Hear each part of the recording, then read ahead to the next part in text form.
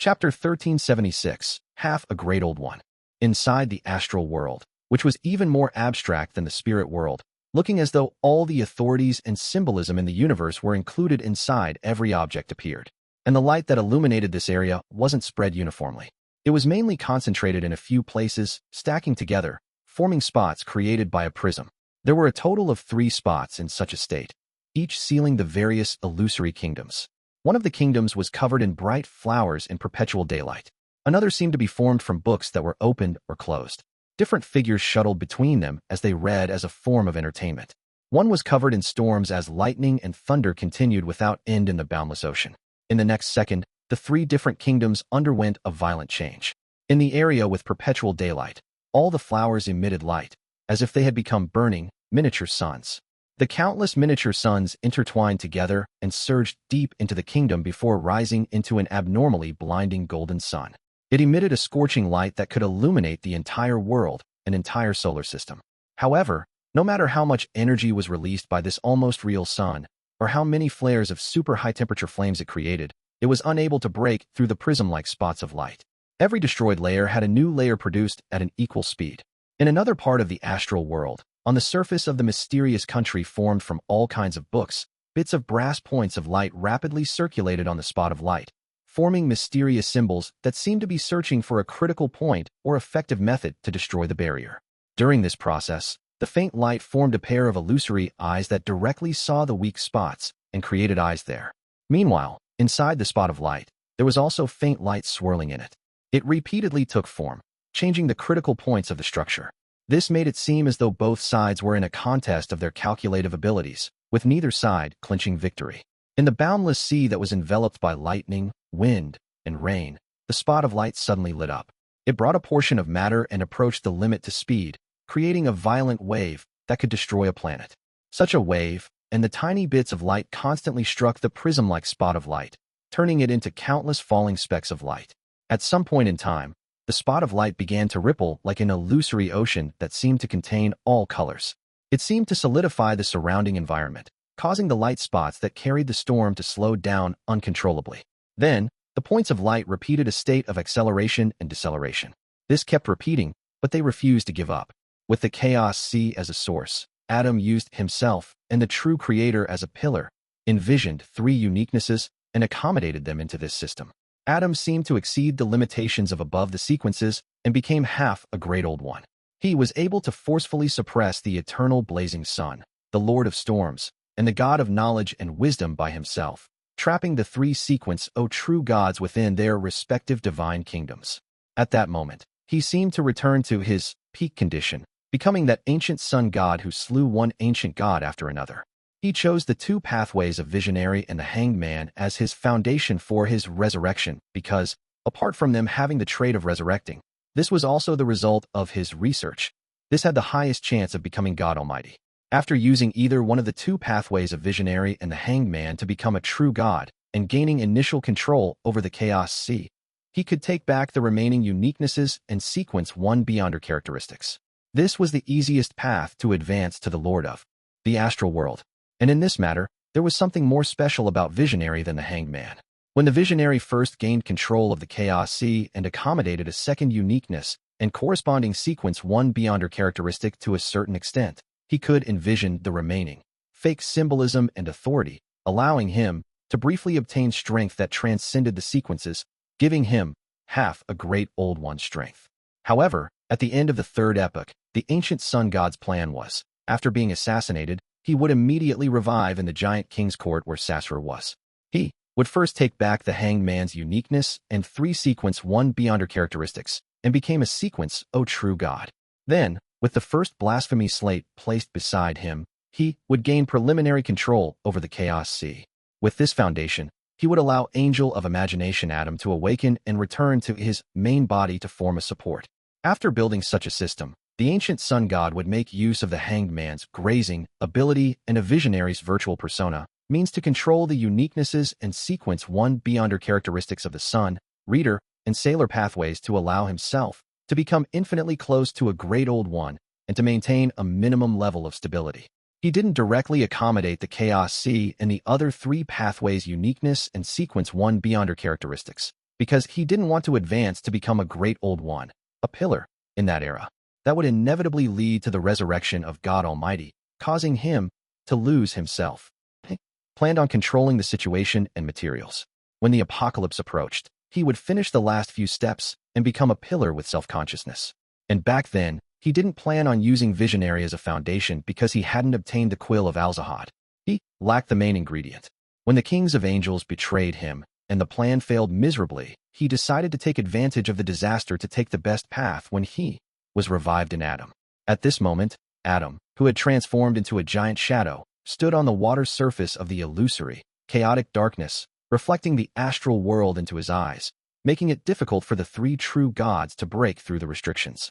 Surrounding him were beams of light that constantly fell from high above with blazing tails, illuminating the entire forsaken land of the gods, making both the northern and southern continents experience midday conditions simultaneously. In Biam's remaining bell tower, Amon, who was sitting on the railing, nudged the crystal monocle. With both hands propped up, he suddenly leaped up and entered the astral world. During this process, his left hand had an ancient mottled stone slab appear at some point in time. The first blasphemy slate. Amon had once used it to seal the gap caused by Mr. Door's returning ritual to prevent the invasion of the mother goddess of depravity. After the return ritual ended, and the door of flesh and blood completely collapsed without a tunnel to maintain anymore, he retrieved the blasphemy slate. At that moment, Amon casually threw the ancient, mottled stone slate down from the astral world and allowed it to land somewhere in the fog sea. It was a mountain that tore out of the boundless black fog. There was no end to its depth. Its surroundings appeared like a continent. After the first blasphemy slate landed, it accurately stabbed into the peak of the mountain, forming an illusory sea that contained all the colors. At the same time, Amon entered the astral world and saw the main peak of the Hornacis mountain range that had been grafted here. He saw the ancient and dilapidated palace on the mountain peak. Wearing a pointed hat and a classic black robe, his body rapidly expanded, instantly reaching the scale of a mountain. He opened his mouth, as though he was about to swallow Antigonus's magnificent but dilapidated palace. Suddenly, he saw a blurry figure. This figure was wearing a long, layered black dress that was not complicated but had countless stars speckled on it. She was as big as the current Amon. A pair of huge arms covered in dark black short hair grew out from both her torso and waist, but there was a beautiful and gentle face that was covered in thin black gauze. Her eyes seemed to compress the starry night sky. It made one feel at peace, but it also made one feel an uncontrollable fear. One of her two hands held a huge scythe, and another pair held a bird-shaped, golden accessory. The remaining pair held nothing, as though she was holding an invisible object. Evernight Goddess. In the next second, Amon, who was wearing a monocle on his right eye, was quickly wiped away by an eraser like he was a sketch. The Evernight Goddess raised her two empty arms as she held up an almost invisible fog. On the surface of the fog, multiple doors of different shapes rapidly opened in different spots, but they were instantly blocked, preventing any loopholes from taking place. The Evernight Goddess floated above the peak of the Hornacis mountain range in the astral world as she focused on controlling the fog world in her hand, preventing Amon's true body from escaping. As more and more doors appeared, the opening of doors became faster and faster. This goddess was unable to deal with it alone. All she could do was raise her other two arms and raise the huge scythe. The dark black scythe rapidly turned into a corporeal coffin made of black fog. The almost invisible fog world was stuffed into the coffin, and all the movements instantly ceased. It was as though death had occurred. However, this silence only lasted for a second. On the surface of the black fog-formed coffin, a series of doors took form and opened again. As the Evernight Goddess sealed the doors, she raised her arm that held a bird-shaped, golden accessory. The orange glow of twilight fell, adding a sense of decay and extinction to the heavy black coffin. The formation and opening of the doors slowed down as both parties entered a tug-of-war. At that moment, at the foot of the Evernight Goddess, the main peak of the Hornacis mountain range collapsed. It was like the apocalypse had arrived early. At the same time, python-like black tentacles extended out from somewhere in the astral world. There was an eye at the end of each tentacle, either opened or closed. Any object that was seen by them would instantly turn into grayish-white rock, and anything touched by the tentacles distorted as limbs and heads stretched out, turning into good-looking women of all sizes. As the grayish-white spread rapidly, the tentacles surged towards the ancient and dilapidated palace, rushing towards Klein, who was about to accommodate the fool's uniqueness. Primordial Demonist Cheek. Chapter 1377, crazy ravings. Countless demonesses of varying sizes brought with them the destruction of all matter, causing the scene of the entire Hornacis mountain range to develop in the direction of turning into a huge stone sphere. This made the dilapidated walls of the ancient palace collapse rapidly, exposing Klein, who was in the middle of the hall, along with his avatar and marionette out into the middle of the astral world. Just as the python-like black tentacles were about to rush into the palace, a crimson moon rose up like a scene from the apocalypse. In the perimeter of the hall that was bathed in moonlight, a cluster of wheat instantly grew out. There were flowers, mushrooms, and trees. They intertwined with each other, layer by layer, sealing the palace that belonged to Antigonus. At that moment, the hall where Klein was in seemed to be a ruin that had been sealed in history and a forest for thousands of years, as though it had been swallowed up by nature. The python-like black tentacles with eyes on their tips were blocked by plants growing wildly. They rose up as they constantly struck the screen that originated from nature, causing the latter to collapse or peel under layer after layer of petrification effects. However, no matter whether it was the wheat, flowers, mushrooms, trees, or newborns, they quickly returned to Earth Mother's embrace and grew again. Just like that, the barriers of nature were reborn and destroyed, layer by layer, as layer after layer was reborn. This showdown entered a stalemate. Earth Mother, who controlled the moon's uniqueness, fended off primordial demoness cheek. At this moment, a light that couldn't be seen by most beyonders landed from high above and crashed into the barrier of nature that used plants as a foundation.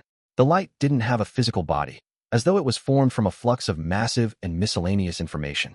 In its illusory form, it tore through the gaps between the plants, like a torrent, heading straight for Klein, who was about to retrieve the translucent mask. Hidden Sage. At this moment, a blurry light shot out from the void, revealing picture-like projections around Klein. Some of them recorded the helplessness and misery humans felt when facing supernatural beings. Some of them used an epic-like brush to reenact the scenes of humans using their own bodies as experiments to attempt fusing with beyonder ingredients to obtain strength and save the race. Some described the unique cultures and traditions due to a black emperor, while others carried various viewpoints, books, and inventions. Some resembled the dawn of the present world, starting from the massive machinery that spewed steam, buildings that rose higher and higher, and clothes that made movement easier. The contents made the seemingly thin painting exude a heaviness. This was because they bore the inspiration and development of civilization, of human society at different stages. Back then, the god of craftsmanship didn't properly digest the sequence 1 civilization enlightener potion before advancing to sequence O due to various reasons. He maintained his rationality and lucidity. However, this made him have to focus more on resisting the madness and inclination towards losing control. Amongst the 7 orthodox gods, he was slightly weaker than the other existences. The reason why the Church of Steam was the weakest orthodox organization was that, apart from having the shortest history and the least heritage, its corresponding god was also not in the best of conditions. By the time Roselle raised the Industrial Revolution as the son of Steam, a member of the church, and brought with him all sorts of ideas, the god of craftsmanship took the opportunity to change his name to the god of steam and machinery, sharing in the progress of the enlightenment of civilization, and digested the corresponding potion. As a true god in a neighboring pathway, he eventually chose to stand on the orthodox deity's side after the hidden sage chose to be Klein's enemy. The terrifying flood of information crashed into the illusory pictures and rapidly expanded, attempting to crack the cage. However, the tens of thousands of years of civilizations were thick and vast. The history left behind by generations of humans that numbered hundreds of millions was so vast and magnificent. It was enough to contain the information flux of the hidden sage. When the hidden sage tried breaking through the limitations of the god of steam and machinery, in the hall of the Antigonus Hall that was sealed by layers of plants, Klein extended his slippery and strange tentacles to grab the translucent mask that represented the fool's uniqueness before moving it towards his face. Just as the mask covered Klein's face, numerous figures appeared around him. Some of them were men wearing postman uniforms. Some were ordinary birds, while others were microbes that couldn't be seen with the naked eye. There were hundreds or thousands of them. The hall that only had corpses hanging in the air suddenly became crowded.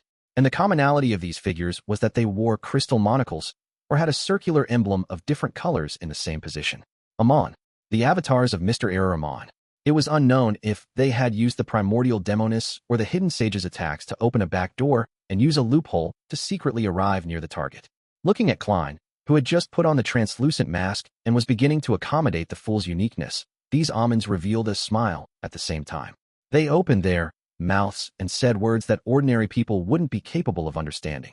These words intertwined and formed terrifying and crazy ravings. You overlooked the primordial demoness. For her, Medici, who has only recovered to sequence 1, is no threat at all. Her greatest wish right now is to immediately produce a Lord of the Mysteries and open the seal of the Western continent, allowing her to have a chance of finding the city of calamity. It's obvious that, compared to you, I'm the better choice. You're too weak. Haha. Are you still waiting for the mother tree of desire or the mother goddess of depravity to provide you with help? It's useless.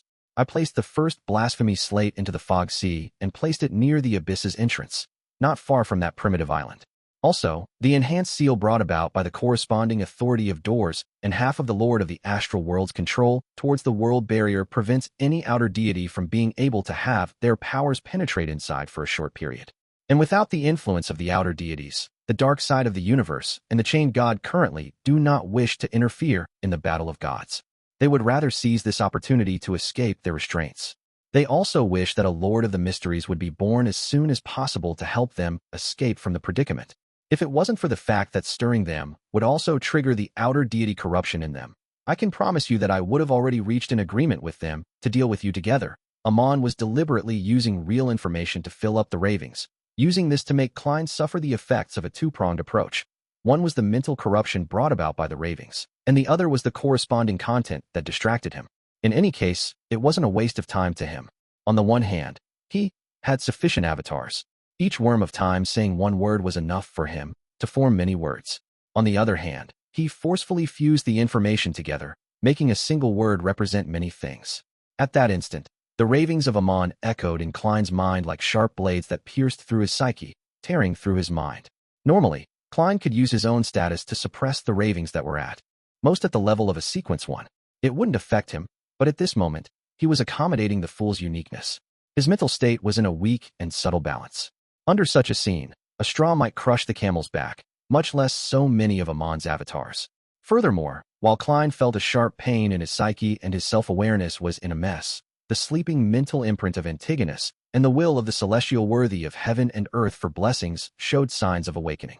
In a sense, eternal slumber was an extreme seal. The Amons, who had accommodated Door's uniqueness, could undoubtedly be able to weaken the seal or even make it lose its effectiveness.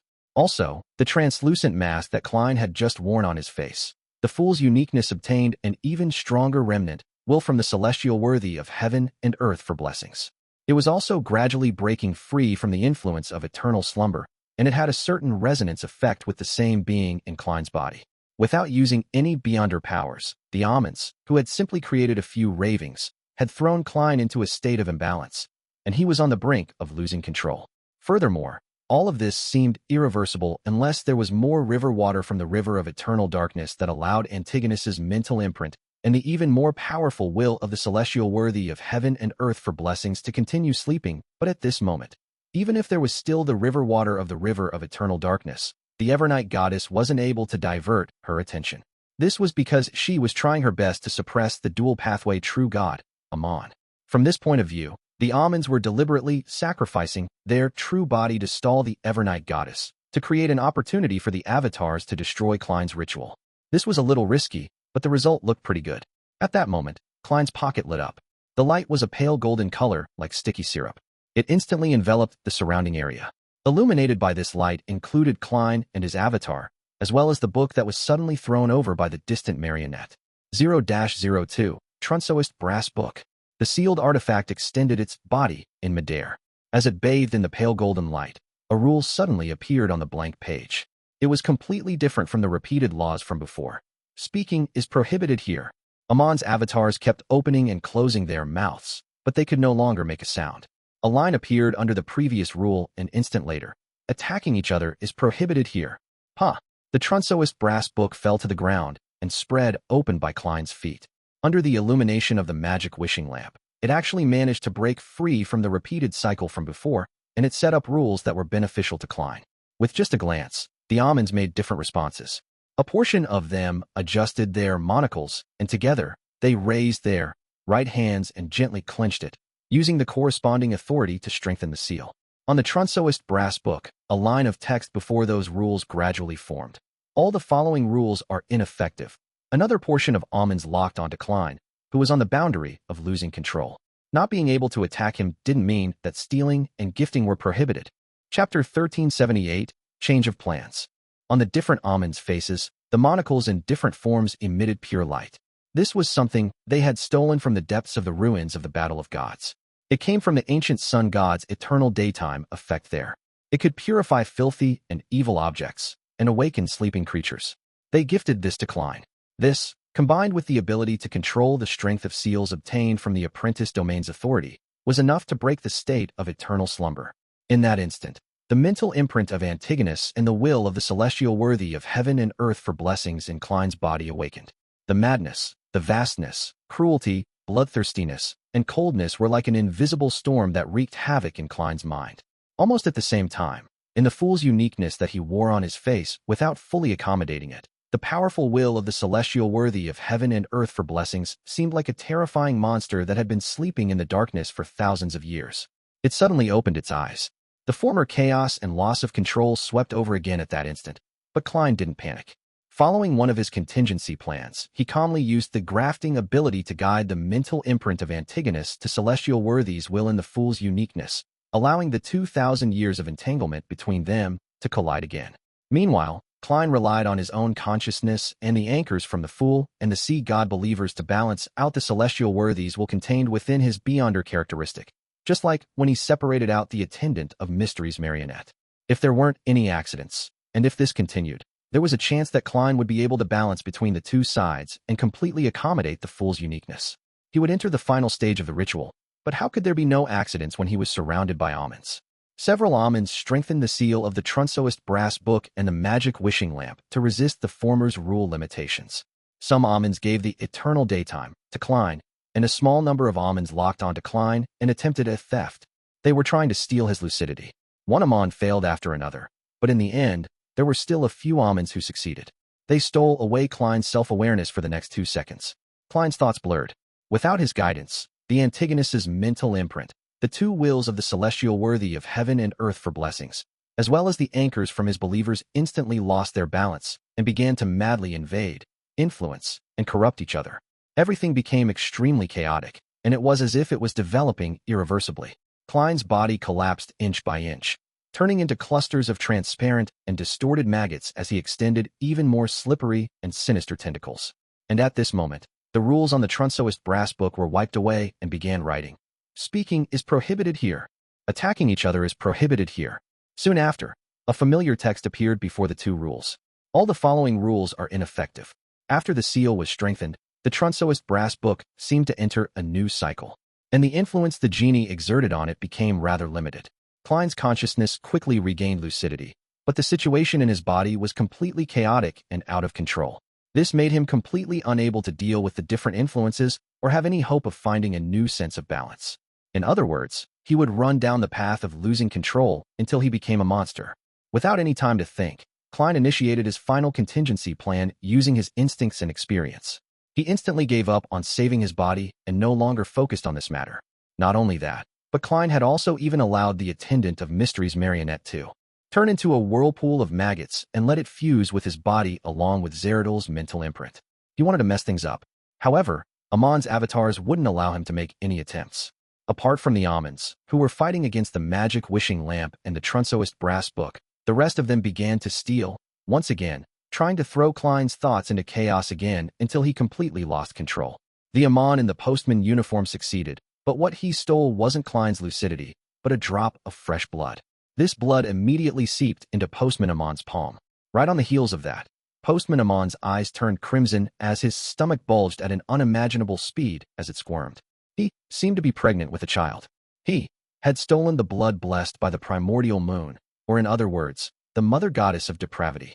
Klein no longer placed most of his consciousness on balancing the Antigonus's mental imprint, the awakening will of the celestial worthy of heaven and earth for blessings, and his anchors. There was no need for him to endure it passively like before. He could barely respond to Amun's theft. He used grafting to change the target that Amun had stolen to Sapphira Castle and tampered it to the junk pile, replacing it with the blessed blood of the primordial moon. This was from Shaman King Klarman. There was no doubt that there was a certain connection between Amun's avatars. Furthermore, it was impossible for their levels to reach sequence 0. Therefore, when the postman Amon was contaminated by that drop of blood, the other almonds also showed levels of chaos. Some of their stomachs protruded as well. Some of their eyes were dyed crimson, while others had invisible babies in their arms as they walked in circles on the spot. This caused the other theft to inevitably fail. Klein seized this opportunity and used the brief moment of lucidity to stir the power of Sapphira Castle to cast a shadow over the ancient palace. This place was once again concealed. Then, he ignored the mental imprint of Antigonus in his body, Zeradol's mental imprint, and the two wills of the celestial worthy of heaven and earth for blessings that was beginning to fuse together. He made the blank-faced avatar which stood nearby, without having shown any breakdown, to extend his hand towards his main body. Its 5 fingers quickly closed, and its wrist quickly twisted. As Klein's self-consciousness didn't resist, and even took the initiative to cooperate, his avatar didn't suffer many failures before using the help from Sapphira Castle to successfully steal his own consciousness, fate, anchors, and most of his identities. The only identity he left behind in his main body was his identity related to the Fool. At the same time, he had also stolen the identity, fate, and mental imprint of the Antigonus family's ancestor, the mark of fate and spirit. This could only succeed in a few tries thanks to his self-consciousness cooperating as the stream of light with countless distributaries appeared. Klein's avatar's face contorted as it turned into Klein Moretti, who had fused with Gehrman Sparrow's traits. He had become the main body without any beyonder characteristics. Of course, his self-consciousness and anchors were still resisting the mental imprint of the Antigonus family's ancestor, but compared to before, this was undoubtedly much easier to deal with. Having already adapted to the identity of Antigonus, he quickly found a new balance, delaying the fate of losing control. Although this remained unavoidable, it gave him a certain amount of time for his subsequent actions.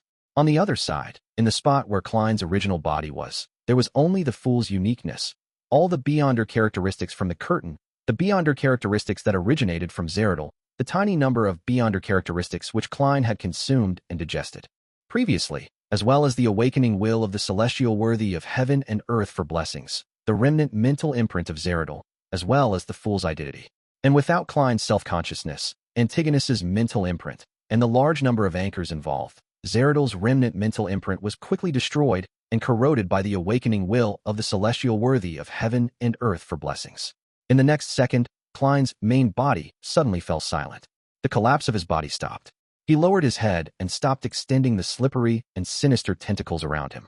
He was so quiet that he appeared to have lost his soul. In such a scene, the silence was even more terrifying than madness. That frozen body seemed to be giving birth to an extremely terrifying monster. Klein didn't care about what was happening. He quickly grafted the partial connection between himself and his main body above the gray fog. Then, he shifted his target and locked onto Antigonus, who was on the huge stone chair. Without receiving Amon's help, the former half-fool failed to escape from his state of eternal slumber. Klein once again reached out his right hand, stealing the remaining sequence 9 and 1 beyonder characteristics of the other party. Although he was currently using the identity and fate of Antigonus, it was still difficult for him to complete the theft. Failure was inevitable. At that moment, outside the realm of mysteries created by Sapphira Castle, Amon regained his consciousness from the initial chaos. They raised their hands and adjusted their monocles, causing the redness in their eyes to vanish. Others looked down at their stomachs and reached out to stroke them. A second later, the bulging stomachs split open, and baby after baby with faint crimson colors appeared. These infants didn't cry, nor were they deformed. All of them took out crystal monocles from the void in smooth succession and wore them to their right eye. The number of almonds increased. He had converted the babies which were due, turning them into his avatars so as to prevent the corruption of the primordial moon from interfering with him. At this moment, Earth Mother and God of Steam and Machinery had achieved the upper hand to some extent on their respective battlefields. They could finally make use of this small advantage to interfere with the situation inside the palace. Instantly, a portion of almonds turned into plants as they bloomed or bore fruit, returning to the land. A portion of almonds became knowledge, information, and words, as they ended up imprinted into an illusory book. However, there were still some almonds who had used blink, relied on loopholes, or from using the deception of the rules to successfully avoid the influence of the two true deities. As they continued to strengthen the seal of the magic wishing lamp and the Trunsoist brass book, they opened a door in Klein's realm of mysteries. At the same time, the angels also noticed the changes in the astral world, but their gazes were unable to penetrate the Earth Mother's natural barrier and the God of Steam and Machinery's civilization picture. They couldn't see the interior at all. This also meant that, even if they wanted to exert influence, there was nothing they could do. Inside the realm of mysteries created by Sapphira Castle, Klein finally succeeded in stealing the beyonder characteristics of Antigonus from Sequence 9 to Sequence 1, ones that had been digested. Due to the law of beyonder characteristic convergence, the latter had attracted many beyonders of the same pathway over a long span of history. While turning them into marionettes, he had also absorbed their beyonder characteristics. Therefore, at that moment, there was still a large number of seer pathway beyonder characteristics left in Antigonus's body, including a miracle invoker beyonder characteristic. The dark points of light quickly merged into Klein's body and fused with him, as he was now Antigonus, and as all the beyonder characteristics had been digested by Antigonus, his fate of losing control didn't speed up as he maintained his previous progress. This way, Klein had once again become a Sequence 1 attendant of mysteries, one who had already digested the potion, with a fate that pointed towards losing control. At this moment, his original main body raised his head, his eyes dark. However, from this glance, the present Klein's mind instantly slowed down as his body turned cold. He almost had no way of resisting it. The powerful will that he was very familiar with began to slowly rise, attempting to influence Sapphira Castle. The Lord of the Mysteries had awakened to a certain threshold in Klein's main body. The Fool had become a truly great existence that was being awakened. It matched the guess of the Tarot Club and was in conflict with true history. Before Klein's thoughts slowed down, he took the initiative to cooperate with Amon and dispelled the realm of mysteries, allowing the situation inside to interact with the outside world. He had already fooled history without any problems, just like the first plan he came up with. As for how to end it, he never had a good idea. According to the changes in the situation, the final plan he activated at this critical moment was to not leave himself any way out. He would go from accommodating the Fool's uniqueness to advancing to the true Fool. In any case, this wouldn't be worse than the previous situation. Chapter 1379, Combining Forces. The curtain that enveloped the Antigonus palace instantly vanished. An indescribable aura returned to reality, causing the entire astral world to shake. Outside the world barrier that was covered in cracks, the terrifying, indescribable faces suddenly changed. The invisible barrier began to tremble violently, as if it would collapse at any moment. Every continent on the planet within experienced an earthquake. It wasn't a serious one, just rather obvious. Above the 5 seas, waves surged, as if they had encountered a sudden tidal force. Amid the noon sky, the crimson moon suddenly appeared. Its color became extremely saturated and expanded in an exaggerated manner. It was as if it had hung off the roofs of every house. Other than that, the brown planet, orange planet, scarlet planet, gold planet, and blue planet lit up at the same time, emitting light of different textures. If one looked down from the cosmos, the entire Earth appeared to be swept up by an invisible storm and trembled in place. This was a slight change brought about by the outer deity's attempt to break the barrier. The aura that floated inside the ancient palace in the astral world had made them collectively recall that terrifying existence. Agitated by this, either a result of rage or madness, all of them tried to stop his revival. Compared to them, who were blocked outside the real world, the first to react was the magic wishing lamp in the pocket of Klein's main body. The sticky pale golden light penetrated through the Amon's enhanced seal, turning into a blurry and distorted figure. It stretched out its arm and pulled the Transmigrated brass book into its palm. The rules that were written previously had all disappeared, and a new article immediately formed. Resurrection of the deceased is prohibited here. A faint grayish-white fog flashed, and a familiar text appeared in front of this rule. All the following rules are ineffective. Even though he hadn't really resurrected and had yet to absorb the Fool's uniqueness and 2 Sequence 9 to Sequence 1 seer pathway beyonder characteristics, the celestial worthy of heaven and earth for blessings in Klein's main body could also control Sapphira Castle and use its status to direct its powers. At this moment, his existence and the fog of history had completed their interactions. Fragments of light began to distort as they merged into one, sometimes breaking apart, unable to completely form a piece of history. A sense of self-conflict appeared in that piece of history. True history clearly involved the prehistoric human soul, Klein Moretti, disguising himself as the Fool and establishing the Tarot Club. He became stronger one sequence at a time, and eventually reached the level of the true Fool. However, the present history was that Mr. Fool was a great existence that was awakening, the celestial worthy of heaven and earth for blessings from ancient times. He had finally awakened. At that moment, although the rule restriction put in effect by the genie using the Transmigrated brass book could only be effective for less than a second, it still significantly weakened the will of the Lord of the Mysteries inside Klein's main body. as though he had suffered a fatal blow. As for Earth Mother and God of Steam and Machinery, they had given up on interfering with Amon's avatars, as though they wanted this Mr. Error to have the time to deal with the awakening Lord of the Mysteries. However, they, who clearly had some power to spare, didn't attempt to affect Klein's main body, but continued suppressing the primordial Demoness and the Hidden Sage. The subsequent attacks and interferences from the latter two were no longer intense, as if they were waiting for an outcome. To them, the resurrection of the Lord of the Mysteries was the achieving of their goals: produce a pillar as quickly as possible, and prevent entities that had animosity towards them from becoming the Lord of the Mysteries. In addition, the pathways that they were in didn't belong to the three pathways that were controlled by the Lord of the Mysteries. Furthermore, they didn't have any feuds or conflicts of interest with the other party. Amon, who was no longer affected, immediately changed his target and focused most of his attention on Klein's main body. There was no need for any explanation. They clearly knew that this was their greatest threat. Without any hesitation, the Amons raised their right hands at the same time and gently squeezed it, seriously stealing the effects of the eternal daytime from the target. However, the Amons didn't give up influencing Klein. With their numbers, they split off a small number of members and looked at Klein, who was currently a Sequence 1 attendant of mysteries. Furthermore, Klein also bore the identity of Antigonus. The monocles of these Amons suddenly lit up. Using the authority related to doors, they moved Klein out of the real world and into the cosmos. In the dark and vast universe, Klein's figure appeared. Then, it instantly became thin, turning into a paper figurine.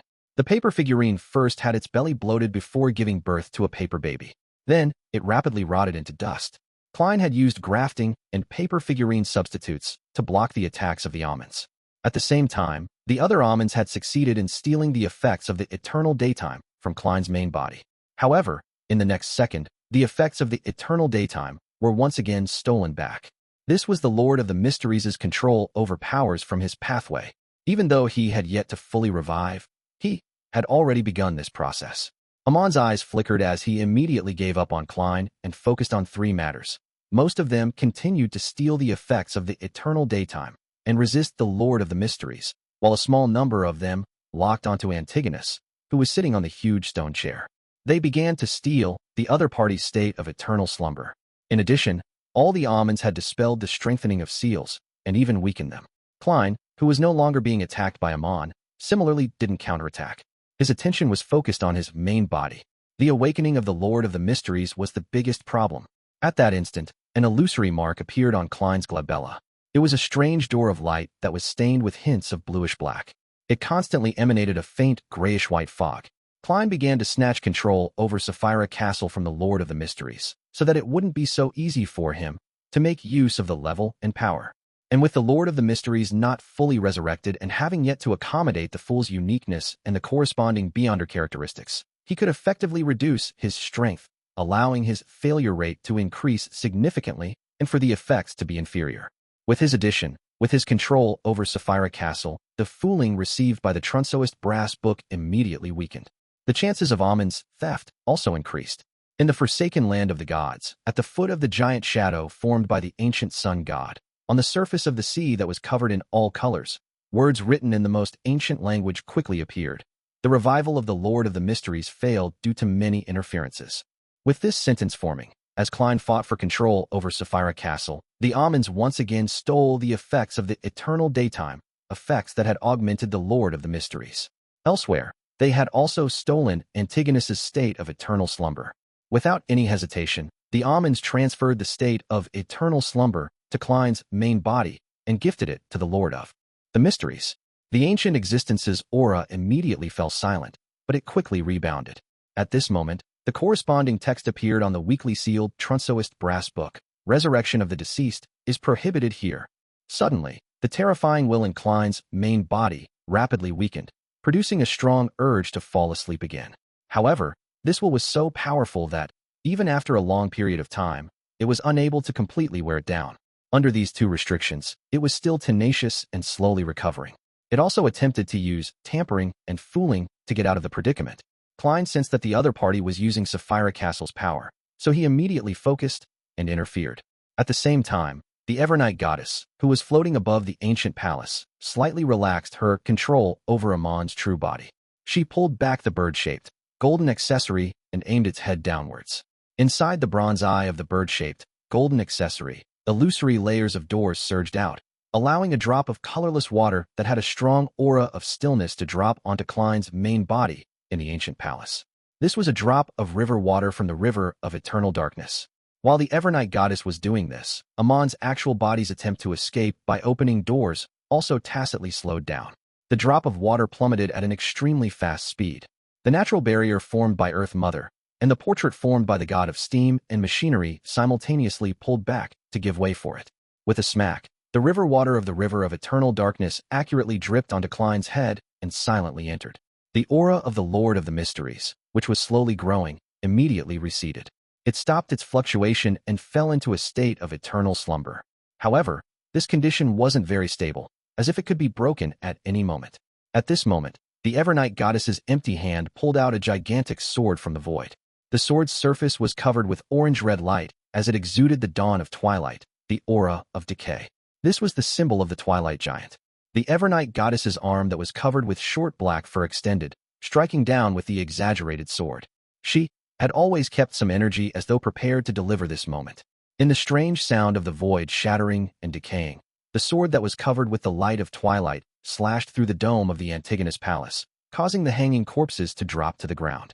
Right on the heels of that, it struck Klein's main body, which had yet to escape the state of eternal slumber. The portion of the awakening of the Lord of the Mysteries rapidly vanished, and the body began to wane uncontrollably. It broke down along with the Fool's uniqueness and the two sets of sequence 9 to 1 beyonder characteristics in his body. They also collapsed and gathered together. Upon seeing this, Klein followed his plan without any thought. He used Sapphira Castle to pull down a quarter of the fog of history and enveloped it. Amidst the grayish-white fog, the Fool's uniqueness and the beyonder characteristics fully converged. They frantically absorbed the fog of history around them, turning into a shapeless and dark liquid. This blob of liquid stretched out as though it was forming a strange, translucent hooded cloak or a person whose internal organs and flesh were emptied out. The Fool's potion. The almonds reached out their right hands at the same time in a bid to steal the potion.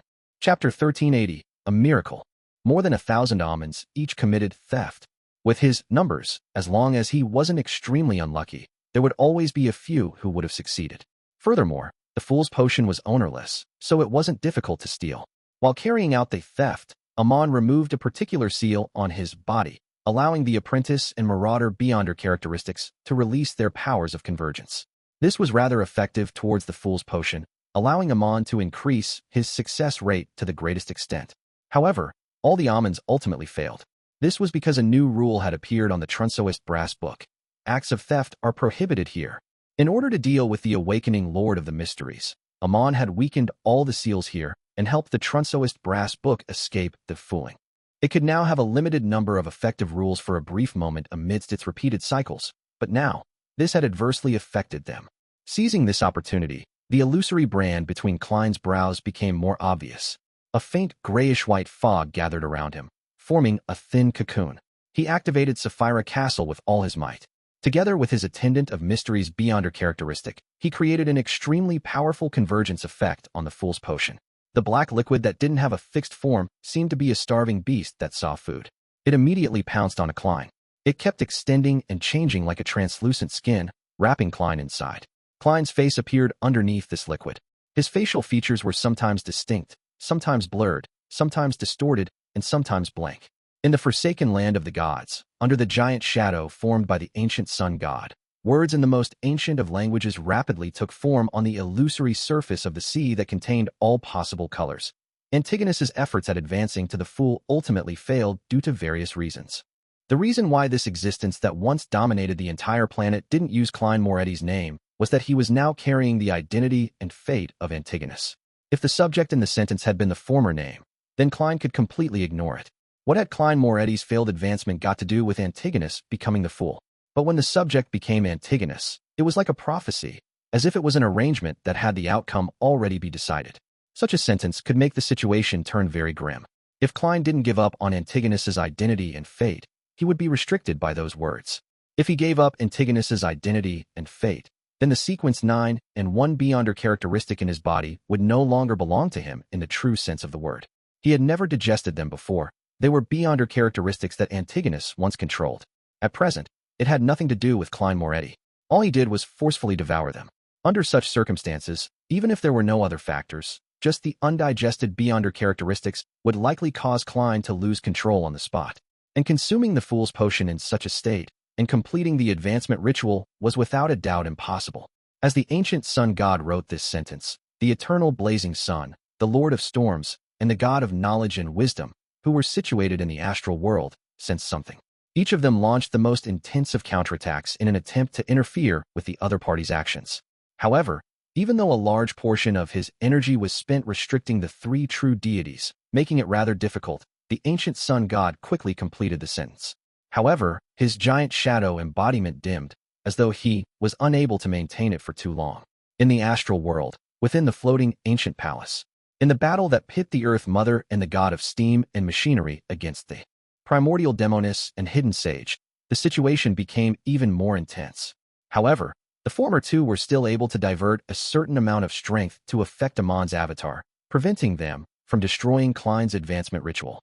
The almonds were forced to blink everywhere, but some of them still turned into plants, blooming and bearing fruit before returning to the land. Others collapsed into words as they were imprinted into illusory books. Apart from that, a large number of them were strengthening the seal, limiting the Trunsoist brass book, preventing the rules it enacted from being effective or be effective for only an instant. Under the influence of these three factors, even with Amon's numbers, it appeared to be insufficient. But even so, a small number of them managed to seize the opportunity to make crystal monocles and similar circular symbols reflect Klein's figure. In the next second, the monocles and circular symbols emitted pure light. This wasn't theft, but the act of returning things. At this moment, Amon's decision was to return an item that he had formerly stolen from Klein. It was Klein's thoughts of suicide. Back when Klein was captured by Amon and brought to the forsaken land of the gods, he had tried on many occasions to commit suicide but failed to succeed. He had such thoughts stolen by the other party. At the critical moment of his advancement, once he had the intention to commit suicide, the outcome could be imagined. At that moment, Klein, who was tightly enveloped by the fool's potion, felt his thoughts turn chaotic and wander. His hair spread out as he felt an extremely cold, sticky liquid slowly invade him. Then, he had the thought of committing suicide and giving up. This was a change that Klein had never expected. He had long forgotten how Amon had stolen his thoughts of committing suicide. Furthermore, he didn't expect that not only was the other party unwilling to abandon these thoughts, he had even kept them carefully. If it were any time in the past, this thought might have been strong, but Klein could still use his self-control to resist it forcefully, suppressing it until it dissipated on its own. It would be akin to dealing with nasty thoughts. But now, he was in the midst of an advancement ritual. He was being influenced by the potion, and his mind had lost its stability. He was unable to effectively suppress the thought of committing suicide. The almonds always had various strange, but rather effective methods. Fortunately, Klein wasn't only Klein, but also Antigonus. What relation did Klein Moretti's thoughts of committing suicide have to do with Antigonus? With this level of knowledge from this additional identity, Klein didn't immediately give up and end his life. He pulled the Antigonus mental imprint in his body and mixed it with the idea of suicide, barely suppressing it. Under such a balance, Klein's mind and body were further corroded by the fool's potion. His thoughts were the same as when he advanced to Attendant of Mysteries, completely dispersed. But the difference was that he didn't fuse with the spirit world this time. Instead, he continued to extend, enveloping the entire planet, the entire spirit world, and part of the astral world like a gaseous body. At that moment, Klein felt that he was in the bodies of different believers, in every human's body, in every animal's body, in every living thing. Everything had godhood in them. At the same time, he was still scattered within the fog of history, scattered through fleeting time, and scattered inside the silent flow of a river of light with multiple distributaries. One was also infinity. At the level of godhood, an experience like this made Klein's thoughts wear away even further, as though all that was left was a coldness that looked down on everything. Even this coldness was dissipating slowly. It wouldn't be long before Klein completely lost himself and was led by the various mental seals in the fool's potion, becoming a true monster. This coincided with Antigonus's crazy fate, allowing the latter to accelerate. At this moment, he felt something off. It was unharmonious, unnatural, and abnormal. In the fog of history, there were a small number of light fragments twisting and distorting, unable to take form. It was as if there was a fundamental conflict between them. They gradually separated, breaking out into different branches to record the different content, allowing the twisting to achieve the initial state of recovering. Being imbued into everything, Klein's mind was thrown out due to this tiny disharmonious abnormality. He found some aspect of self-awareness again. With this self-awareness as the core, he quickly gathered his scattered mind and guided the fusion process between the fool's potion and his body.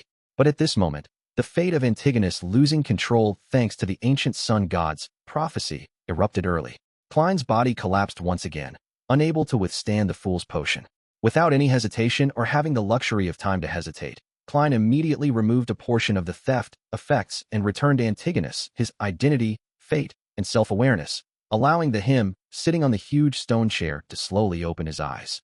The dazed Antigonus gradually regained his clarity of mind. He didn't immediately lose control, because the main reason he lost control was that the Lord of the Mysteries had awakened to a large extent. And now, the fool's uniqueness and most of the beyonder characteristics that contained a portion of the will was no longer in his body. Therefore, Antigonus could use his own will to resist the madness and try to stop the fate of losing control. The prophecy of the ancient sun god came true. Antigonus really failed to advance to sequence 0 the fool. And without his identity, the sequence 9 and sequence 1 beyonder characteristic of the seer pathway in Klein's body turned into something that he hadn't digested. This threw him to the edge of losing control immediately. The fool's potion that wrapped around his body like a cloak instantly completed the act of seeping through. The will of the celestial worthy of heaven and earth for blessings was awakened once again. Give up. Leave everything to me. This time, I won't accommodate another Sapphira. I won't help you protect the living creatures you wish to protect, but I won't harm them either. It's not that I won't keep my promises, but it's just that they're too weak and not worth my attention. This place is an area that is off limits to outer deities. The unfamiliar yet weirdly familiar ravings reverberated in Klein's heart, giving him the idea of giving up. And the thought of committing suicide that he had been suppressed by Antigonus's mental imprint previously surfaced again after the balance created by it was lost. The outcome of failing an advancement attempt was about to occur. At this moment, the Evernight goddess, who was originally powerless to slash downwards with the Twilight Sword, suddenly gave up on controlling Amon's true body. As Amon's true body leaped out, and just as the avatars waited for Klein to fail the ritual, the goddess once again dragged the exaggerated sword that was covered in orange light. This time, the target was Klein. A thought flashed through Klein's mind as he took the initiative to be controlled by the thought of committing suicide, not making any attempts to resist. With a poof, he was slashed by the symbolic sword of twilight, shattering into a rotten body of meat that seeped out beyonder characteristics. Klein died. Before the Amons took any sort of measures against him, he was killed by the Evernight goddess before the ritual failed and before he completely lost control. In the next second, the Evernight goddess wore the bird-shaped, golden accessory on her head as her body expanded and enveloped the ancient palace. She instantly erased Amon's true body, avatars, Earth Mother, primordial Demoness, god of steam and machinery, hidden sage, and Antigonus, as though they were erased by an eraser. Concealment. The ancient sun god seemed to understand what the Evernight goddess wanted to do, but having already made 2 prophecies, there was no way for him to write a 3rd sentence. As for the 3 true gods, they continued throwing what they had at him, holding him back. In the next second, a miracle happened. Klein returned from the fog of history. The uniqueness of the fool that had already belonged to him, and the 3 sequence 9 to sequence 1 beyonder characteristics rapidly returned to his body. Afraid that he would be disturbed, the genie quickly made use of the Trunsoist brass book to add a rule. This place is suitable for the return of beyonder characteristics. Suddenly, Klein returned to his previous state of him drinking the fool potion. But the thing that was different from before was that, back then, his body's pillar of support belonged to the sequence 9 to sequence 1 beyonder characteristics of Antigonus, ones he hadn't digested yet. And now, the first to return to him was undoubtedly the digested sequence 9 and 1 beyonder characteristic that once belonged to him. This way, he would have a true pillar of support that could accommodate the fool's uniqueness and the remaining characteristics. Klein was in a state that was the same as when he first arrived at the main peak of the Hornaces mountain range, an attendant of mysteries who had finished digesting the potion and was capable of attempting to advance to sequence 0 the fool. By relying on his resurrection, Klein had completely overturned his state. This was the flash of inspiration he had obtained from Roselle's resurrection. Of course, the entire process was different from the resurrection of a Black Emperor. The character that Klein had arranged to kill him was the genie. He never expected that the Evernight goddess, who he hadn't discussed this with, would share such tacit understanding with him. In that instant, his body split apart, turning into a thin gray fog and dark liquid. The gray fog and black liquid blended together, and the countless maggots that resembled meat tendrils sprouted on the surface. Then, they intertwined into a translucent dark-colored cloak. There was no body under the cloak, just darkness. This process was very brief. In less than 2 seconds, the Evernight goddess's concealment of so many deities was clearly unable to last that long. In an instant, a door of light traveled across the surface of the concealed world at an extremely high speed. The door suddenly opened, and Amon, who was wearing a pointed hat and wearing a classic black robe, leaped out. At the same time, he saw an illusory mask with blank facial features appear under the translucent dark-colored cloak. The mask instantly outlined Klein, who had fused with Gehrman Sparrow's traits. Amon's thoughts turned chaotic as though he had his intelligence forcefully lowered. The fool was born. Chapter 1381, Authority. Inside the White Tower, the headquarters of the god of knowledge and wisdom. After Luca Brewster, who was trapped underground, completed his prayer, he focused his attention back on the seal, autonomously strengthening itself. He wanted to find out exactly what was going on, to see if he could decipher the secrets hidden within and use them to invent some mystical techniques. As he proceeded down each level, checking each and every sealed artifact, Luca was taken aback and stopped in his tracks. His expression became rather confused. He was lost on whether to take his next step with his left foot or right foot. This seemed to be a very profound, esoteric question to comprehend. In the southern continent, beside a cathedral belonging to the Evernight goddess, Leonard picked up the cup of coffee made from local ground beans and wanted to take a sip. During this process, his thoughts wandered to the closed windows and the bright sky, trying to figure out the anomaly. However, he was unable to leave the room and was sealed here. As for Old Man, Palaz Zoroast, he had fallen into a strange state of silence without answering his questions. Thankfully, there wasn't any additional danger. Therefore, Leonard could still sit in peace, using thoughts to replace action. After an unknown period of time, he looked down at the cup of coffee that had been placed back on the table. He frowned slightly and muttered to himself in puzzlement. What did I want to do just now? The Rorsted Archipelago, in the concealed biome city. Having not noticed the changes in the environment, Danitz carefully fiddled with the telegraph device in his room. The Golden Dream had recently come to the Sonia Sea and stopped at a port with a telegraph office. Danitz wanted to invite them over to Biome as guests to take in the grandeur of a Lord's Oracle. If possible, he wished that the Golden Dream could use Biome as its primary harbor. This way, he could return to the ship at any time to participate in adventures and seek out treasures. At the same time, he could choose to listen to the captain's lectures. As an all-rounder, Danitz had no doubt mastered all the knowledge and techniques needed to send a telegram. At that moment, he sat in front of the machine and quickly tapped his fingers, sending out the words he had constructed. At the very beginning, his thoughts were clear and his words were proper. This left him somewhat smug. Gradually, his eyes stared straight and his hands didn't stop moving, as if he was doing it on instinct. After the telegram was sent out, Danitz exhaled, picked up a cup, and gulped down a mouthful of beer. It was quicker than I expected. Even if I lose my job in the future, I can still go to the telegraph office to get a job with a good salary, Danitz thought proudly and worriedly. He casually picked up the telegram draft and recalled the process of how he sent it out. His expression gradually turned odd. What did I send in the end? Danitz couldn't help but whisper. Apparently, he had very likely mocked the first mate, second mate, iron skin, and barrel towards the latter half of the telegram. Then, he passionately confessed to the captain. I'm finished. Why would I express what's hidden in my heart? Danitz's face turned pale as he suspected that he had been controlled by the potion. The content he had written didn't actually go through his head. He hurriedly sent a telegram to indicate that the content from before had nothing to do with him. It was all a result of Anderson deliberately causing trouble. At this moment, he realized that something was amiss outside. The sky was gray and there wasn't a single cloud. In the astral world, the existences and objects that had been concealed by the Evernight goddess broke through the restrictions and returned to reality one after another. They were like Amon's actual body, looking somewhat dazed without making any immediate reaction. In addition, the Evernight goddess also paused in midair in confusion, as though she hadn't thought about her subsequent actions. However, her first instinct was to protect herself.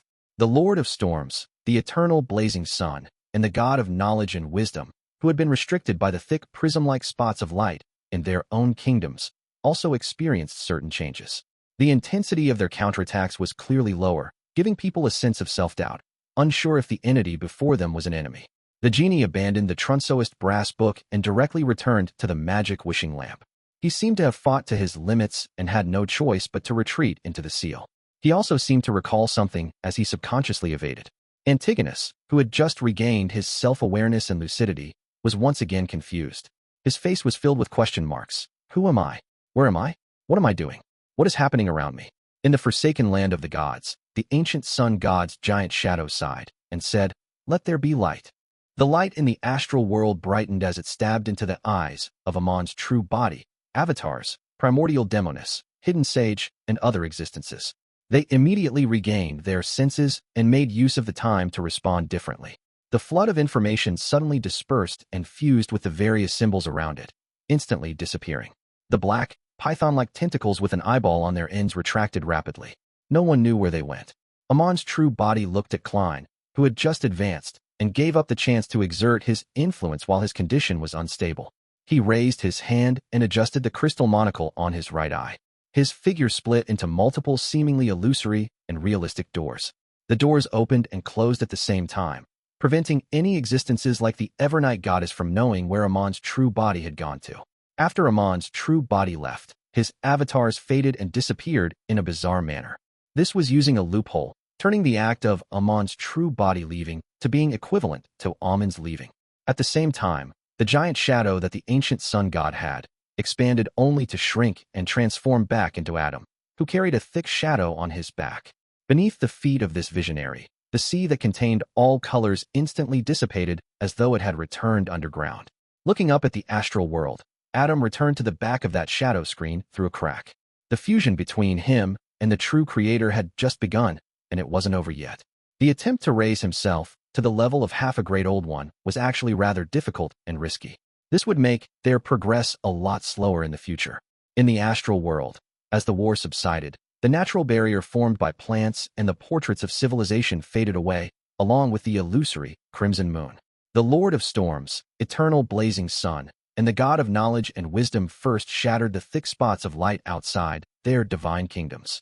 Then, they calmed down and returned to continue blocking the world barrier's cracks. The Evernight goddess, who was floating above the ancient palace, put away the pitch-black coffin, the twilight sword, the bird-shaped, golden accessory, and her forearms. She cast her gaze downwards. After the translucent dark-colored cloak produced the mask, it transformed into Klein's body. Klein pressed one hand against the almost invisible mask on his face, and he placed the other at his abdomen. His back was slightly arched, as though he was suffering indescribable pain. Just as he raised his head and looked at the Evernight goddess's face that was covered with a thin black veil, a pitch-black cloak appeared outside his body. Slippery and sinister tentacles extended from beneath the cloak.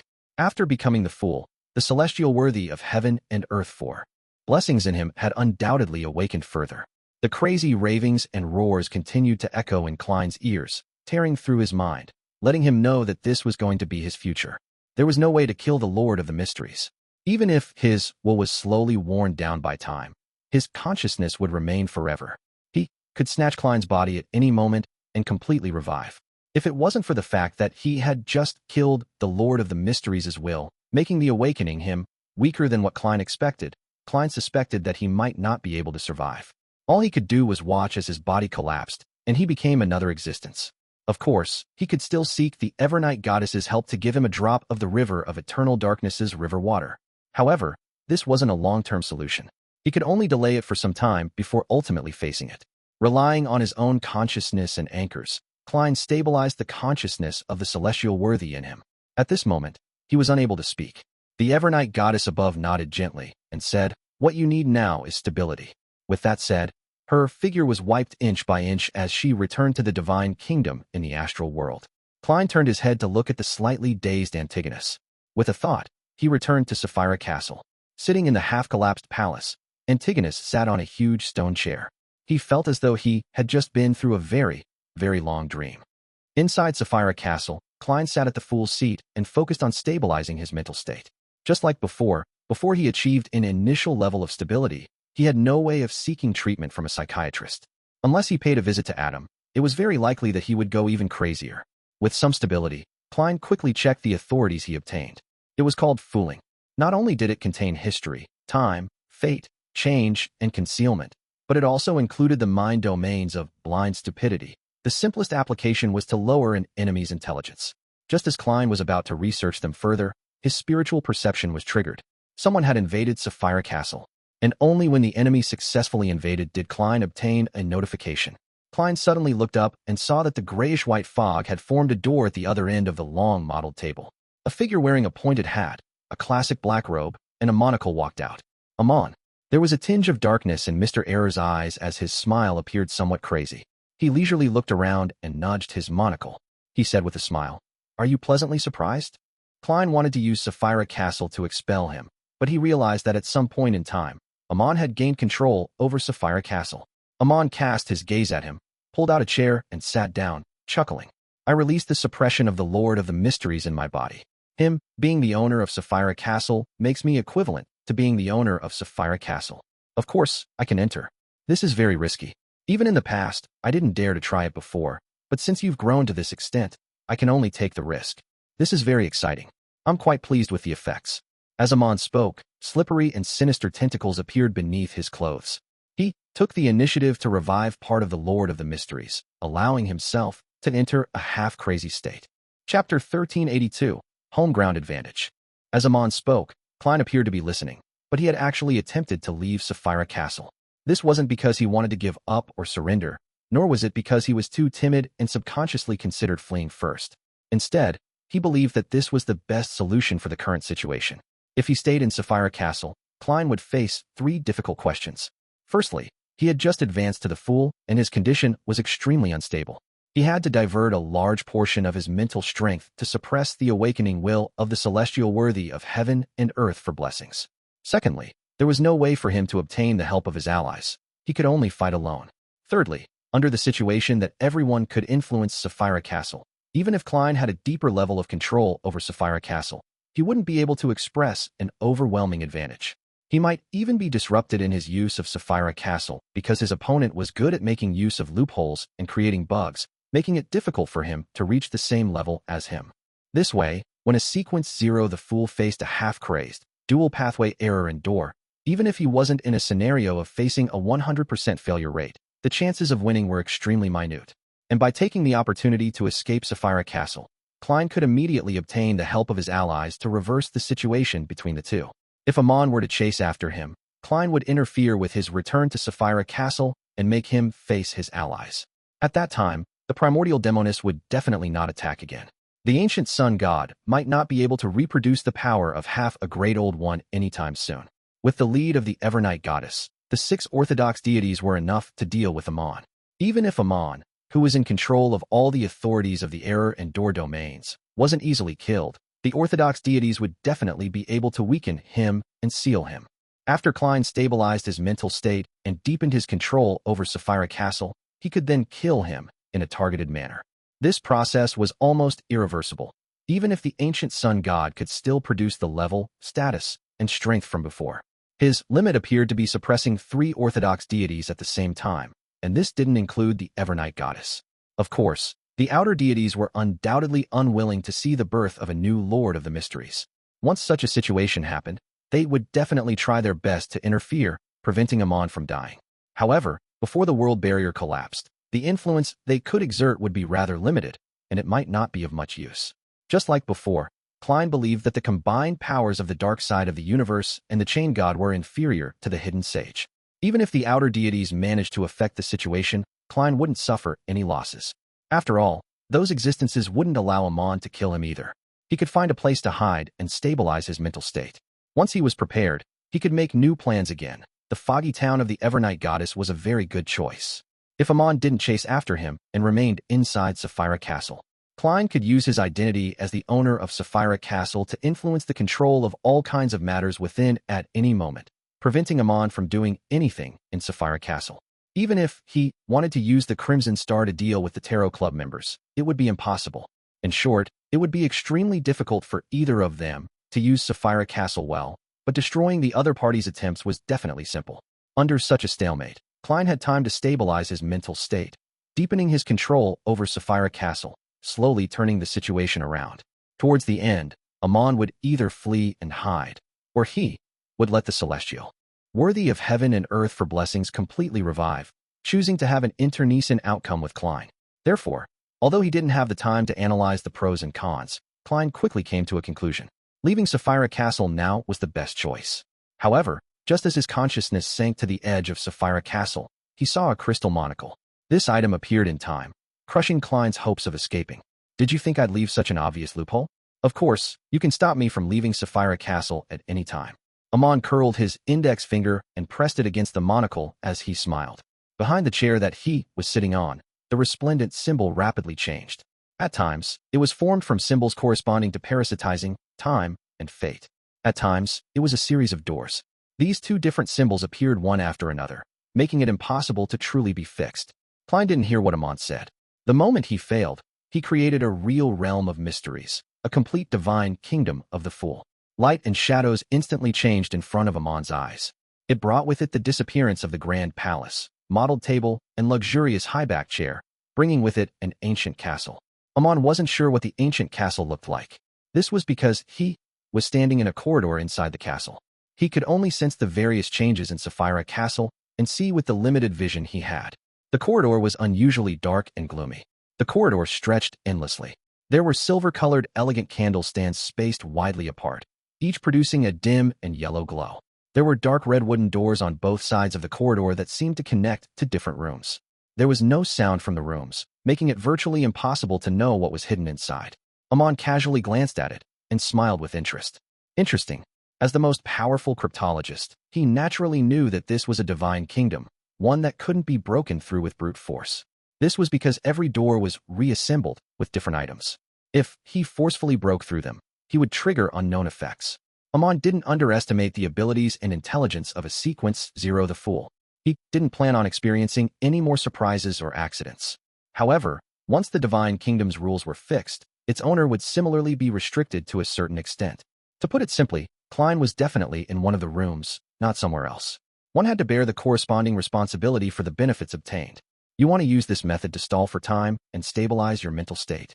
Amon whispered as though he was talking to an invisible person. Then, wearing a pointed hat and a classic black robe, he walked to the nearest dark red wooden door. There were no holes on the wooden door, so he couldn't see the exact situation inside. In other words, it was very difficult for Amon to know if Klein was here without opening the door. The corners of Amon's mouth curled up slightly. Amon extended his right hand and drew a long rectangular shape on the dark red wooden door. Inside the rectangle, bits of starlight emerged and turned transparent, revealing the scene in the room. With the authority of door and the ability of bug, Amon forcibly opened a window without triggering the effects. Following that, he cast his gaze into the room. There were no tables, chairs, carpets, and other furniture, but a blue sea. Indeed, this door has been connected with the sea outside, Amon said without any surprise. Once he twisted the door, he would leave Sapphira Castle and appear in the sea outside. And at that time, with Klein being wary, it was almost impossible for him to enter Sapphira Castle again, just like how Klein was unable to leave Sapphira Castle. This was the reason why Amon didn't forcibly destroy the Fool's divine kingdom but opened one door at a time. Destruction led to similar effects. The repeated effects would affect Amon again and again. Even if there were many loopholes that he could use, he wouldn't be completely immune to them. Retracting his gaze, Amon walked to the opposite room and opened a window according to the method from before. However, this time, it was pitch black inside, and he couldn't see anything. Amon raised his hand and pinched the edge of his monocle and coughed lightly. His figure instantly split into two. The number of almonds increased. The split Amon glanced at Amon, who stood in the same spot, and said, "Why aren't you seeking the thrill yourself?" As he spoke, this Amon extended his right palm and grabbed the handle of the dark red wooden door. Just as he began twisting, his expression suddenly turned blank as he sat down, as though he had lost the ability to think. Fooling effect. The original Amon nodded slightly. The retarded Amon immediately collapsed and turned into a transparent worm with 12 segments. Tiny bits of beyonder characteristics seeped out and returned to Amon's body. He relied on using the loophole to avoid the negative effects of his avatars from acting on his actual body. After all the beyonder characteristics returned, Amon released a flame that had been stolen and burned the corpse of the worm of time. After doing this leisurely, he looked up and adjusted the monocle on his right eye. On the crystal monocle, countless symbols, patterns, and labels appeared. They moved quickly, interweaving, reforming, or changing, as though they were making calculations.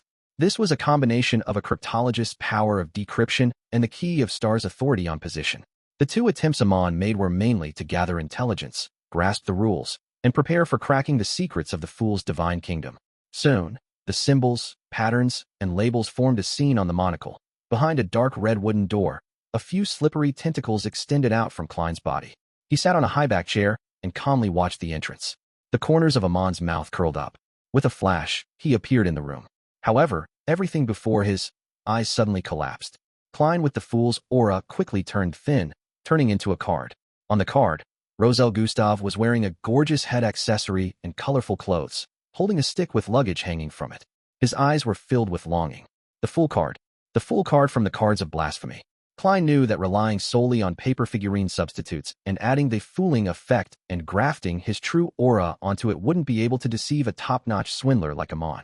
Therefore, he used the fool card, which had some convergence powers, as his paper figurine. Although Sapphira Castle couldn't be used again, this was Klein's home ground after all. There was his junk pile, the various items he had gathered, and the newly obtained Trunsoist brass book and the borrowed magic wishing lamp. Chapter 1383, Stipulated Rules. With the Klein in front of Amon turning into the fool card, the room shrank and revealed its original appearance. It was an iron cigar case that had marks of being corroded slightly. It had fused with the aura of Sapphira Castle. Klein's figure appeared out of nowhere as the entire divine kingdom of the fool collapsed. As the magnificent palace reappeared, he grabbed the vessel that carried the fool card and Amon's true body and suddenly closed it. He didn't have hopes of using this item to seal Amon, who wielded the corresponding authority of the door pathway. All he wanted was to buy some time and find a chance to throw Amon out of Sapphira Castle and retrieve the initiative. But at that moment, Klein, who was wearing a black trench coat, paused. His other hand took out a crystal monocle from the void with his other hand and placed it in his right eye. Behind him, Amon, who was wearing a pointed hat and a classic black robe, quickly outlined his figure. His eyes were dark and wild as he laughed. "What made you think that I didn't use an avatar?" Before he finished his sentence, Klein's figure that had been parasitized rapidly turned thin, turning into a crude paper figurine. Klein was cautious and hadn't used his true form either. He relied on a paper figurine substitute that had spirit body threads grafted. He knew very well that he would rather give up an opportunity than make mistakes when fighting Amon. Once he made a mistake, under the suppression effect of a bug, it would be very difficult for him to turn the tables. With regards to the situation of the prey turning into a paper figurine, Amon didn't seem to be surprised. All he did was raise his hand to touch the crystal monocle. At the other end of the Grand Palace, Klein, who was wearing a top hat and a trench coat, uncontrollably walked out of the fool's automatic concealment. He raised his right hand and took out a crystal monocle from the void with great difficulty, slowly moving it towards his right eye. During this process, Klein's expression was filled with resistance and rather warped, as though he couldn't control his hand. The half-crazy Amon smiled leisurely. "You can use paper figurines to replace you, but so can paper figurines replace you. It being parasitized is equivalent to you being parasitized. Everything is relative, and all of them have loopholes. No beyond or power is uncrackable. They can be used in any suitable situation." He made use of the relationship of the paper figurine substitute and the main body to create a bug. Although Amon looked like he was unable to control his desire to speak due to his madness, it didn't stop him from corroding Klein with his full strength. He strengthened the parasitizing bit by bit, making Klein truly wear a monocle and become him. At that moment, Klein's body suddenly collapsed. He had taken the initiative to do so. He split into countless transparent maggots that swam in all directions. Among these worms of spirit, there were a few worms of time with 12 segments mixed in. Strictly speaking, Amon's worms of time could forcefully parasitize very tiny creatures like the worms of spirit. However, when Klein split up, he took the initiative to use his fooling authority to confuse the order of time. He fooled the few worms of time, making them split up only towards the end. Unable to find the cluster of worms of spirit, they lost their target for parasitizing. In the next second, the scene in Sapphira Castle changed again. Klein once again used the realm of mystery's powers to create a new divine kingdom for the fool. Amon instantly entered a room. This place was covered with a thick yellow carpet with a crystal chandelier hanging from it. There was a door on each wall, and it was unknown where they led to. At the same time, there were oil paintings depicting various eyes hanging from the four walls. There was no need for any special scrutiny. With just a glance, Amon knew that the four doors corresponded to different effects. The main purpose was to delay his actions and create enough time for Klein to make subsequent preparations. The corners of Mr. Error curled up slightly as he cast his gaze to the ground. He extended his right fist and stretched out his fingers. An illusory door appeared on the thick yellow carpet. The door quickly moved for a second before it became fixed in place and silently opened. However, with the opening of the illusory door, the doors around the room began to move strangely. The doors creaked and opened. Almost at the same time, in the pitch-black wilderness, in a dark tower that led to the sky, Klein was holding the magic wishing lamp and removing the effects of fooling on the Transmigration brass book. The candlewick of the magic wishing lamp lit up as it spewed out a sticky, pale gold glow. These rays of light transformed into a distorted, blurry figure. Klein didn't consider making a wish with the genie to transfer Bernadette's wishes onto him and change the ownership of the magic wishing lamp. This was because there would only be one outcome. He would die on the spot and return from the fog of history with the miracle invoker's powers. Normally, this was a good way to escape, especially since Klein could revive several times. However, the situation this time was completely different from before. Once Klein died, it would mean that he had temporarily given up on his identity as the owner of Sapphira Castle, making this place a paradise for Amon. He could use this Sapphira without any obstruction. Under such circumstances, Amon could completely fool history, interfere with fate, and suppress Klein's resurrection, making him truly die. The ones who were most effective against a Beyonder were definitely higher sequence Beyonders of the same pathway. Therefore, Klein's current plan was to use the status of the genie to better use the Transmigration brass book. If the genie didn't exert a certain influence, the rules set by the Transmigration brass book definitely wouldn't be biased towards Klein. It would only restrict all existences other than itself. As the genie's blurry, pale gold figure took form, the Transmigration brass book produced the sound of colliding metal and quickly flipped to the second half of the book that allowed writing. Without any gap in time, new text appeared on the brass page. Theft is prohibited here. If Klein had the choice, the most suitable rule would be acts of theft are prohibited here because the former clause was a law. It couldn't stop someone from committing theft ahead of time, and it could only deliver punishment after the act. Furthermore, punishment for first-time thieves was inevitably light, something the Amons could withstand. His idea restricted the possibility of such actions. There was no such thing as theft. However, there was no way for the Transmigration brass book to make such a rule right now. One had to wait until the provisions were watertight enough, and that it had awakened to a certain extent before that was possible. Previously, the genie had relied on his close connection with the Transmigration brass book, his high status, and all his strength before he could enforce similar rules. At this moment, he was already drained and unable to do such things. At present, all Klein could do was try his best to stall for time, so that the Transmigration brass book could produce a sufficiently strict setup of laws to target Amon so as to act in concert with his fooling authority. At this moment, in the room that trapped Amon, as the illusory door on the ground opened, the four real doors shook and cracks appeared. This would bring about many unknown effects. Suddenly, the sound of a bell rang out from an endless distance away. At some point in time, Amon had transformed into an ancient, mottled stone wall clock. On the wall clock, the second hand formed by the worm of time suddenly paused. Gone. As the bell reverberated, everything in the room froze strangely, including the four doors. The only exception was Amon. He had transformed back to his pointy-hatted, classic black-robed look. With a smile, he calmly raised his left hand and tightened his 5 fingers. In the next second, the strange frozen state was broken. The four doors that were about to open had closed again with a bang, leaving no gaps behind. Amon's figure descended and burrowed into the illusory door that wasn't closed. Just as he used this method to leave the room, he discovered that he had arrived in a pitch-black wilderness. There was a dark tower that seemed to pierce the sky in the distance. Inside the tower, the Transmigration brass book in front of Klein had formed a second rule. Deception is prohibited here. Although Amon couldn't see what was happening, it was as though he had sensed something. After all, a high-ranking person who used the rules of deception as entertainment was undoubtedly able to sense the changes in the rules. Otherwise, there was no way of accurately finding loopholes. He immediately raised his hand and adjusted the monocle stuck in his right eye. On the surface of the crystal monocle, a blinding, pure white light spewed out, illuminating the wilderness. There were no longer any concealed existences here. This was the eternal daytime that he had previously given to Klein and retrieved from Klein's main body. In such an environment, the dark tower melted inch by inch. Klein floated in midair with one hand holding the magic wishing lamp and the other holding the staff of the stars. In front of him was the open Transmigration brass book. Amon took the opportunity to stretch out his hand that was holding onto the monocle. From a distance, he gripped Klein's projection to his palm. Behind him, the shadow that had been dragged out by the eternal daytime seemed to become fainter as it twisted with vitality. Without a sound, Amon began stealing Klein's various Beyonder powers. He didn't deliberately seek out the fooling authority. Instead, he chose to be random to increase the success rate. However, with a flash of light, what fell into his palm was only a simple paper figurine. Grafting. The shadow behind Amon's back was lashed by an invisible whip, and he was completely unharmed. He created an error, letting his shadow replace him. Following that, Amon laughed as his voice resounded in Klein's ears. Genie, I can also promise to send you back to the cosmos. Look, I wasn't punished. This means that I'm not swindling you.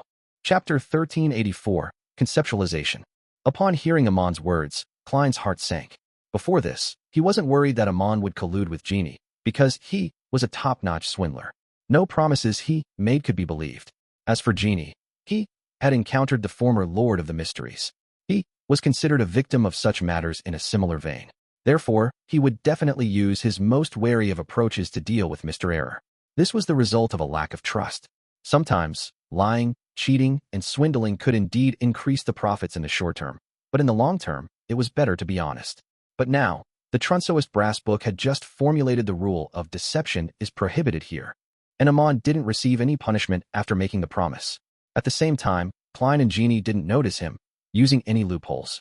This proved how true and effective Amon's words were. It was from the bottom of his heart and wasn't a scam. Genie could even rely on his own level and traits to distort the sentence from "I can promise" to "I promise." It would make it impossible for Amon to go back on his word. If he did, he would suffer damage at the level of a great old one. This made Klein not help but wonder if the rule that deception is prohibited here was secretly guided by Amon or deliberately created by Genie, making any Lord of the Mysteries candidate to promise to return him to the cosmos. To Genie, he didn't suffer any losses in such a deal because Klein himself owed him a promise. If it were any other scene, Klein would still have the time to communicate with Genie and rebuild his trust. However, at this moment, Amon's threat was right before his eyes. He wouldn't give him the chance to resolve this problem. If he chose to continue to believe in Genie, Klein would be putting his life in the hands of this outer deity and be under his control. In the subsequent battle, as long as Genie was able to formulate a few rules that appeared to be fine but were biased towards Amon through the Trunsoist brass book, Klein, who was already at a great disadvantage, would rapidly lose with no way to reverse the situation. As his thoughts raced, Klein made the choice of this gamble. A translucent dark-colored cloak instantly appeared around him. His face was covered with a strange and distorted mask. The fool. Invisible rings rippled from his body and instantly enveloped Genie, the Trunsoist brass book, and the entire wilderness, as well as Amon. Blind stupidity, authority. Amon's monocle temporarily lost its luster, as though he had lost his vision. His gaze also turned dull. The speed of text being written on the Trunsoist brass book clearly slowed down, as though it would take 15 minutes or even hours to think up the next rule. Genie's blurry and distorted golden figure shook as it suddenly shrank back into the golden magic lamp that looked like a water flask. It was unknown if it was escaping or if it was purely an instinctual reaction. Seizing this opportunity, Klein attempted to escape Sapphira Castle as he prepared to graft something to himself. Just as his consciousness sank, the crystal monocle appeared at the edge of Sapphira Castle, blocking his path. Even though his intelligence had been reduced briefly, Amon still seemed to remember to stop Klein from leaving Sapphira Castle. His eyes quickly regained clarity as they were still dyed black. His mouth slowly opened as he laughed uncontrollably. I've written this matter into my instinct. This is a good way to resist the effects of blind stupidity. Clearly, he had cheated the rules and lied to himself, making his instincts believe that this was what he wanted. Klein wasn't depressed. He immediately completed the grafting he had prepared long ago. In the cosmos, a giant star that emitted light and heat suddenly dimmed. In the wilderness with the effects of eternal daylight, an orange sun with a destructive aura and a heavy feeling descended from the sky. The entire wilderness collapsed and curled up as though it was going to charge straight into the star. At the same time, everything here was ignited, including Amon. In the next second, the surrounding void began to shrink as they revolved around the real sun. Everything in the world either disintegrated or vaporized. All that was left was the magic wishing lamp and the Trunsoist brass book, which were still struggling to withstand the flames, barely suffering any damage. Klein, who was floating in midair, had long disappeared. He had grafted himself to that star. Of course, his grafting was only with the concept of a star, not a physical entity. Otherwise, with the fool's obviously lower defense than most sequence zeros, he would be directly swallowed by a real star and die on the spot, thanks to his relatively weak body. The fool was a very extreme deity. He had the ability to destroy a star, but he was unable to face it directly. His strengths and weaknesses were equally obvious. In addition, conceptualized objects couldn't directly affect the surrounding environment and harm the enemy. It wasn't enough to write the words immense mass, gravity, high temperatures, high heat, and fusion to create similar effects, but as Mr. Fool, Klein held the authority of fooling. He made his surroundings change according to the concept of a star. This was an intense change and also a type of fooling. Amon, who was wearing a pointed hat and a classic black robe, was completely ignited under the illumination of the star. He began to vaporize. At this moment, his figure distorted as he was instantly dyed with resplendent starlight. He turned extremely illusory, as though he had transformed into an astral door.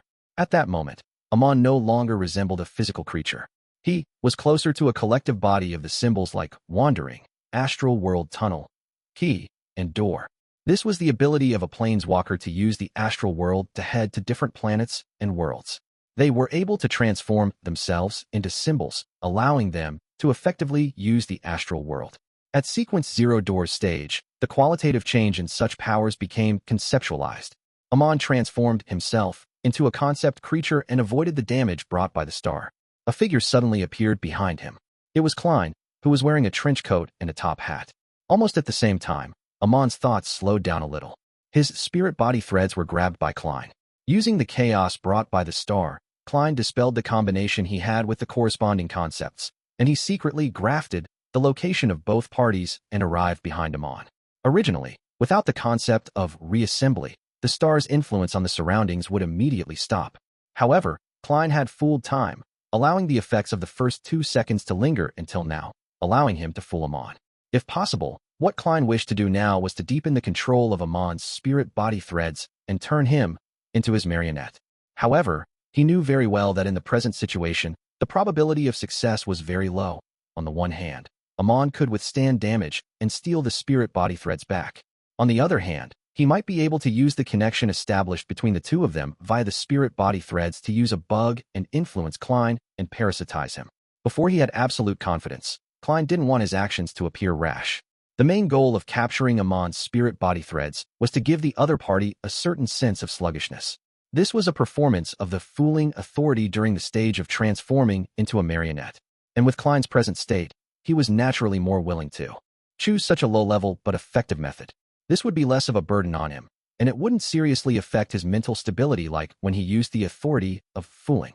At this moment, apart from Amon, his enemy also included the celestial worthy of heaven and earth for blessings in his body.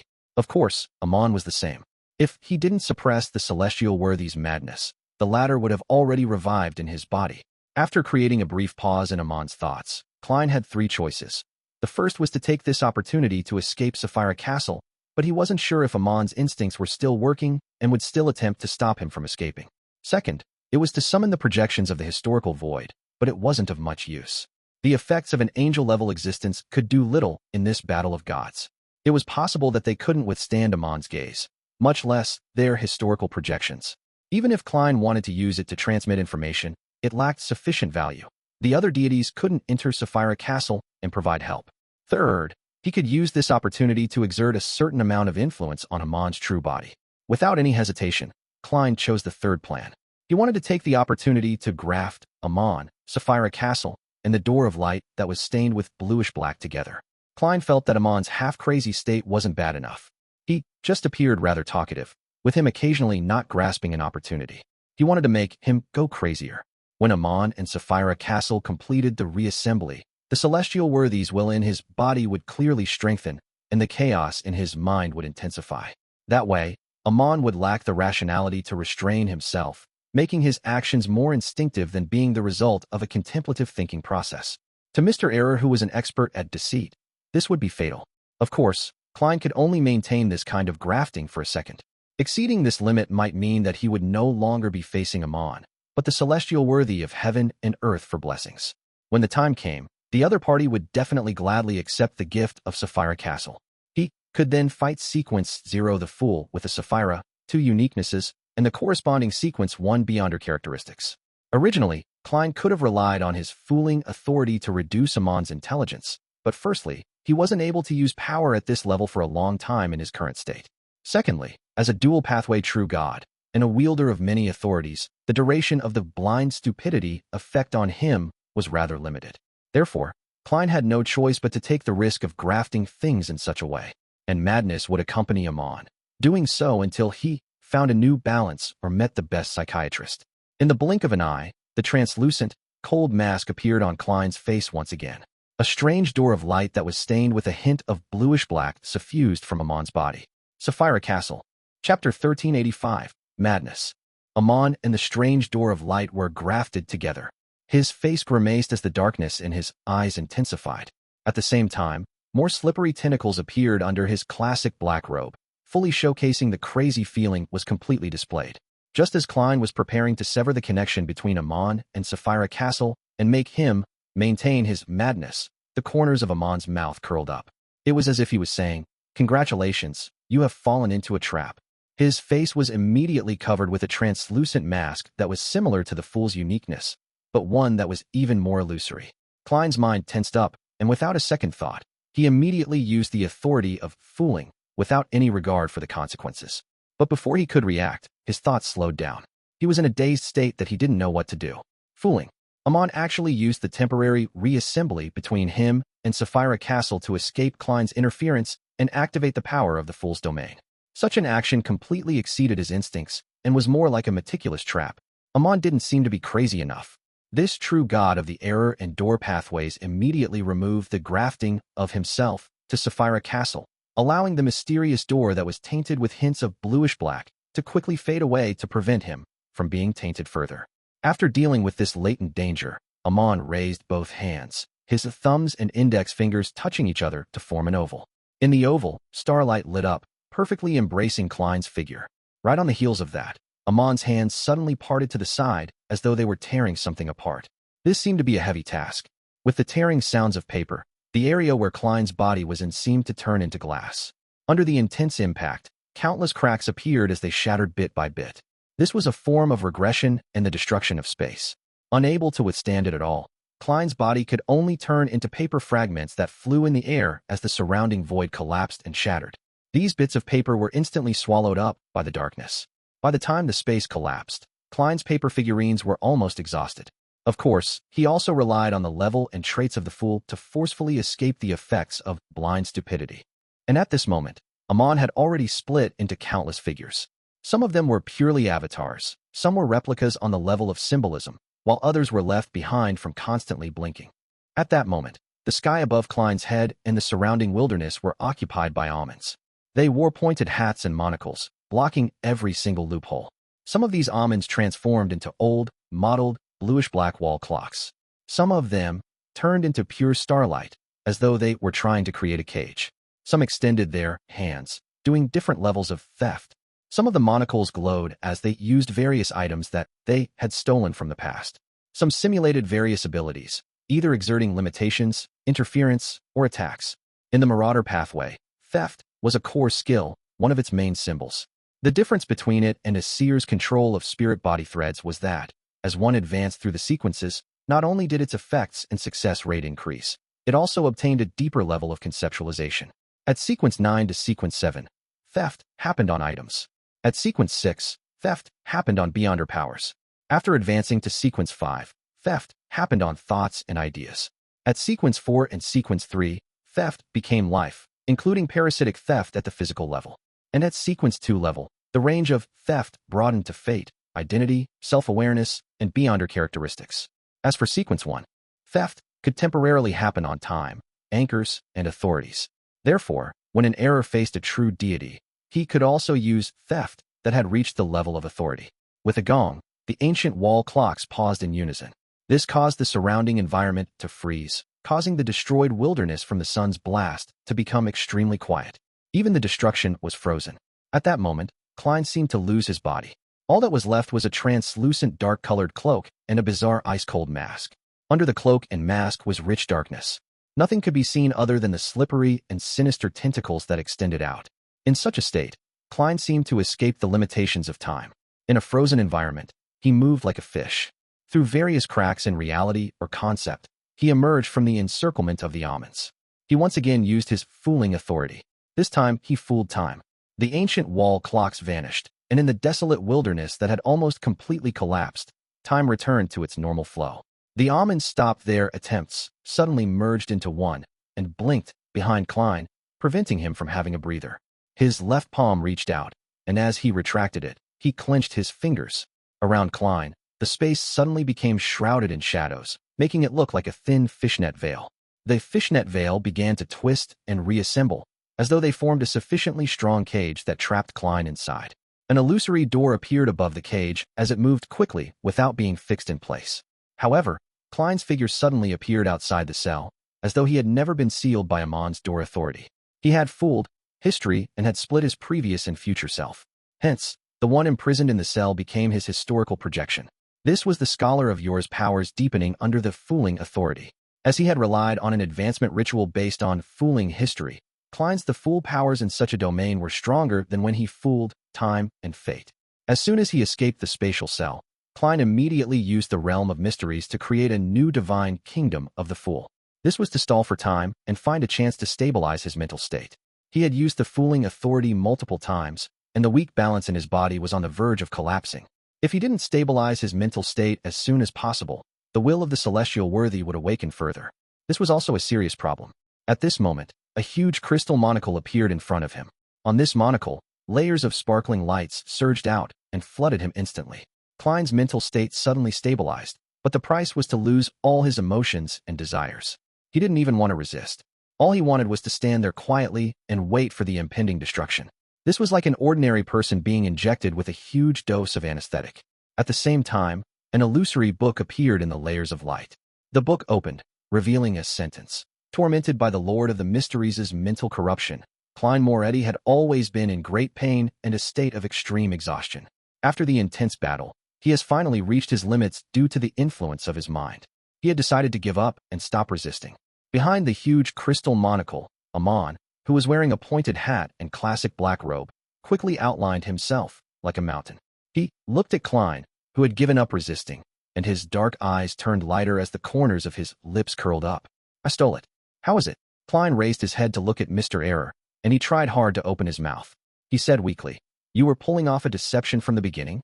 Amon raised his hands and said with a smile, "Unfortunately, you realized it too late." He made his thumbs and index fingers touch each other, forming an oval. In the oval, starlight lit up, illuminating Klein's figure. Right on the heels of that, Amon solemnly separated his hands, tearing apart the void where Klein and the surrounding environment relied on to live. The void was like glass, shattering into pieces like the collapse of a skyscraper. However, all the collapsing and destruction circled Klein's body without directly affecting him. He was like a small fishing boat that calmly cruised through a storm. It appeared out of place and disharmonious, as though it didn't seem to belong here. Amon raised his hand and adjusted his monocle on his right eye. The smile on his face somewhat faded. A translucent cloak kept popping up and disappearing over the surface of Klein's body. He looked at the mountain like Amon, his eyes turning darker. "From the moment you entered Sapphira Castle and said the first word, you began your deceit." At that time, Amon said that he had taken the risk to release the suppression of the Lord of the Mysteries in his body in exchange for the identity of Sapphira Castle's owner. At that moment, Amon didn't take the opportunity to continue attacking Klein. He floated in midair and looked down at Mr. Fool. Klein didn't make any attempts either. His tone was strangely calm, as though he was preparing something. If simply releasing the suppression of the Lord of the Mysteries' will allows you to enter Sapphira Castle at the cost of being half crazy, Antigonus could have done so back then. The annihilation demonic wolf, Phlegria, from even earlier could have done it as well. You and Mr. Dorr previously had countless opportunities. Clearly, it's impossible to invade Sapphira Castle by just making the Lord of the Mysteries awaken to a certain extent and using half-craziness in concert with error. There's no way you can find a usable bug in this matter unless you directly get him to replace you. Only when you possessed the door authority to go anywhere did you see hope. By creating a back door and using bugs, you could make Sapphira Castle treat you as the Lord of the Mysteries and give you the corresponding authority. Of course, this will definitely require the awakening of the Lord of the Mysteries to a rather dangerous state. Without this hidden identity, you won't be able to deceive Sapphira Castle without any reason. After absorbing Door's uniqueness, you didn't immediately infiltrate Sapphira Castle to deal with me, who was even weaker back then. It was because at that time, you were unable to completely withstand the awakening of the Lord of the Mysteries' will, with you having just advanced. I believe you've already found a relatively safer solution. If I hadn't advanced to the Fool so quickly, you would have been able to enter Sapphira Castle in the best state to resolve everything sometime later. And now, you have no choice but to bring this plan forward. there's definitely a very serious problem with you. You took the initiative to throw out the price of becoming half crazy to, on the one hand, make me think of countermeasures in this direction so as to lay a deadly trap in key areas, and on the other hand, you also wanted to divert attention and use this opportunity to conceal other problems. You're not half mad at all. Amon quietly listened to Klein's words. Rather abnormally, he didn't interrupt him, nor did he attempt to attack. Only when Klein was done did he say with an odd expression, "You're crazy." Chapter 1386, Narrow Path. Upon hearing Amon's "you're crazy," Klein raised his head and laughed out loud. "I just gave up according to your arrangements. It's just that it's more complete than you think." As he spoke, an illusory brand appeared on the forehead of the ice-cold and bizarre mask he was wearing. It was a strange door of light that was tainted with bluish blackness. As for Klein, he was also enveloped in something similar. Under the translucent dark-colored cloak, more and more slippery and sinister tentacles appeared. They were densely packed and extended until they occupied the nearby sky. As his dark eyes flashed, Klein looked at Amon and said with a smile, "For me, instead of you becoming the Lord of the Mysteries, wouldn't it be better if we let the past him revive?"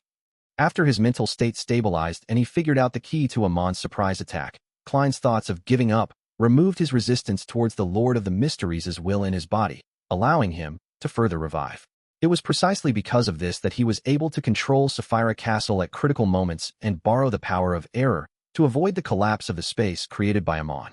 Without waiting for Amon's response, the corners of Klein's lips curled up as he said with a smile, "After you were corrupted by Sapphira Castle and showed signs of madness, you immediately recovered and could use Sapphira Castle to create the effects of blind stupidity. After releasing the suppression of the Lord of the Mysteries' will in you, you didn't enter a half-crazy state, as there are external powers helping you. You should have an extremely key important avatar. It might even be like Pallas' choice to lower his level. It's sleeping at Adam's place, and it allows a visionary like him to personally protect your mental state. As long as the awakening of the Lord of the Mysteries' will doesn't exceed the limits of what Adam can withstand, you won't go crazy here if you don't lose control there. Therefore, your most serious problem is that you have to maintain a normal connection with that body. Once it's interfered with, your condition will be in trouble. And this connection is actually very weak under Sapphira Castle's isolation effect. You deliberately showed a half-crazed state for two reasons. Other than luring me to find an opportunity in this direction and stepping on the trap you set up, you are also hiding this fact so that I won't be able to target this aspect while engaging in a battle with you. Of course, there are plenty of problems outside these ones. After all, you aren't fully prepared. If I had discovered these problems earlier, even if I was a king of angels with the uniqueness, there's no way for me to defeat you." Amon listened quietly and raised his hand to adjust the crystal monocle in his right eye. The corners of his lips curled up as he let out a sigh with a smile. Upon seeing this, Klein smiled and shook his head. "You truly are powerful, cunning, and terrifying, truly worthy of the title of God of Deceit. If it wasn't for the fact that I had long considered what I would do when forced into a corner by you and had no other choice, I definitely would have hesitated just now. And if I hesitated slightly, I would have already died. In that case, Amon would completely control Sapphira Castle, preventing Klein from returning from the fog of history for a resurrection." Amon stared at the increasing number of sinister tentacles extending out from under Klein's dark-colored cloak. He slowly took a deep breath and said with a smile, "The Lord of the Mysteries in you is about to truly awaken." Klein's smile had a nerve-wracking feeling to it. "You can also compete with me on this point. Our next battle is very simple. It's a competition of who awakens the Lord of the Mysteries' will to a greater extent. A competition of whose control over Sapphira Castle is deeper. 50%, 70%, 90%, until we reach 100%. Then, with a bang, we explode and he returns. What do you think? Are you going to take the bet? Let's see who can't hold on any longer first." It's very thrilling, very interesting, and very suited to your preferences. It's like the roulette that's popular in FASAC. Two people, each having a revolver and a bullet inside. They take turns pulling the trigger at their temples. Whoever gives up first results in his opponent winning. And if no one gives up and persists until the end, there won't be a winner. He will be the winner. Amon's brows pricked up as he smiled without saying a word. Klein looked at him and said with a smile, "Although you've always been pursuing thrills and are known to be a risk-taker, you achieve your goals most of the time. Not only do you not lose much, you often gain a lot. And in the few failures that you do experience, you only lose some of your avatars and some items. You've never suffered any serious injuries or been placed in a desperate situation. Your every action is a product of meticulous planning. Even if you fail, you will have a way out. Does this mean that you value your life more than I imagined? You do like thrills and seek it for pleasure, But to do so regardless of the price is just an image you portray. How can a real god of deceit wager a bet with himself at stake? Of course, this is just my own guess. Perhaps it's wrong. Anyway, do you want to take the bet? Amon stroked the crystal monocle and made a TSK like Medici. You're really crazy, Klein replied with a smile. In the eyes of others, this is indeed insane. But to me, it's just a choice. Compared to you, I'm more willing to believe in the former Lord of the Mysteries. He is a true great old one, looking down on the universe from high above and treating most of the living beings as insects. This would make him distance himself from reality. Besides, I should still have time to get the genie to be my witness. I'll get the Lord of the Mysteries to promise me certain things. To him, it's very simple and worthless. Having said that, the corners of Klein's mouth curled up as he said, I won't lose too much, just myself. There are always some things that are more important than others. Amon maintained his smile, but didn't say a word. Klein then surveyed the area and found the magic wishing lamp and Transmigrated brass book among the floating fragments of the wilderness. He immediately laughed out loud. Look, I didn't get punished. This means that I'm not lying. I'm telling the truth. In fact, the laws set up by the Transmigrated brass book had long been abolished since the divine kingdom was destroyed during the star's descent. Later on, the Amons dared to attempt to use steel, but Klein's main goal wasn't to prove anything, but to show his determination, firmness, or perhaps madness. Of course, what he said was the truth. He was indeed willing to put them into practice. Otherwise, there was no way he could hide it from Amon or exert enough pressure on him. Amon smiled and said without a hint of panic, Sounds interesting, isn't it? Let's begin, Klein replied without hesitation as his eyes turned darker. Amon's smile froze as his palms suddenly gathered together. Beneath his classical black robe, there were also slippery and sinister tentacles. His aura changed a little as his body seemed to have a dark cloak on it. At that moment, Amon became more like the Lord of the Mysteries. However, he wasn't competing with Klein in the progression of the awakening of the Lord of the Mysteries.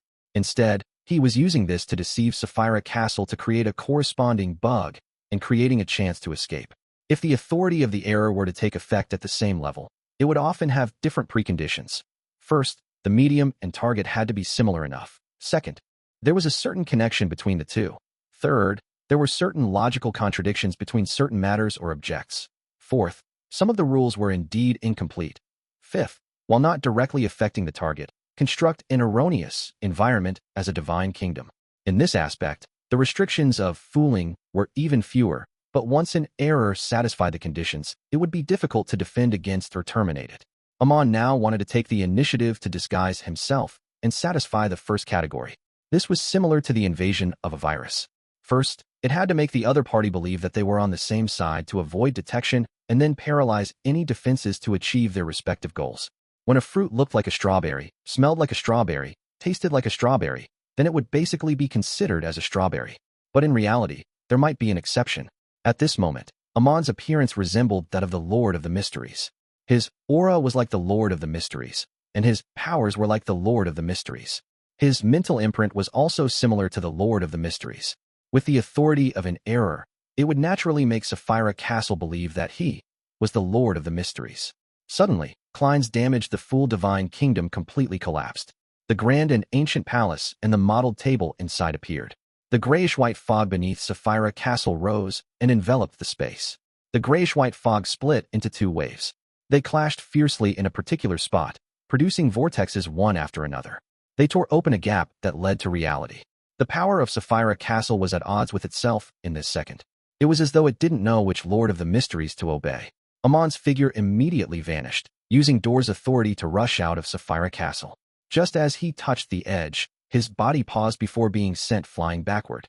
At the fool's seat, the corners of Klein's lips curled up as he sat there.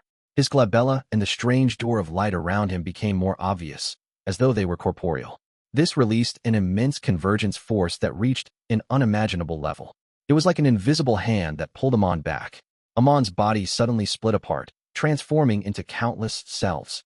And in front of every Amon, an illusory astral door appeared. Silently, the astral doors opened at the same time, but in the endless darkness behind the doors, slippery and sinister tentacles appeared, blocking Amon's escape. At the tip of the tentacles, resplendent starlight lit up as they instantly enveloped the almonds. The almonds couldn't help but gather together, turning into a conceptual cluster. These concepts included but weren't limited to pointed hats, classical black robes, monocles, fate, time, keys, doors, bugs, and Trojan horses. Klein slowly stood up and smiled at the conceptualized Amon, who was now in a passive state. You can also awaken the Lord of the Mysteries as well further, but this is different from death.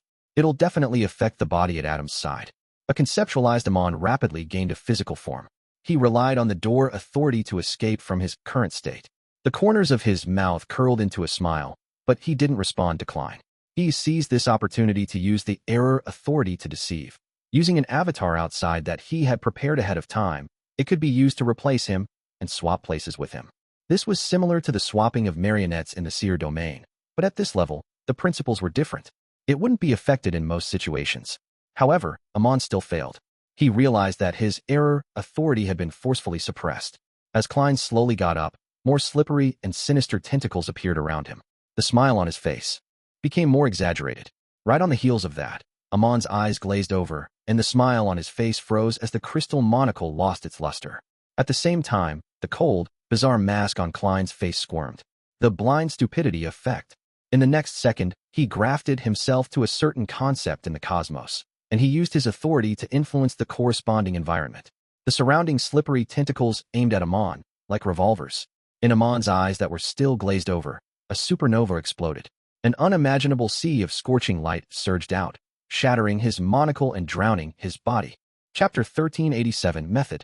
Behind the endless curtain of darkness, in the darkness with aqueous light ebbing gently, a young man with black hair, black eyes, a broad forehead, and a thin face suddenly sat up as though he had experienced a nightmare. Dressed in a classic black robe, he stretched out his right hand, attempting to take out a crystal monocle from the void and wear it over his right eye. But this time, he didn't obtain anything. His right hand paused in midair for 2 seconds before he retracted it and pinched the right eye rim.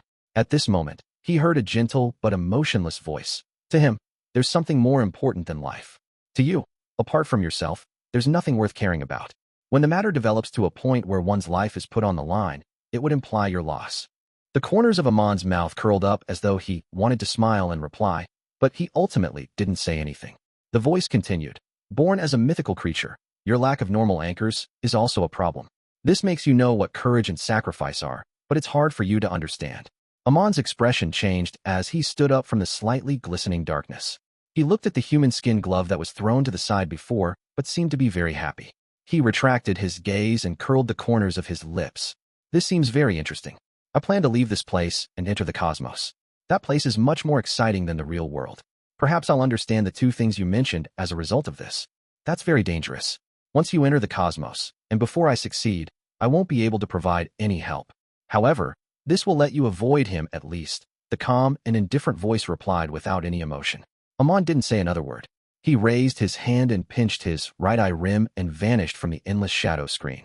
In the ancient palace above the fog, as Amon was completely obliterated under the power of a supernova, Klein couldn't help but heave a sigh of relief. If he had a choice, he naturally didn't want to sacrifice himself to revive the celestial worthy of heaven and earth for blessings. He hoped to personally protect this world and seek out the meaning of life again.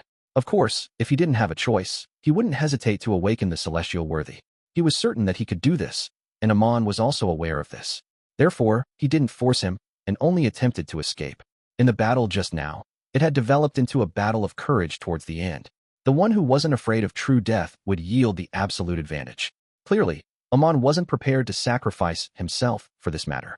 After heaving a sigh of relief, Klein's face under the cold and bizarre mask suddenly grimaced. Under his translucent dark-colored cloak, the slippery and sinister tentacles that extended out were either hitting the ground or rising up high. It was completely out of his control. He could feel that the celestial worthy of heaven and earth for blessings in his body was rapidly waking up, and it seemed like he couldn't stop it. Even if Klein directly died with his will and relied on the powers of a miracle invoker to revive, he wouldn't be able to escape, as the Lord of the Mysteries also wielded the authority of miracles. At that moment, Klein recalled the words of Dark Angel Sassurer, which was also from the ancient sun god. The primordial one had awoken in my body. In the next second, at the spot where Amon's body had shattered, beams of light were pulled by a vague, invisible form of gravity as they charged towards Klein. Some were worms of time with 12 rings, some were insects made of resplendent starlight, while some were just large numbers of light dots. Klein wanted to stop the beyonder characteristics from fusing with him, but the increasingly powerful celestial worthies will prevented him from succeeding. His body swelled into a balloon. and then suddenly became thin as paper. This repeated itself in an endless loop. The mask on his face became brighter and more bizarre.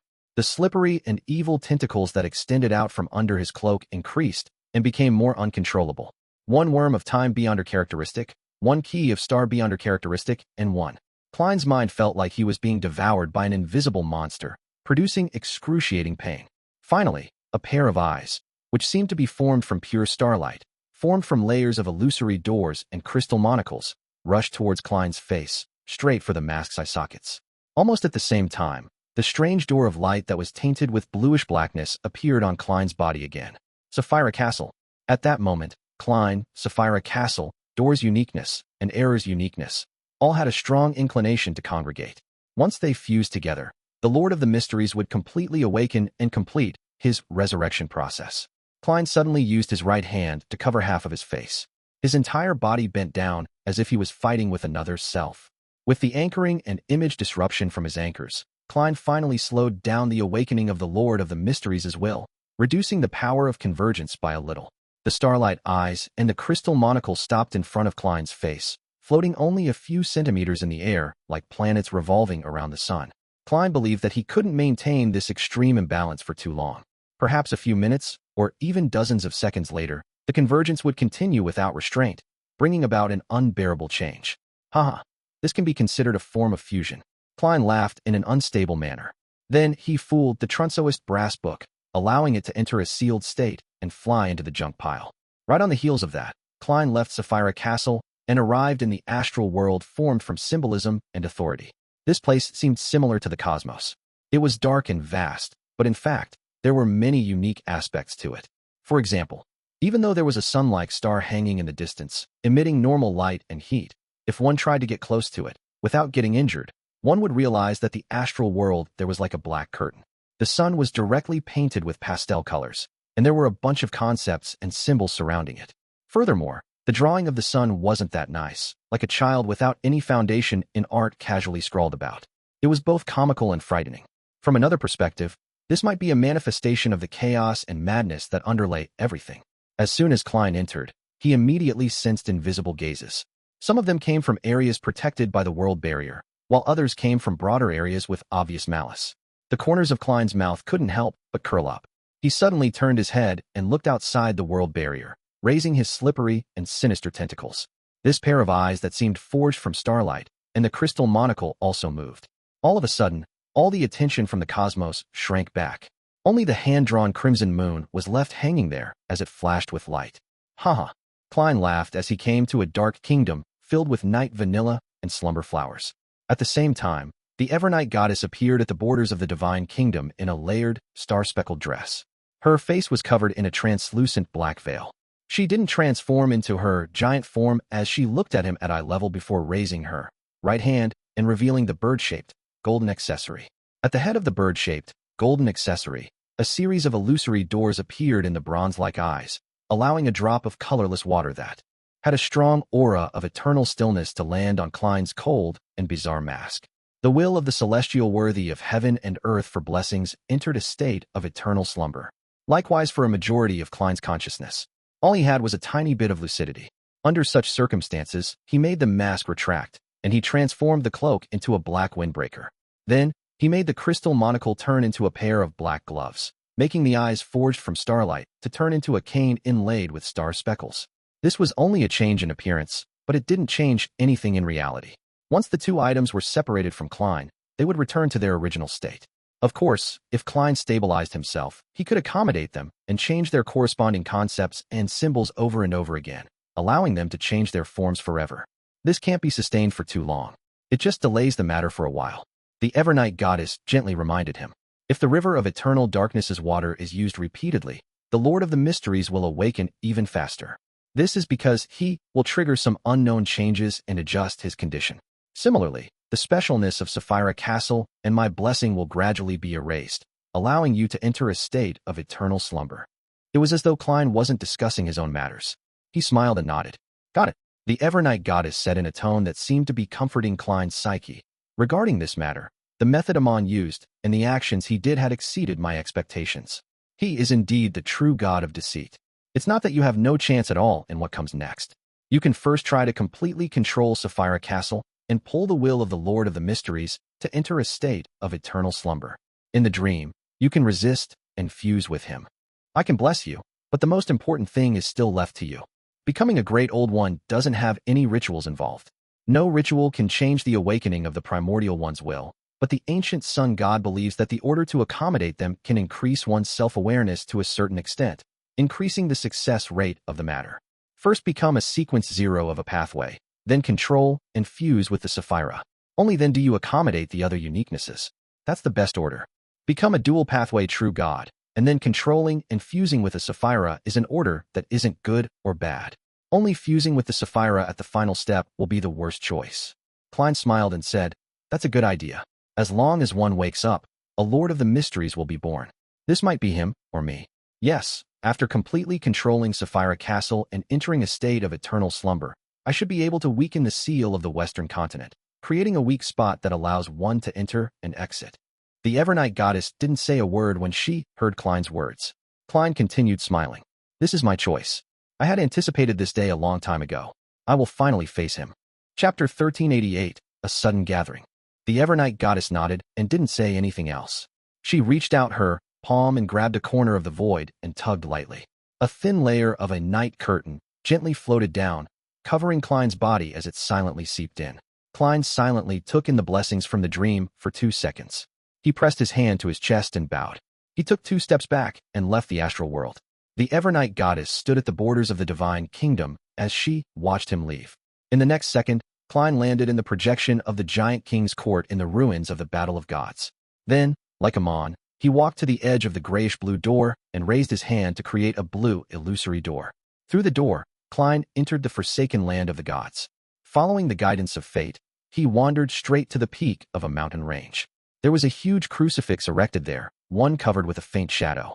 Klein stared at the shadow for a few seconds before sighing slightly. He bent down and picked up an ancient silver mirror that was placed near the huge cross. Then, he turned around and vanished from the forsaken land of the gods. At the same time, the Worms of Spirit, who didn't need to be on duty in Sapphira Castle, informed him of Queen Mystic's current location. Klein raised his hand and took out the magic wishing lamp from the junk pile. Using the ownership connection between it and Bernadette, he used another, Wandering, to appear on a rather hidden island where Emerald City was. Bernadette was flipping through the latest album catalog for Mintis. Just as she sensed something, she saw Gehrman Sparrow hand her the magic wishing lamp. "Thank you," Klein said in a very normal voice. Bernadette pursed her lips as though she wanted to say something, but at that moment, her eyes flashed as though she had seen something and prophesied something. Hence, she silently reached out and took the magic wishing lamp. Klein then took out a metal cigar case that had signs of corrosion on its surface. "This is your payment." Even without the eye of mystery prying, Bernadette could sense that the iron cigar case was extraordinary. She could roughly guess what kind of corrosion had happened to it. However, she didn't choose to accept it because of that reason, but she suddenly felt that she had no reason to reject it. She hesitated for a moment before taking the iron cigar case. If he was still in a rather crazy state like before, Klein definitely would have smiled and said in an exaggerated manner the moment Bernadette hesitated, "This is a gift from Uncle. Take it." But now, he was only left with that last bit of lucidity. He had to put in a lot of effort to prevent himself from falling asleep and not having the impulse to act like a clown. After leaving Bernadette's Emerald City, Klein seized the opportunity to wander to Backlund, to Dr. Aaron Series' home. While Septon, who was sitting in a pile of toys, raised his head and looked at Dwayne Dantes in front of him. His tears suddenly streamed down as he choked. "I finally feel the opportunity." He was referring to the opportunity for accommodating the fate pathway's uniqueness. Klein squatted down and said without any expression, "I am here to help you accommodate it. I'll steal your childhood and youth and allow you to instantly grow up. Then, by relying on a level of above the sequences but below that of a great old one, I'll forcefully help you to accommodate the die of probability. Of course, that alone won't be enough. It will require an additional fooling and use of a bug." The tears that Septon dripped down suddenly stopped. He muttered in astonishment. So the two choices are actually the same. Typically speaking, the accommodation of a pathway's uniqueness required one to be naturally born with it, seek an existence at the level of a great old one to help, or rely on a simplified advancement ritual to complete it. There was no other possibility. The snake of fate, Septon, clearly wasn't born with the uniqueness, and only had the two options left to consider. His focus had been on holding a simplified ritual, which was to wait for the opportunity of fate. who knew that this opportunity was actually when Klein was approaching the level of a great old one. In essence, it was the second method. With this in mind, the chubby child, Septon, cried even harder. He felt as though he had been deceived by fate. Let the life school of thought's demigod send over the die of probability. Normally, with your luck, the die of probability should be by your side. Klein ignored Will's crying. Let's begin as soon as possible. I don't have much time left. Will stopped and looked at Klein for a moment before he said, slightly choking, forget it. Let's wait for the next opportunity. Given your current state, it would be a huge burden for you to forcibly help me accommodate it. Perhaps you would lose control on the spot. I don't want to face the Lord of the Mysteries. Okay, next time. I have a premonition. With that said, Will looked into Klein's eyes and said, I have a feeling that the next opportunity will be better. Klein maintained his reverie-like expression as he said in a low voice, is this a prophecy? Will Septon's tears flowed again. No, it's a blessing. Klein nodded slightly, stood up, and took a step back. During this process, his figure gradually faded away and soon disappeared. He returned to Sapphira Castle and sat on the high-back chair, allowing the grayish-white fog to envelop him. After surveying the area and confirming the states of the crimson stars, Klein leaned back in his chair in exhaustion and slightly raised his right hand. This time, he didn't create the fake world again. On the two sides of the long modeled table, crimson beams of light shot out at the same time, freezing into the members of the Tarot Club, the Hanged Man, the Sun, the Hermit, the Magician, and the rest. This sudden gathering was clearly beyond Audrey's and company's expectations. It left them surprised and alarmed. Before that, although they had come to Mr. Fool's divine kingdom on occasions that weren't a Monday afternoon, it was all planned. They knew in advance that they would be dragged here. They would have either applied for a mini-gathering in advance, avoid the full moon ravings, or treat Mr. World with psychological problems. It could be said that, apart from the first time, this was the second time they were summoned by Mr. Fool without any warning. This made even the slowest members of the club catch the hint of uneasiness and feel the air freeze. Thinking back to the World Gairman Sparrow's visit and the words of Mr. Fool's blessed, Audrey, Alger, and Zio simultaneously had similar thoughts. Is it finally here? Audrey subconsciously turned her head and looked down at the bottom end of the long modeled table. There was no one there. Although she was already mentally prepared, Audrey couldn't help but be stunned as emotions of uncontrollable sadness surged within her. In her heart, the World Gairman Sparrow's image had long since turned from a crazy adventurer and an extremely dangerous beyonder to a person who wore a cold and tough facade, but was a gentle, powerful, loving, mysterious, and lonely man who was burdened with many friends on his back. She believed that amongst the Tarot Club members, she knew the world the best apart from Mr. Star. And now, this friend seemed to have encountered some misfortune, leaving behind only an empty seat. The Tarot Club lost its first official member. Where did Klein go? Leonard suddenly felt a little flustered. In this world, he was the only one he could befriend. Previously, when Klein suddenly appeared in the southern continent and threw the gold coin into the cathedral's donation box, Leonard had already had a strange premonition. He had the feeling that Klein was about to receive the judgment of fate and was bidding farewell to the past. This was the same as the time back in Tingen when they decided to step out together and face Magos. Old man's recent silence has been a little bizarre. Could something really have happened to Klein? With Mr. Fool's level and status, as long as there's a chance, he should be able to be saved. Leonard's heart tightened as he suddenly turned his body and cast his gaze at Mr. Fool at the top end of the long modeled table. This mighty existence was still enveloped by the grayish-white fog, preventing others from seeing his condition. At this moment, Emlyn, Katlia, and Derek also discovered Mr. World's absence. Coupled with the suddenness of this gathering, they were both shocked and puzzled. They didn't know what had happened, but their instincts told them that it wasn't a good thing. As a clairvoyant who had recently advanced, Katlia even felt that there was a certain problem with Mr. Fool. Mr. World isn't here. Zio had previously mentioned that Mr. Fool and his few blessed were about to face a major challenge, and it's very likely that they would suffer a bad fate. Furs was also somewhat alarmed, inevitably having a strong fear due to some unknown change. She had once thought that she would sigh in relief because of Mr. World's disappearance, but from the looks of it, it wasn't like that. Instead, she found her heart heavy and a little horrified. Only then did she realize that at some point in time, the world had become the pillar of support for the Tarot Club outside of Mr. Fool. It made everyone feel at ease when they saw him. Of course, some fear was unavoidable. As Justice Audrey and company turned around and looked at the top end of the long modeled table, Klein, who was already the real Fool, said in a low voice, "This is a last-minute gathering. Mr. Fool is very exhausted." Audrey, who sensed this, felt her heart tighten. She looked around and stood up as usual. After the members of the Tarot Club stood up one after another, Audrey lifted the ends of her skirt with a heavy heart and curtsied at the end of the long mottled table. "Good afternoon, Mr. Fool." Chapter 1389, The Fool's Commission. "Good afternoon, Mr. Fool."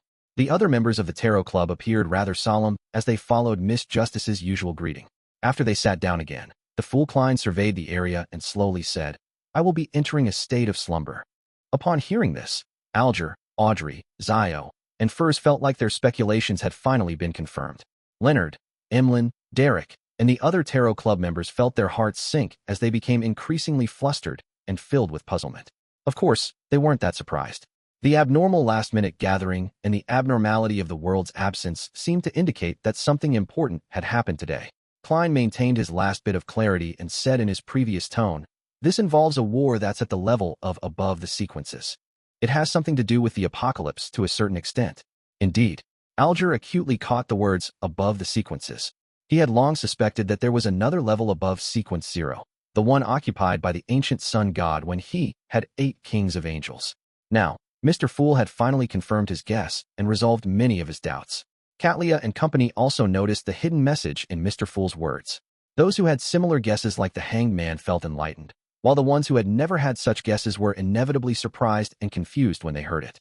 However, they quickly combined what they had learned from the past and came to a realization.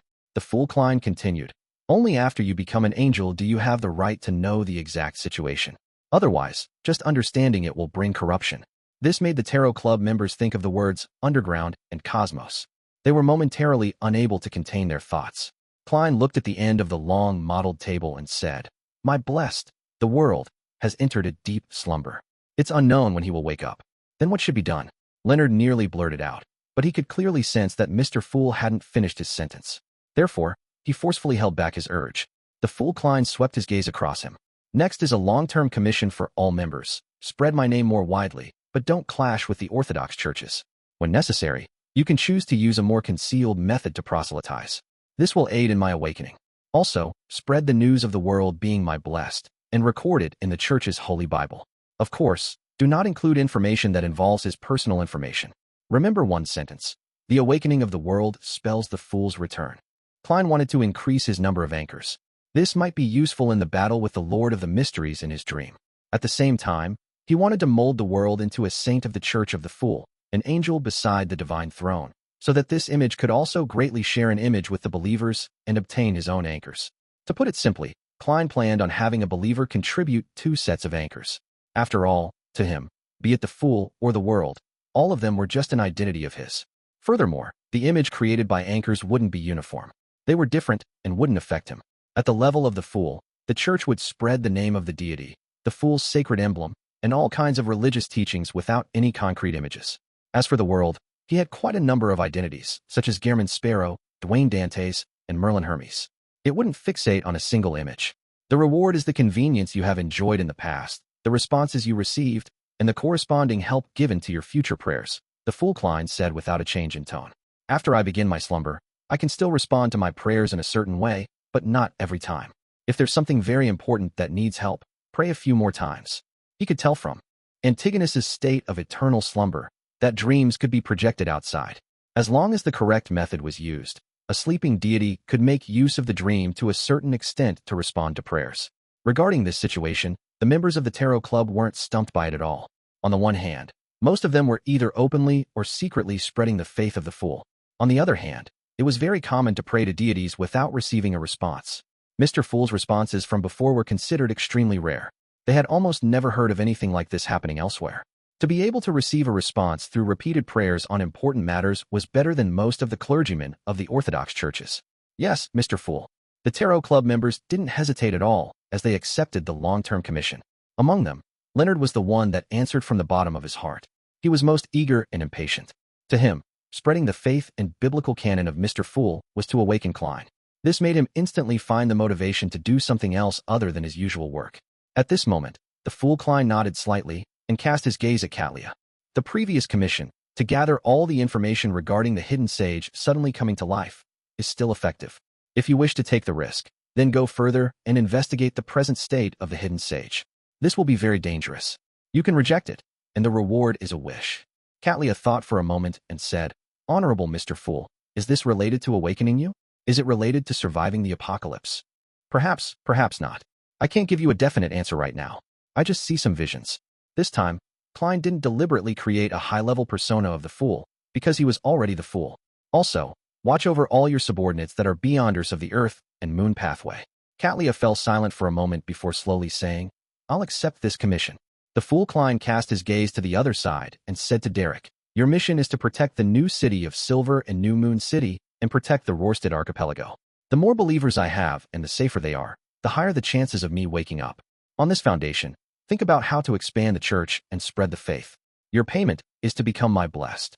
Derek's eyes suddenly burned as he recalled the encouraging gaze he had received from the chief when he pushed open the final door of the Giant King's court. He took a deep breath and said in a firm tone, Yes, Mr. Fool. Klein nodded and looked at Furs. You need to protect the Abraham family well to prevent them from suffering the temptation of the cosmos. Also, gather more information regarding the fourth epoch and figure out Mr. Door's condition at that time. Uncover some of the latent problems of the Abraham family. That's something I wish to do. Furs hesitated for a moment, but she still expressed that she would do such things even if she wasn't given the commission. The fool Klein didn't give his approval or disapproval. Instead, he said, if you're willing, you can write down biographies and stories of the world's different identities using different aliases. The reward for above is that when you have a chance of becoming a planeswalker and have to head to the cosmos, you will receive my blessings. Although Klein knew that he could use a dream to give a response to a certain extent in his sleep, he wasn't sure if he was the one who had the upper hand or the Lord of the Mysteries. Therefore, he wished to use verbal contracts of providing a reward after the completion of a mission on more important matters. When the time came, even if he was at a disadvantage, he would be able to make use of this sort of invisible promise to give an ingenious response. Planeswalker? Furs was taken aback. To be frank, she had never considered this problem before. What she was worried about was the digestion of the secret's sorcerer potion and the wanderer ritual. Soon, she composed herself and said, Yes, Mr. Fool. Klein then cast his gaze at Emlyn. The besiegement of the Rose School of Thought involves preparations for the apocalypse. It's rather dangerous. Even if an angel is participating in it, you have to pay attention to your own safety. Your commission is to try your best to gather blessings, auras, and items given by the primordial moon to her believers in the Rose School of Thought. These might be more dangerous than a Grade 1 sealed artifact. At that moment, although Klein still maintained the fool's tone, there were hints that resembled a friend's warning. This made Audrey, who had stabilized her initial mental state, sense something different. Recalling what Mr. Fool had said to the other members, she sighed inwardly. Mr. Fool's humanity seems to have become richer just as he is about to enter a deep sleep. While Emlyn was slightly surprised and puzzled, Klein continued, Apart from participating in the besieging of the Rose School of Thought's mission, I hope that you can form a pharmaceutical company and perform research on how to mass-produce the medicine with magical effects. If it's mass-produced, there's no way the products can be equipped with a magical effect, Emlyn replied instinctively. The fool Klein nodded. Seek out a compromise. Your main goal is to spread my name through this pharmaceutical company. The reward will also be a wish. This isn't a matter of danger, but whether it's possible. The simplest solution is to give me 1,000 apothecary potions. I can form an apothecary factory for mass production. Emlyn mumbled inwardly before replying seriously. Yes, Mr. Fool. Klein looked to the other side and said to Zio, the apocalypse is approaching. Be it the Red Priest or the Demonist pathways, they will become active. Your mission is to rely on the official factions to investigate the whereabouts of the 3 Sequence 1 Beyonder characteristics and the uniqueness of the Red Priest pathway. If there's a chance, find a clue to confirm the primordial demonist's present condition. It's very dangerous. Klein didn't mention the payment, because he had already paid for it. Zio had her wish fulfilled by holding a ritual and becoming a Sequence 4 imperative mage. As for the 3 Sequence 1 Conqueror Beyonder characteristics of the Red Priest pathway, Klein had previously learned that one was in the hands of the Sauron family, the former Intis royal family, the other in the hands of the Faceax Einhorn royal family, and the other was in the hands of the Loans Augustus royal family. Later, as a reward, it was given to the Demonist sect. Of course, this was only a preliminary answer. The corresponding situation could very well have changed. The Sauron family had already been in decline since Roselle's era. It might not necessarily be able to keep the Conqueror's Beyonder characteristic or corresponding sealed artifact under its control. Klein even suspected that it might have been obtained by the Iron and Blood Cross Order. The failure of the war had significantly damaged the Einhorn family. Klein didn't rule out the possibility of the death of a high-level angel or the loss of a Grade 0 sealed artifact. The location of the Conqueror Beyonder characteristic that the Augustus family gave to the Demonist sect was currently the clearest. However, Klein knew that the Red Angel evil spirit, Sauron Einhorn Medici, had been eyeing it all this time. Perhaps he had succeeded, or perhaps he was carrying out whatever plans he had. There were no clues to the corresponding Red Priest uniqueness at the moment. The last time the mysterious world knew of it was at the end of the fourth epoch, during the Pale Disaster. Chapter 1390, Questions and Answers. Zhou had always been looking forward and uneasy as to what her mission was. She looked forward to it because she had already chosen to accept Mr. Fool's gift, so she definitely had to pay the corresponding price.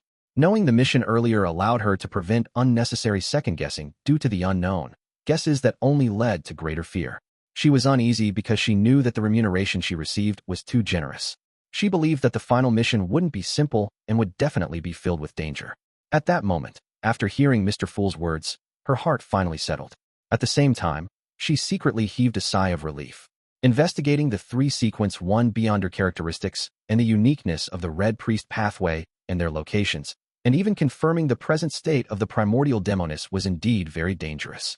It was a mission that would result in a terrifying corruption if she wasn't careful, but it was at least better than snatching the uniqueness and sequence 1 Beyonder characteristics or directly facing the primordial demonis. If it were the latter, even with the official factions supporting her, Zhou didn't think that she could accomplish it. All she could do was write a will, ready to sacrifice herself at any moment. And if it was just the former, she could use a more roundabout method to obtain the information. She didn't need to encounter powerful existences with high statuses. As a sequence 4 demigod, Zhou was confident. Without any hesitation, she immediately replied, "Yes, Mr. Fool." The Fool Klein had planned on looking to the other side. After some consideration, he added, "Be careful of Bansi." Without waiting for the Tarot Club members to start making connections, Klein said to Leonard, "Your mission is similar to the moon's. During the besiegement of the Rose School of Thought, gather blessings, auras, and items from the Mother Tree of Desire from their members. It's equally dangerous." He only gave a single warning, without saying as much as he did like when he gave Emlyn the mission. This was because Leonard had a senior angel from the Marauder pathway parasitizing him. He knew many secrets and knew how dangerous the outer deities were. He wouldn't allow Leonard to act recklessly. Seeing that Leonard was about to nod, the Fool Klein maintained his tone and continued, "You don't have to do too much in promoting my name. You can even choose not to do it. As one of the 22 high-ranking members of the Church of Evernight, as one of the few high-ranking deacons of the Nighthawks, it was very easy for something to happen if Leonard spread the faith of the Fool in private. He would be misunderstood by his colleagues and cause unnecessary conflicts." Miraculously, to Klein, the Moon Emlyn's actions didn't seem to be misunderstood in the same way. To the people and sanguine around him, anything he did wasn't too strange. That's right. Leonard had already recovered from his previous eagerness and realized the cruelty of reality. However, he still wanted to do something. At this moment, the Fool Klein added, "You can share the stories of the world with songs and poetry." Songs and poetry. Leonard instinctively frowned. He didn't immediately respond to Mr. Fool. Klein then said, "Other than that, try your best to raise your own level to prepare for the apocalypse. The reward for all the missions is a wish." Although many Beyonder characteristics had fallen into the real world when the god of combat died, bringing with them a batch of Beyonder creatures, mutated monsters, and abnormal lands, Klein didn't know how many Sequence 1 Beyonder characteristics the Evernight goddess had obtained from the warrior pathway other than the uniqueness, but at the very least, a number of the Sequence 2 angels of the Church of Evernight had the possibility of becoming a Sequence 1 angel. At the same time, if they had obtained additional Beyonder characteristics, they could still switch to the corresponding sequence of the death pathway. This would open a path for the saints to advance, not limiting them to just one pathway. Of course, not every Sequence 3 saint wished to become an angel, but Leonard was currently only a Sequence 4 Night Watcher. Furthermore, if the corresponding Sequence 3 Horror Bishop position was limited, he could consider Silver Knight and Ferryman. Klein had one set of the former. Leonard fell silent for 2 seconds before he slowly exhaled. "Yes, Mr. Fool." The Fool Klein immediately cast his gaze at Miss Justice, who had been waiting. "Apart from promoting my name, you have 2 missions. One is to assist Judgment and investigate the whereabouts of the Red Priest pathway's uniqueness and Sequence 1 Beyonder characteristics, confirming the present state of the primordial demonis. The other is to work hard to raise your level. One of the missions is to increase my sequence." Audrey was somewhat puzzled about this mission. In her opinion, this seemed to be telling an ordinary person, "Your mission is to earn even more money." Furthermore, this isn't of any value to Mr. Fool. Could it be that he wants me to treat Mr. World? Just as this thought flashed across Audrey's mind, the Fool Klein added, "The higher your sequence, the more opportunities you have to awaken the world. In this aspect, you can make use of external forces to help. The psychology alchemist that Hermes rebuilds will be one of the choices, but you need to be careful and take precautions. You have to pay a certain price for this. You can give up the reward you received before. This depends on your will and thoughts. Audrey no longer had any doubts. After a moment of silence, she nodded solemnly. Yes, Mr. Fool. Klein's gaze landed on Alger. You will know what your mission is in time to come. Klein had already foreseen the corresponding scene. Without waiting for Alger to speak, he continued, You can bring the sea god scepter, but during this period of time, all the prayers of the sea god believers will be transferred to the sun, directly pointing at me. Although Alger still couldn't accurately guess what his mission was, he already had a vague premonition. After a moment of thought, he replied in an upright manner, Yes, Mr. Fool. Klein retracted his gaze and looked around before slowly saying, After this, on the first Monday afternoon of every month, you can still gather here, but there will be no convener. If you need to do a private, mini-discussion, pray in advance and wait for a response. At this point, the fool Klein closed his eyes and said, Let us end today's gathering here. The Tarot Club members couldn't help but feel a baffling sense of sorrow. It was as though a grand ball was coming to an end. They stood up at the same time and solemnly bowed towards the end of the long, mottled table. Your will is our will. Klein waited until they finished speaking before he dispelled his control of them. He watched as the crimson starlight scattered and quickly fell. After staring at the scene for a few seconds, he conjured a yellowish parchment and a dark red fountain pen. After some thought, Klein simply wrote, Dear Mr. Azek, due to some complicated reasons, I might be sleeping for a long time. I'm sorry, but I might not be able to write a letter to you for a long time. With just that sentence, Klein stopped and made the pen disappear. Although he had conjured that piece of paper, with his current status, level, and strength, he could sustain it for more than 100 years, even if it was brought to the outside world. He closed his eyes again, summoned Azek's copper whistle, and blew it. At the same time, he released some of the restrictions that came from Sapphire Castle. The skeleton messenger appeared, and every bone in its body trembled intensely, as if it would collapse at any moment. If not for the letter that Klein had handed over, it might have prostrated itself. After the skeleton messenger received the letter and left Sapphire Castle in a hurry, Klein rubbed his temples. This wasn't because the will of the celestial worthy had already escaped from his state of eternal slumber, nor was it because of the pain from maintaining his lucidity. It was just a habit. Klein slowly leaned back into his chair and sighed. On both sides of the long, mottled table, Justice Audrey, the hangman Alger, the sun Derek, the magician Furs, the moon Emlyn, the hermit Catlia, the star Leonard, and Judgment Zio appeared in the order they joined the Tarot Club. But this time, they weren't real. They were only projections. They no longer appeared blurry, revealing their images from Klein's memory. Soon after, more figures appeared. They were a mature man with a receding hairline with deep eyes, a beautiful witch with blue eyeshadow and red blush, a middle-aged man with black hair mixed with silver hair, his voice unusually loud and sonorous, a woman in her late 40s with ear-length short hair, a youth that gamed on his phone while eating delicacies, a happy young lady who kept giggling, a civil servant who looked old than his age with a high hairline, a young girl dressed in an old-fashioned skirt who focused on machinery, a doll-like lady with a pale face, a teacher with soft facial features and bronze skin, a child licking on ice cream, a madam holding 4 heads, and an elder looking all serious at a bill. They either sat or stood, gathering beside the people they knew. In the flickering candlelight on the long table, they discussed different things, followed the music, and danced. Klein silently watched the lively scene as his expression gradually softened. After an unknown period of time, he stood up, passed through them, and walked into the depths of this space. Behind him, the figures, the candlelight, and the music faded away and disappeared. When he saw the strange door of light above the grayish-white cloud, Klein beckoned for the magic mirror, arose. At that moment, the transparent or opaque worms and insects that clustered together to form spherical lights in the strange door of light turned bluish-black. It was like a thick layer of fog that made one unable to see what was behind the door. After Klein arrived, he didn't immediately enter. He felt as though there was an extremely terrifying monster behind the door, waiting to devour him. He raised his head and looked at the transparent cocoons hanging above the door of light. He looked at the modern humans with different skin colors inside the cocoons. Closing his eyes to sense them, Klein raised his right hand and closed his 5 fingers. The cocoons cracked open as the people inside transformed into specks of light. They flew out of Sapphire Castle and landed in the real world, into the bodies of those who had just died. After doing this, Klein lowered his head and looked at the magic mirror in his hand. Are you scared? The aqueous light on the surface of the ancient silver mirror swirled, and the pale words outlined itself. No, in the next second, Rhodes raised his own question according to the rules. Great Master, are you afraid? The corners of Klein's mouth twitched. Yes. With that said, He took a step forward with the magic mirror in hand and walked towards the bluish-black fog in the middle of the strange door of light, passing through it. His figure disappeared behind the door that had the unknown hidden behind. The cracked cocoons were still gently swaying. Chapter 1391, Facing Eye. In the dark blue waves that seemed to never stop in the berserk sea, the future was like a leaf, being thrown high up at times and smacking down at other times. In these waters, there were still some pirate ships that were cruising. They were used to such situations and felt that it was as natural as the sun rising. After Katlia returned to the real world, she pondered for a moment before spreading open a piece of paper and writing. She wanted to ask the Queen what happened recently.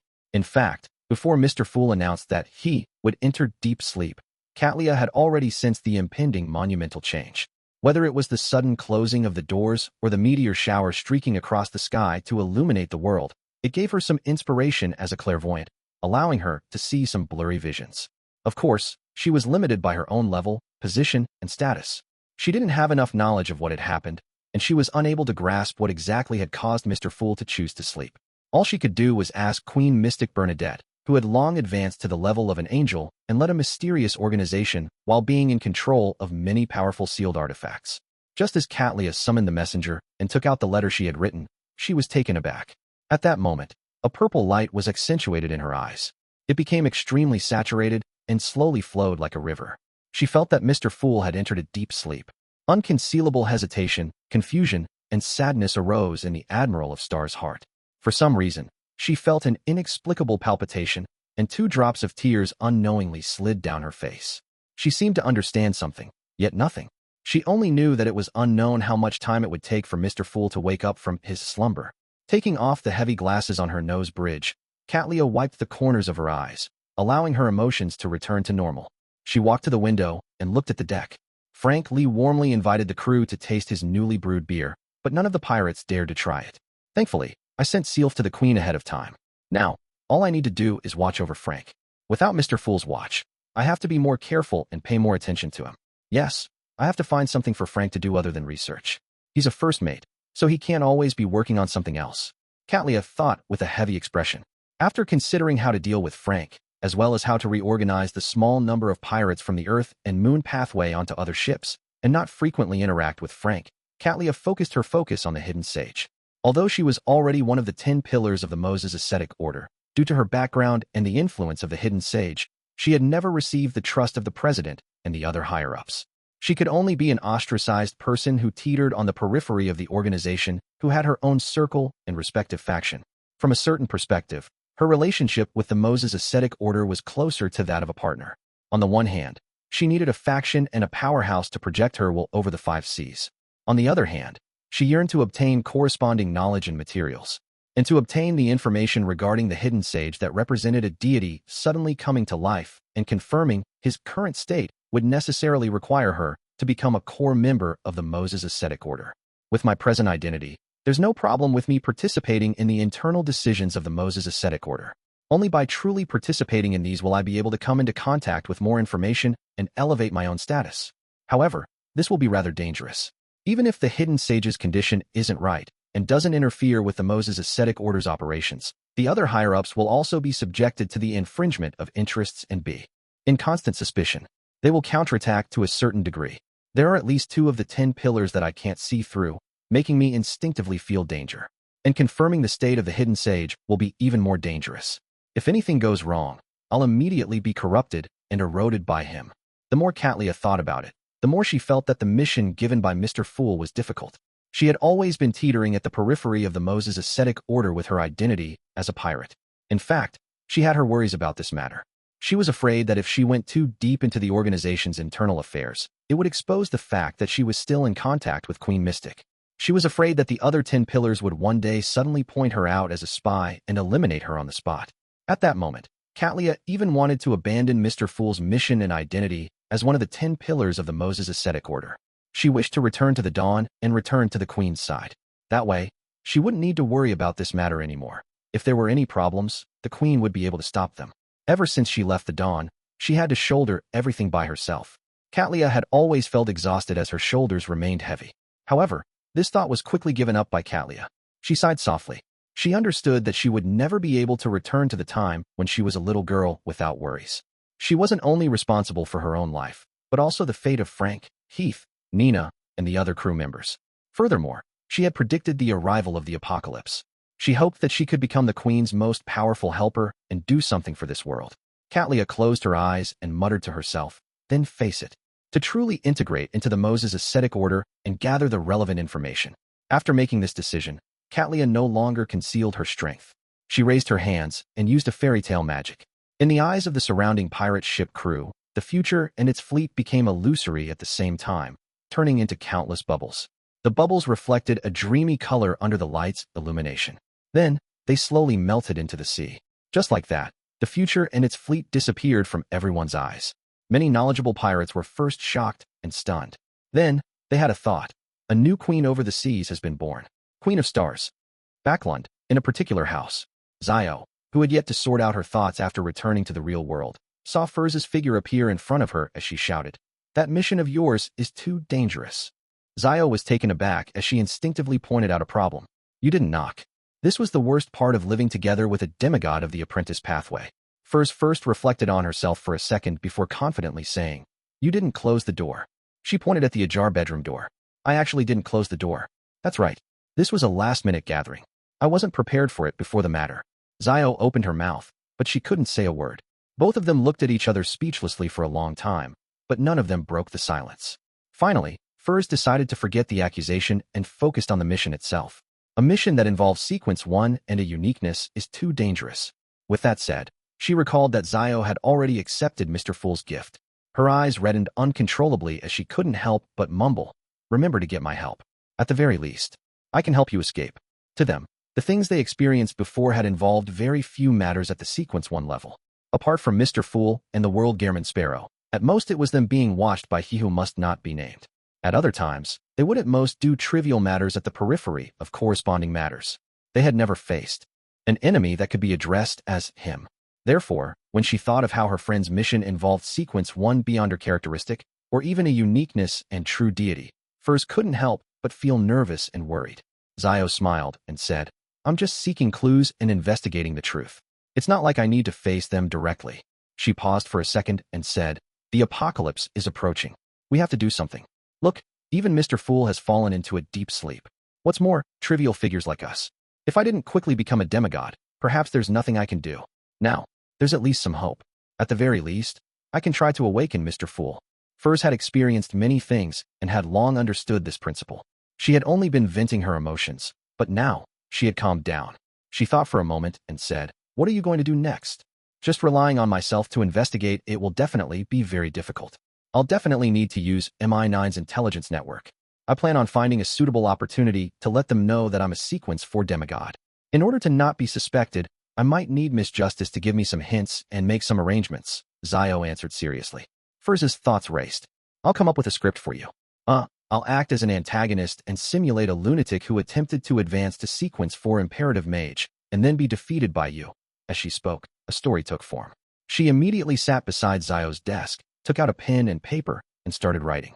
"After I write up the story, I'll get Miss Justice to make some amendments and make it appear reasonable," Furz said as she wrote. As a secret sorcerer, there was no doubt that she could prevent their conversation from leaking out. Zio thought for a moment and said, "Isn't your most important task now to write the biographies and stories?" That's simple. I've already thought of plenty of scenes, and there's a lot of material on my mind."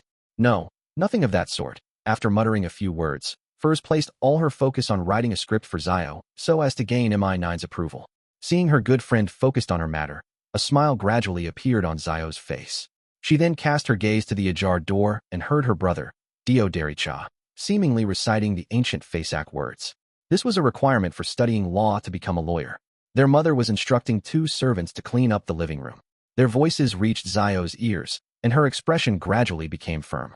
Although she had no idea what would happen when she faced the MI9 brass, and even though she would encounter unknown dangers when completing Mr. Fool's mission, as well as the unknown future during the dawn of the apocalypse, Zio knew that if she didn't do anything or take on certain risks, and just enjoyed the pleasant times with her family just like that, she would ultimately be drowned by the floods like most people who were unprepared.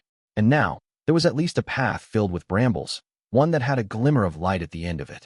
It needed the realization of sacrifice, and to grasp it with courage. Chapter 1392, Yesterday No More. In a room beside the Evernight Cathedral in the southern continent, East Balham, Leonard's consciousness returned to the real world. After a few seconds of silence, he picked up the cup of coffee that had turned cold and took a sip. The bitter taste filled his mouth, gradually waking his mind up. "Old man, what happened today?" Finally, Leonard couldn't help but ask. After a moment of silence, Palaz Zoroast replied wistfully, "Error has perished." Error. Leonard almost didn't realize which existence Old Man was referring to. In the next second, he couldn't hide his astonishment as he nearly forgot to whisper, "Amon?" This was a standard, true god. Yes. Palaz Zoroast's voice sounded like he had aged considerably. To be precise, Amon's main body perished. Leonard wasn't in the mood to distinguish the subtle meaning behind Old Man's words. He asked in disbelief, "Why was there no sign of it?" He had witnessed the phenomena before and after the god of combat died. He knew that it was a change that would affect the entire world and bring about many terrifying monsters and dangerous regions. And just now, the only two abnormalities were the doors and windows suddenly closing and him seemingly forgetting something. In reality, the latter wasn't strange at all. Most people would encounter something similar during their daily lives. Palaz Zoroast's tone sank. He should have perished in Sapphira Castle. Sapphira Castle? Leonard was shocked. The venue of the gathering he had just attended was inside Sapphira Castle. A war between gods has just erupted there. Amon actually infiltrated Sapphira Castle? Amidst Leonard's thoughts, his expression gradually turned solemn. "Old man, Mr. Fool was injured because of this and had no choice but to enter a state of slumber? Is he about to enter a state of slumber?" Palaz Zoroast asked in return. He didn't seem to be too surprised about this. Leonard tersely acknowledged. "The reason he summoned us today was because of this matter." Palaz Zoroast fell silent for a few seconds before saying, "His choice to enter a state of slumber is indeed related to the previous battle of gods and Amon's infiltration, but it's not because of injuries, but because of corruption." "Corruption?" Leonard blurted out in surprise. Even at Mr. Fool's level, irreversible corruption can still be encountered by him? Palaz Zoroast regained his previous poignant tone. "Everything has godhood. By relying on godhood to become a powerhouse, one can never escape the shackles of godhood. On this point, it's the same for you and me. Likewise for the fool. Perhaps he shouldn't be called the fool anymore. He is equivalent to half a Lord of the Mysteries." Lord of the Mysteries. Regarding the problem of the mental imprint in a beyonder characteristic, Leonard indeed had a deeper understanding of it than demigods at his level. However, he still had several holes in the knowledge on this matter. Even though he had heard Old Man mention the term Lord of the Mysteries, he didn't understand what it meant. However, at present, he could confirm that Mr. Fool's level had transcended Sequence 0 according to Mr. Fool's words during the gathering. And what Old Man had just said, his strength was enough to kill a true god. Leonard cleverly didn't probe further. He changed the topic in a deep voice. "Old Man, why is Klein sleeping as well? Are you able to wake him up as soon as possible?"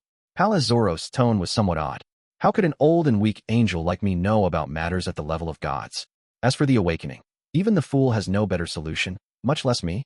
Leonard remained silent for a moment. He picked up his coffee cup and took another sip. After a while, he asked hesitantly, "Old man, do you have any way of stealing the artistic flair of others?" Palaz Zoroast scoffed. "The definition of artistic flair is vague with no clear categorization. There's no way to steal it. However, if you change it to natural talent, there's a way. Forget it." Leonard ultimately couldn't do anything about stealing the natural talent of others to help him resolve his problem. Palaz Zoroast added with a smile, "If you can't accept this method, then you can find a natural talent that you want of someone who's very poor. Make a deal with him and give him the money he wants to exchange for the corresponding natural talent." "It's a little like a deal with the devil," Leonard commented objectively. Palaz Zoroast chuckled and said, "There's another simple solution. That is to spend money to hire naturally talented people to help you resolve the corresponding problems."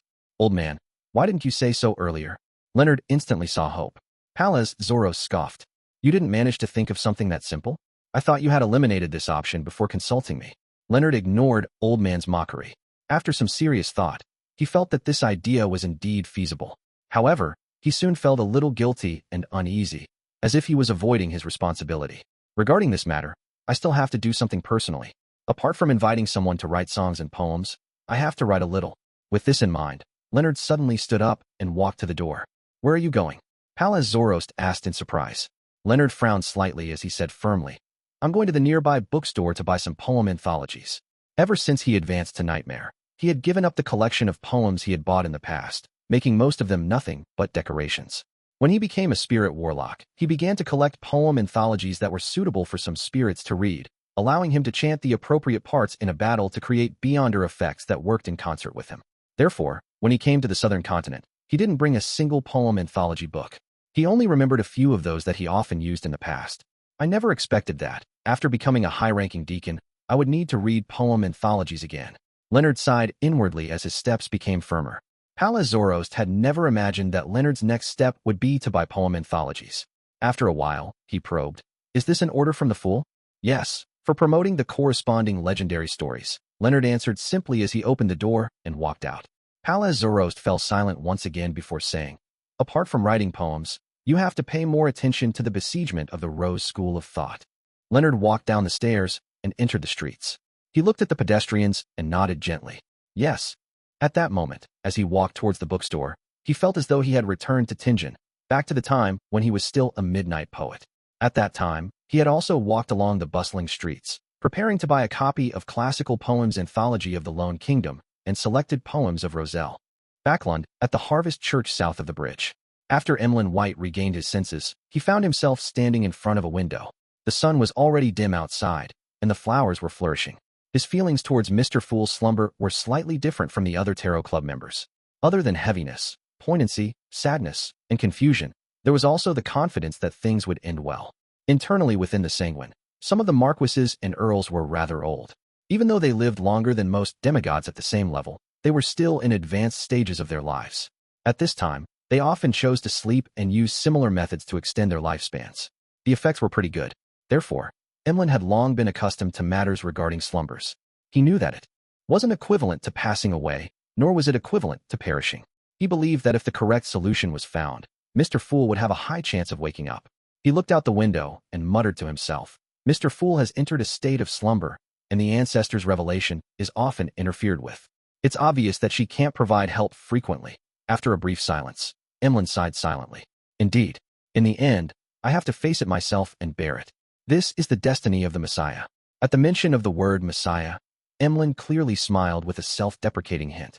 He then repeated inwardly, "I can only rely on myself." Just as this thought flashed through his mind, Father Yutravsky's voice sounded behind Emlyn. "Time to set off." Emlyn turned his head and saw a huge sword on the back of the priest dressed in brown priest robes. The sword's length exceeded Emlyn's height, and its width was close to his waist. Together with Father Yutravsky's hill-like body, the terrifying pressure felt corporeal. As a sanguine earl, Emlyn recovered from his stifled feeling and nodded gently. Okay. Today, they would head to the southern continent to participate in the besiegement of the Rose School of Thought. Just as he replied, Emlyn suddenly recalled something and hurriedly said, "Wait for half a day." He wanted to gather most of the Sanguine in Backlund to discuss the pharmaceutical company. Bishop Yutravsky didn't ask anything and nodded. "Come find me when you're ready." After watching Father Yutravsky enter the depths of the cathedral, Emlyn turned his head to the Sanguine that were following him to the southern continent. "Inform all the Sanguine in Backlund to come over. There's something we need to discuss." "Yes, Lord Earl," the Sanguine replied respectfully. After they split up, Emlyn turned his head to look at the altar and the sacred emblem of life in front of the cathedral. It was a simply drawn infant that was surrounded by symbols like wheat, flowers, spring water, and other symbols. This made Emlyn's thoughts suddenly turn adrift. He had forgotten when he started spending less time in his bedroom, spending less time with his dolls. Even his hobby of studying history became more targeted and efficient. This change didn't take form in an instant. Instead, it was slowly formed over time. It was something that made it difficult for others to notice. By the time Emlyn discovered it, he had already adapted to this new life. Emlyn retracted his gaze, raised his chin slightly, and shook his head with a smile. This is the destiny of the Messiah. Chapter 1393, where the dream begins. After returning to the real world, Alger patiently waited for the mission Mr. Fool had mentioned. On this day, he, wearing the pontiff's clothes and the silver-black mask, was discussing the internal affairs of the Church of the Sea God with Oracle Danitz when he suddenly saw a bishop enter. "Your Holiness, the Church of Storms has sent 2 gifts to congratulate you on becoming a proxy of God." The bishop held a tin box and bowed respectfully. Danitz, who had been secretly rejoicing over the malfunction of Byam's telegram, blurted out in surprise, "Where's that messenger?" "He left after leaving the present." The bishop at the door answered helplessly. Although the members of the Church of Storms often had impulsive moments, such behavior was still quite rare. Alger nodded slightly and said, "If they don't view us as enemies, sending a messenger to deliver a gift is enough." With that said, he raised his right hand and gently made the tin box in the bishop's hand fly over. After catching the small box, Alger's actions suddenly slowed down as though he found it heavy. He slowly opened the container and saw a book made of yellowish-brown goatskin. On the surface of the book, there was a line of words written in Elven. Book of Calamity. Book of Calamity. After seeing the words clearly, Alger felt a little dazed as though he was dreaming. But very quickly, he understood what the mission Mr. Fool was talking about was. Alger sighed silently and looked at the bishop at the door. What's the second gift? It's a ghost ship called the Blue Avenger. It has already moored at the harbor. The bishop answered without any abnormalities. The Blue Avenger. When Danitz heard the name, he instinctively cast his gaze at the pontiff, Alger. He remembered very clearly that this was the ship Alger used back when he was a pirate. This meant that the Church of the Lord of Storms knew that the pontiff Church of the Sea God was once their cardinal. Is this a congratulation gift, or a challenge to war? As Danitz's heart tightened, he realized that he was rather familiar with the other gift. It was the extremely sinister Book of Calamity he had seen when he followed Gehrman Sparrow. Help me return a letter to the Church of Storms, and thank them for their gifts. Alger composed himself as he calmly instructed. After the bishop left the room, he turned to Danitz and said, Oracle, I've received Mr. Fool's revelation. I'll have to complete a mission in the time to come. It will perhaps take me a few years before I return. A revelation? Danitz blurted out in surprise. At this moment, there was only one thought in his mind. Why don't I know about this? Alger nodded. Mr. Fool is about to enter a deep slumber. However, this will not affect responses to your prayers. Danitz was so shocked that he couldn't speak. Alger continued. Gehrman Sparrow has also entered a state of slumber. After I leave, the church's matters will be handed over to Elder Derek Berg of the new City of Silver. You need to cooperate with him and write into the Bible that the sea god is Mr. Fool and get all believers to accept it. Our faith is key to Mr. Fool's awakening. You are his oracle, and you have to make an example in this aspect. Of course, he will give you a new revelation at any time and give you other missions. Danitz was a little dizzy and confused when he heard that, but he still understood the seriousness of the matter. He hesitated for a moment before nodding heavily. Okay. After settling the matter, Alger stood up and returned to his room with the Book of Calamity. He looked at himself in the mirror and laughed. He slowly removed the papal tiara from his head and removed the silver-black mask on his face. A few days later, at the crowded Byam harbor, Alger raised his head and looked at Derek, who was taller than him, and said with a smile, You've been doing very well recently. The Church of the Sea God has been running smoothly. Derek subconsciously wanted to raise his hand to scratch the back of his head, but he ultimately held back. He said with some melancholy and reluctance, Mr. Hanged, Your Holiness Wilson, when will you return? Alger shook his head and said, Everything ahead is still uncertain. No one can tell. Without waiting for Derek Berg to respond, he said, You're already mature and reliable. I don't have any advice for you. Having said that, Alger paused before saying, If the Rorstad archipelago encounters a disaster you cannot stop, don't sacrifice yourself in order to protect it. Derek was stunned. This was the most important place of worship for Mr. Fool. It was the new home of the City of Silver. So how could he give up just like that? Alger had already expected Derek's reaction and explained with a serious expression. To Mr. Fool, the most important thing is the believers here, not these islands. To the City of Silver, the most important thing is the people, not the city. As long as you can protect Mr. Fool's believers and protect the citizens of the City of Silver, migrating them away in time. Even if we lose Byam, the new City of Silver, and the Rorstad archipelago, we can rebuild a new city elsewhere and rebuild a new home. Remember, don't lose sight of the forest for the trees. Derek was deeply moved when he heard that. He grasped the crux of the problem. He replied sincerely, I understand. Thank you, Mr. Hanged. Your Holiness Wilson. I will protect Mr. Fool's believers and the citizens well. Alger didn't say a word as he turned around and walked towards the Blue Avenger that was moored at the dock.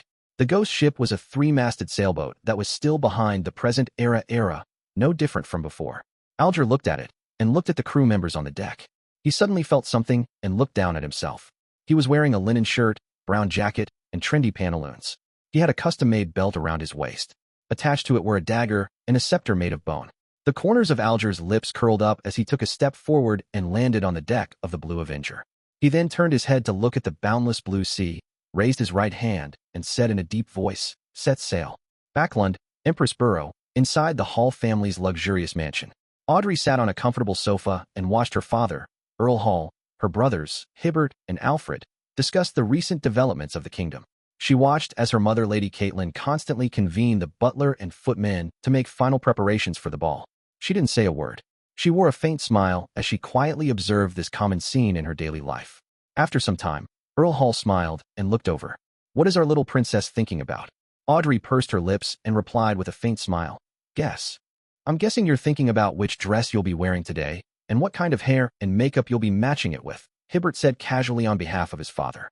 Audrey smiled and said, Correct, but there are no rewards. She slowly stood up and said to her parents and brothers, I'm going upstairs to change into my gown. Earl Hall smiled and nodded. There's no hurry. Everyone believes that you're worth the wait. Audrey bit her lower lip and maintained her smile as she walked towards the door. When she was about to leave the room, she paused and looked back. Her parents and her two brothers continued with their discussion or arrangements. Audrey's gaze froze as she slowly retracted her gaze. She walked out of the room and went upstairs to the bedroom. Susie was already waiting there. Audrey inhaled indiscernibly and raised her right hand. She used her index finger to draw lines of faint light. They seemed to come from the deepest part of a dreamscape. A few seconds later, the faint glow turned into a blonde, green-eyed, abnormally beautiful girl, Audrey Hall. But unlike Audrey, this girl still carried a little childishness and a slight romantic bearing. Good evening, Miss Justice, the girl greeted her cheerfully. Audrey smiled and replied, Good evening, Miss Audrey. After the last-minute tarot gathering, she finally made up her mind to advance to Dreamweaver and prepare to split an identity to accompany her family. She would stay away from them and not let the various dangerous matters she had attracted affect them. After staring at her for 2 seconds, she turned to look at the golden retriever beside her and said, Susie, are you sure you want to follow me? Yes, we are friends forever, Susie replied seriously. Audrey didn't say another word. She split off a virtual person and entered Susie's body of heart and mind, which she opened up for Audrey.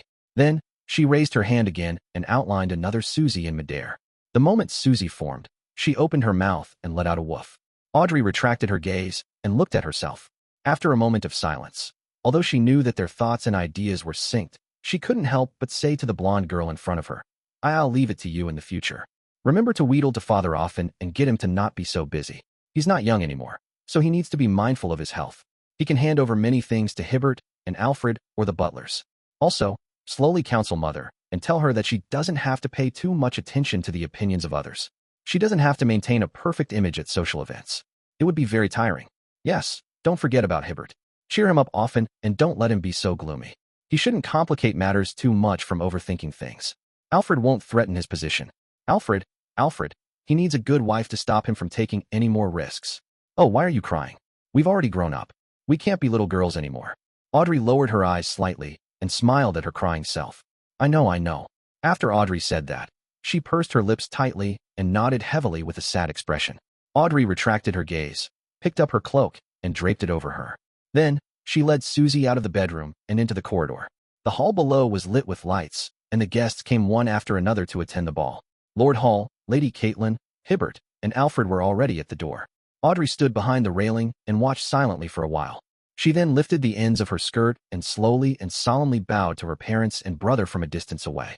After maintaining such a posture for 2 seconds, she straightened her body and raised the hood from her dark blue cloak to cover her face. To her side, behind her, there were bright lights and a bustling din. In front of her, many dark lights formed a sea of collective subconscious.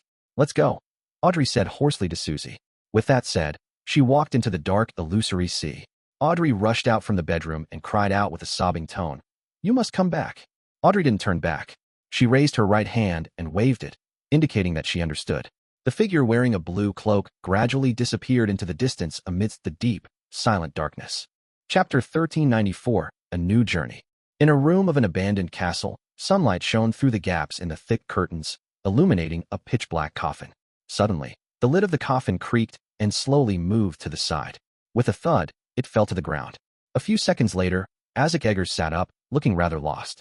At that moment, he was wearing loose pajamas that had been popular in Lone years ago. He resembled a noble who had woken up in his manner.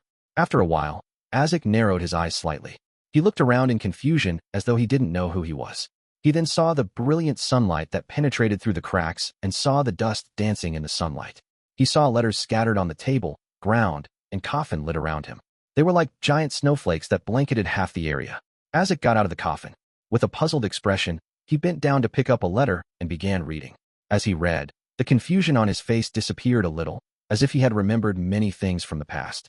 Isaac immediately found a chair and sat down, allowing all the letters to fly in front of him to stack up like a mountain. He opened the letters one by one, reading them one after another. There would be pauses in between as he fell deep in thought, as if he was seriously recalling something. The sunlight that passed through the gap in the curtains gradually dimmed. After a long time, it shone inside again. At that moment, Isaac finally finished reading all the letters and completed the long contemplations that resembled cogitation. He looked at the letters that had been stacked on the table and slowly let out a long sigh. Following that, he took out a piece of paper, a fountain pen, and some ink that he could still use. He wrote with a warm expression, "I've already woken up and received all your letters. They made me recall who I am and who you are. I also remember many memories of the past. Your experiences, no matter how complicated and exciting, have exceeded my imagination. It also makes me understand some of the problems that previously plagued me. I can feel your joy, your exhaustion, your faith in life, and the heavy responsibility that you have borne from your letters. I can roughly guess why you ultimately made that choice. If it were me, I might not even be able to make such a decision. From the beginning, you've been a guardian. You mimicked others until you were mimicked by others. Next, I will begin a journey to pursue the past and witness the changes in this world. You seem to still be asleep, but it doesn't matter.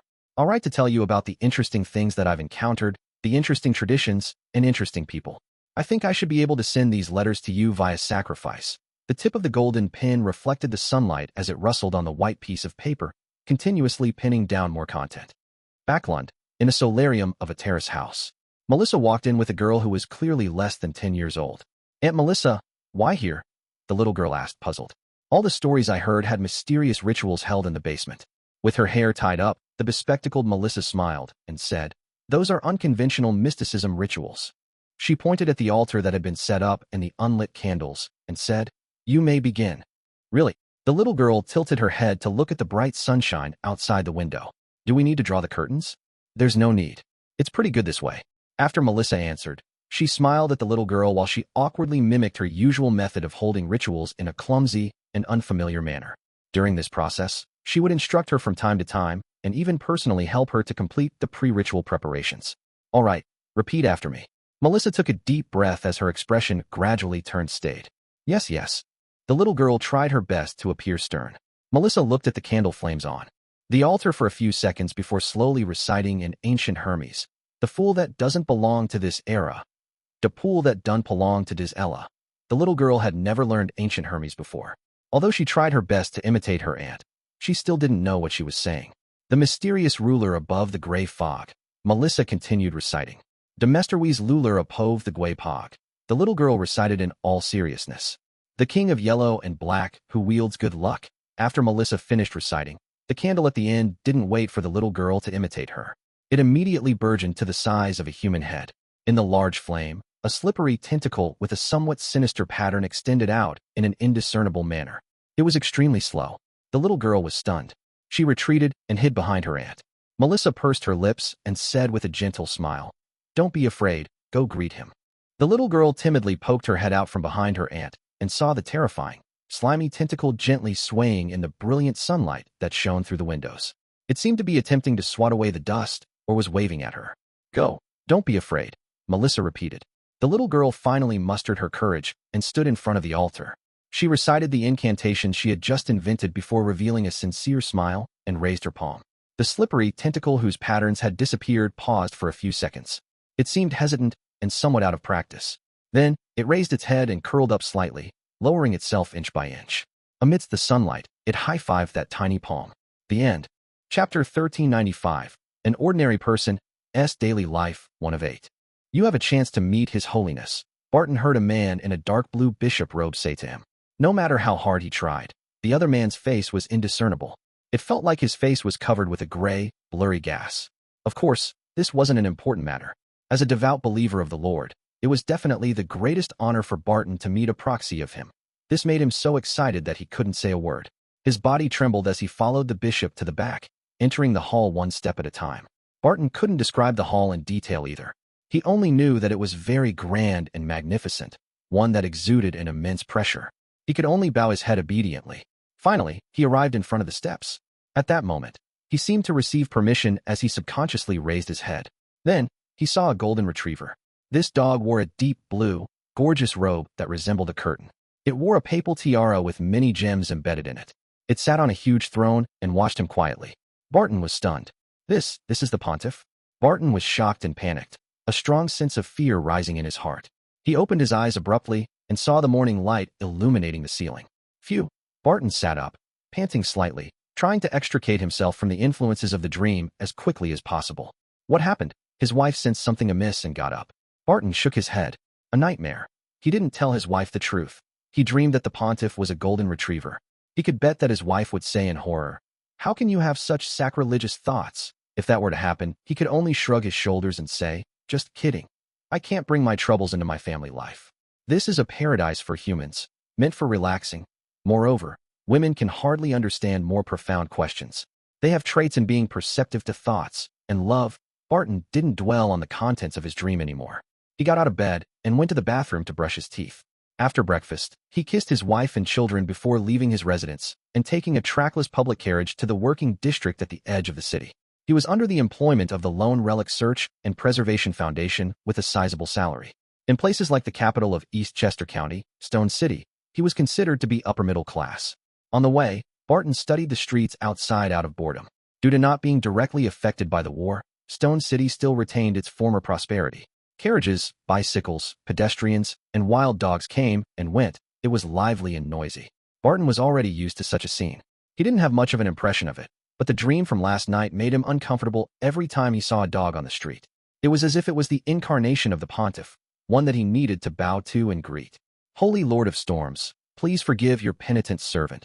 Barton raised his right hand, clenched his fist, and gently struck his left chest. After a while, he arrived at the Lone Relic Search and Preservation Foundation. As he greeted his colleagues, he walked into his office. After hanging up his hat and coat, Barton relaxed and leisurely prepared some special black tea for himself. He was almost middle-aged, and his energy was dropping. He always hoped to use a simpler method to supplement his body without suffering any hardship. After preparing the black tea, Barton picked up a few newspapers on the desk and wanted to prep himself before starting work. The economic situation in Backlund last season has greatly improved. Another pirate at the level of king has appeared in the Sonia Sea and the Berserk Sea, Queen of Stars, Desi Bay Fruits Trade Fair. After reading the newspaper slowly, Barton took a sip of black tea and started his work. A letter from Vernal? Barton found a letter from an old friend as he examined the documents on his table. He was an archaeologist who had a close relationship with the Lone Relic Search and Preservation Foundation. Barton immediately took out a letter cutter, took out the letter, and read it seriously. "My dear friend, my students and I found some interesting ruins in the mountains of Civilhouse County. Perhaps they originated from refugees from the Fourth Epoch. In that period of history that we don't know much about, they left the city for reasons unbeknown to us. They entered the forests and stopped interacting with the outside world again. They existed in the form of a tribe. They might still be guarding something, but it has long been drowned out by time, leaving behind only ruins and corpses. My students and I will excavate this place while employing conservation practices. We hope to find something more useful that can help us restore the history of the Fourth Epoch. I wonder if your foundation is interested in this. Here, I solemnly invite you to send a team over to confirm if our work is real and effective." Going into the mountains, the first thing that surfaced in Barton's mind was not the relics or the history, but the buzzing mosquitoes, the humid, dark environment, and the camp that became a temptation to the wild beasts. He shook his head and picked up a pen and paper. He prepared to file this letter and send it to his superiors. Chapter 1396, An Ordinary Person's Daily Life, February 8th. After drafting the document's header, Barton was preparing to add some details into the document when he realized that Vernal hadn't submitted any supporting information. Does he think that he can apply for funding with just a letter by simply relying on his relationship with the foundation? Barton looked around the table and muttered to himself in puzzlement. In his opinion, Vernal wasn't an arrogant archaeologist. Apart from being feisty and impatient, he was considered a typical lone gentleman in all other aspects. Under normal circumstances, when one requested funding from the Lone Relic Search and Preservation Foundation, they had to provide a lot of information, such as photos, ancient supplementary documents, and other related information other than a cover letter that described the project. Otherwise, the foundation wouldn't be able to do a review and make a decision, much less spend large amounts of gold pounds to send a team to the project location for inspection. Or rather, could it be that Vernal was just too careless and forgot to send the information out as well? Of course, with the relationship between Vernal and the foundation, it's entirely possible the upper management will send a person or two to arrange a meeting to verify the information when they see it. Yes, as a friend, I should still help him. Barton shook his head and didn't think further. He stood up and walked to the bookshelf. He then stretched out his right palm and used his fingers to stroke the back of a book spine, selecting the information he needed. Finally, he took out a few books and journals and combined his various viewpoints to give a detailed description of the history of the Civilhouse mountain range in the document he was about to submit. In the scientific community, there's a common viewpoint. In a period that's unknown to be long or short, the Solomon Empire and the Tudor dynasty coexisted in the northern continent, and their border could very likely be situated where the Hornacis mountain range and the Fanapotter Highlands are today.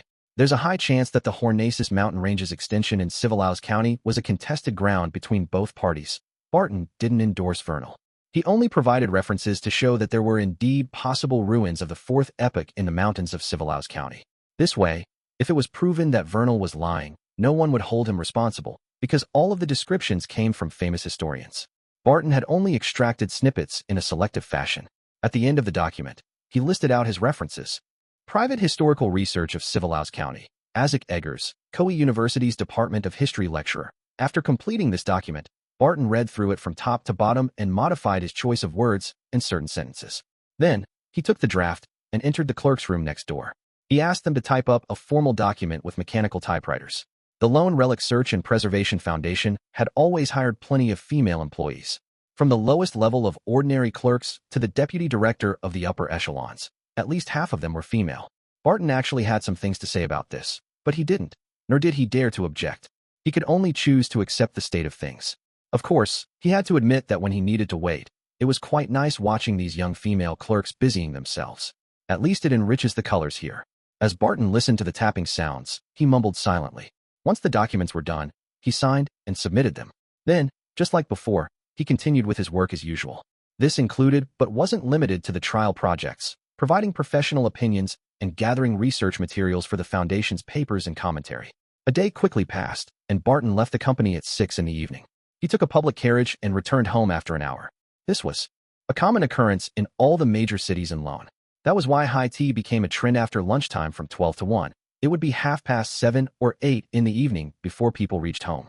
If not for high tea sessions, most people would definitely be abnormally hungry. Of course, this was only limited to the middle class and above. Many poor people might only eat 2 meals a day. Moreover, couples with the conditions to work would both be working. They would have to prepare dinner after returning home at around 8 in the evening. And the food wasn't for their enjoyment. Vernal came to visit you in the afternoon, Barton's wife said casually as she helped him take off his coat and hat. Vernal. Barton was taken aback momentarily. The archaeologist who discovered a fourth epoch ruins in Civilhouse County had returned to Eastchester County. As soon as he said that, Barton frowned and muttered to himself. He really did forget to send the information. So he came back personally? No, there's no need to go through so much trouble. The Royal Mail is rather reliable. Besides, he should know that I'll definitely be at the Foundation if it's not a weekend. Yes, I might have been sent elsewhere for an inspection review. With this in mind, Barton asked, "Where is he?" "He only waited in your study for 15 minutes before he left," Barton's wife said. Barton pressed. "Did he say which hotel he's living in? When will he come again?" The archaeologist, Vernal, was from Eastchester County, but he wasn't a Stone resident. He didn't have a place here. He didn't say. He seemed to be in a hurry. Barton's wife paused for a moment before continuing. He looked very impatient. Barton touched his receding hairline and nodded gently. "I'll be in the study." His study was on the second floor, and there were many bookshelves and some porcelain placed there. He wasn't too passionate about porcelain, but he actively searched for unique items. After some searching, Barton didn't find any note or letter left behind by Vernal. He quickly threw the matter to the back of his mind. This was his usual rule. He tried not to be troubled by work once he got home. After dinner, he shared a beautiful time with his wife and children, then quickly washed up and went to bed. In the dead of night, he suddenly woke up and opened his eyes. Ever since the danger he encountered during an archaeological excavation 10 years ago, Barton had gained a sense of awareness, spiritual perception that exceeded what ordinary people had. He could always sense some movements that others couldn't detect. For example, others might realize that someone was looking for them when visitors arrived at the door, but Barton could sense whether the other party was related to him once they walked down the corridor. Someone sneaked in. Barton suddenly sat up, his eyes wide open. He looked at his wife, who was sleeping soundly beside him, and didn't wake her up. With very slight movements, he flipped out of bed and removed the double-barreled hunting rifle hanging on the wall. After grabbing the rifle, he gently opened the door and looked down the corridor. This place was shrouded in the darkness of the night, and a faint crimson glow outlined certain objects. Barton didn't hesitate. He entered the corridor and scanned the area. However, he didn't find the burglar. Was I mistaken? Barton turned around, feeling a lack of confidence. There was no sign of any of the rooms on the second floor being opened. After thinking for a while, Barton came to the door of the study, grabbed the handle, and gently twisted it. The door opened silently.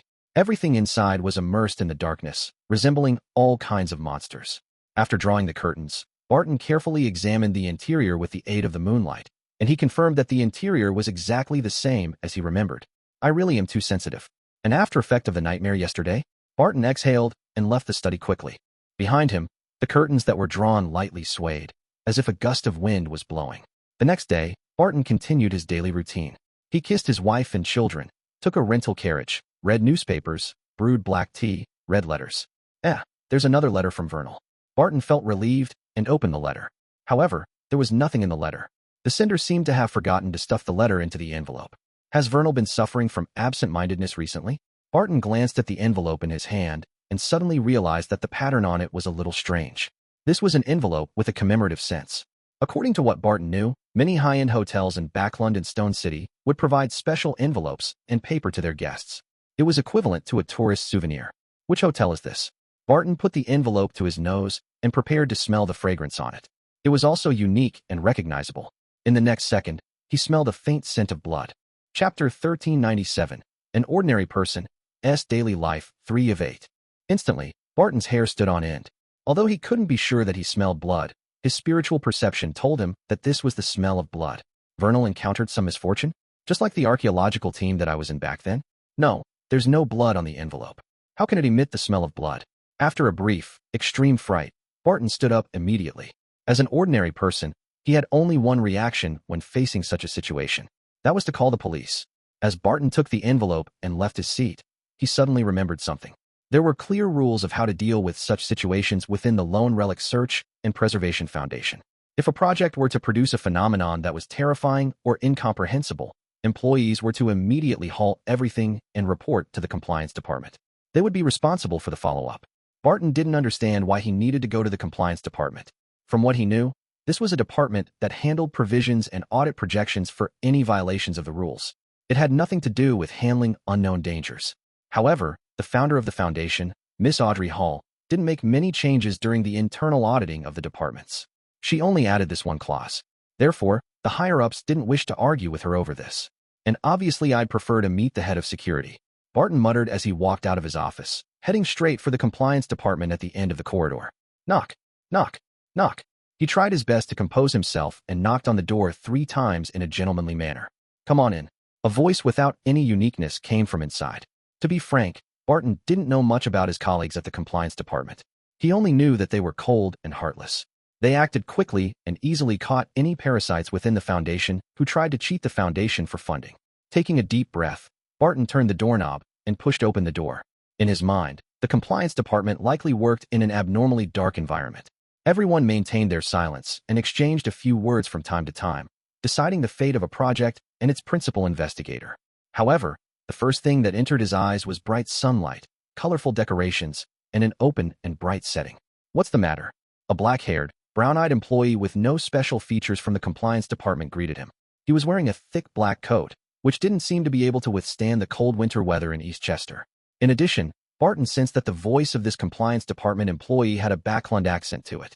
Either he was born there, or he had stayed there for quite some time. He isn't cold, mechanical, and difficult to get along with. He even feels friendly. As such thoughts flashed through Barton's mind, he said hurriedly, "A partner of ours seems to have encountered a situation." The letter he sent only consisted of an envelope.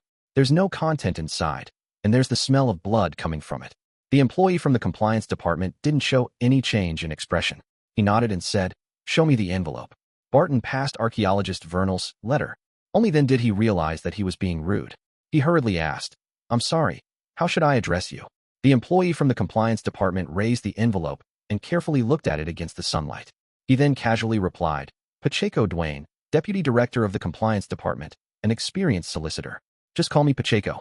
Without waiting for Barton's reply, Pacheco lowered his arm and said with a serious expression, "Indeed, there are some abnormalities. A preliminary conclusion is that this letter is from the Clough Hotel in the city.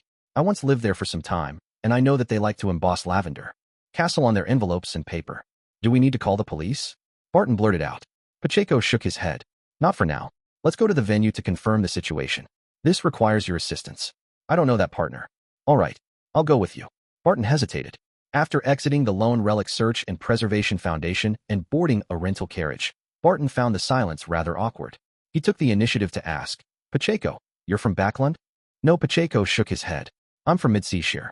I just happen to have lived in Backlund for nearly 15 years. Why did you leave Backlund? I heard that it's the city most suitable for lawyers to develop their career, Barton said casually. Pacheco smiled and said, but it's also a place full of competition. All right, I was just joking. I was once a personal lawyer and partner of From His Cage, a steam car mogul. Later, he invested in the Backlund Bike Company, and I began to work as the company's legal advisor. Barton was suddenly enlightened. Miss Audrey has a large number of shares in that company. Did you get to know her because of that? That's right. Pacheco sighed.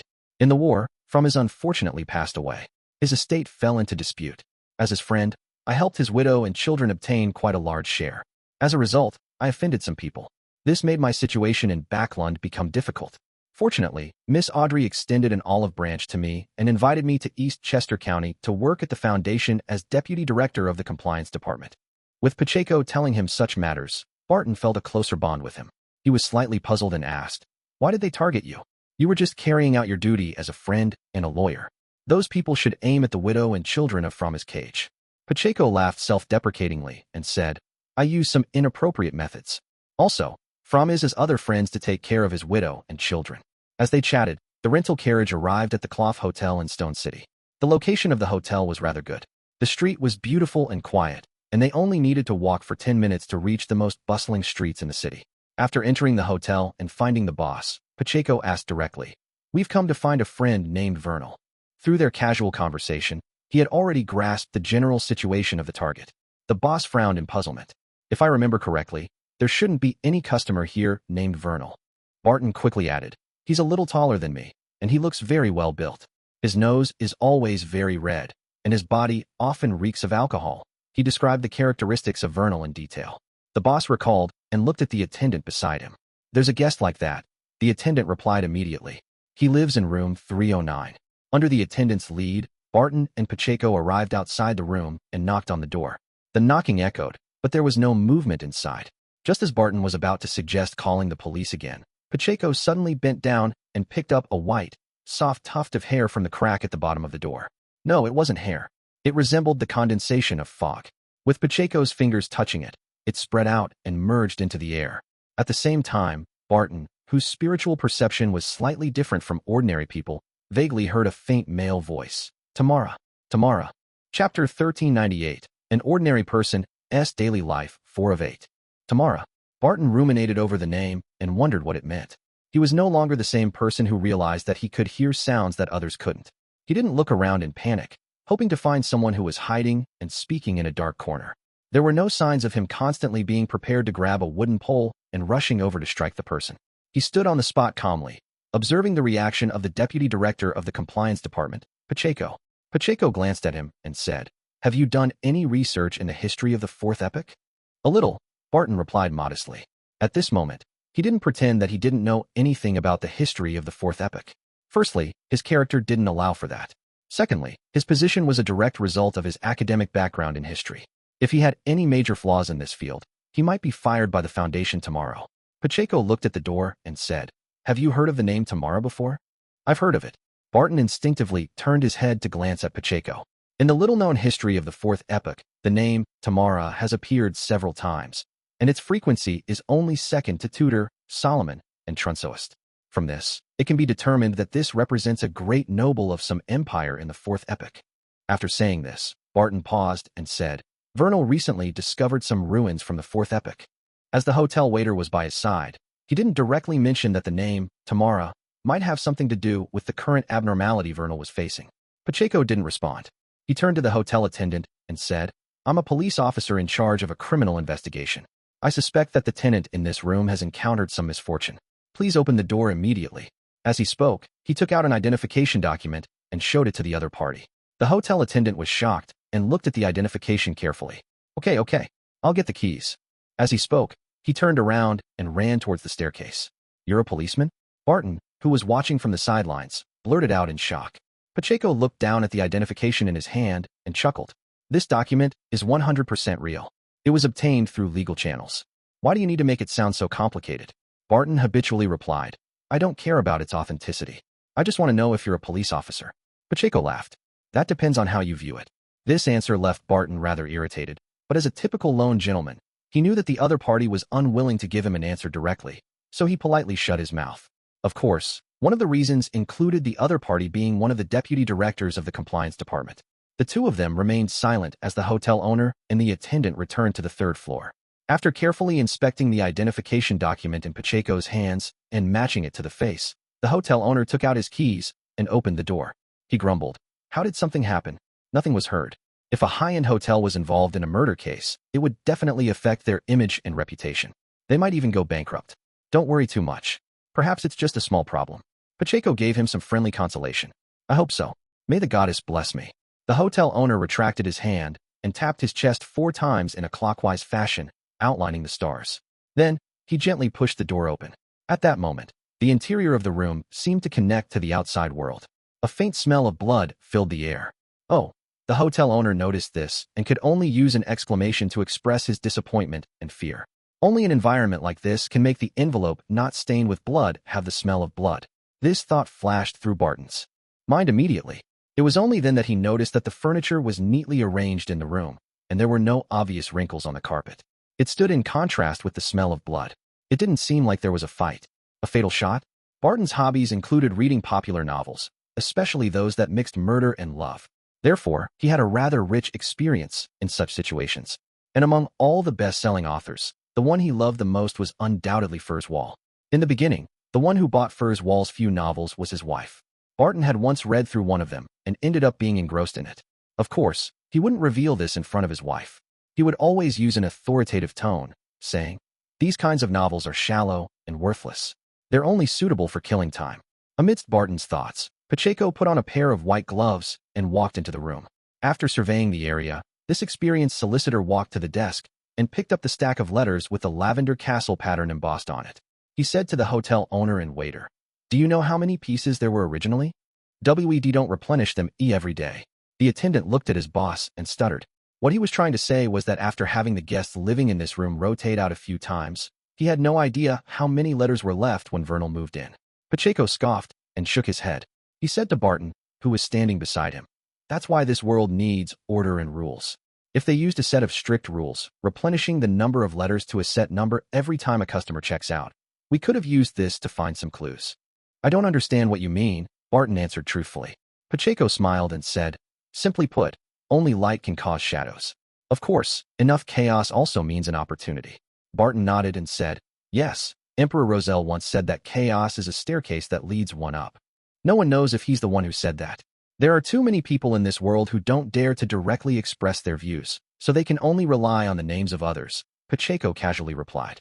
Then, he picked up the blank piece of paper at the top and held it against the sunlight that passed through the glass windows. "I love dealing with people who are careless." Pacheco suddenly laughed. After saying this, he put the letter back in its original position. The next second, he took out a sharpened pencil from his pocket and lightly scribbled it over the letter paper.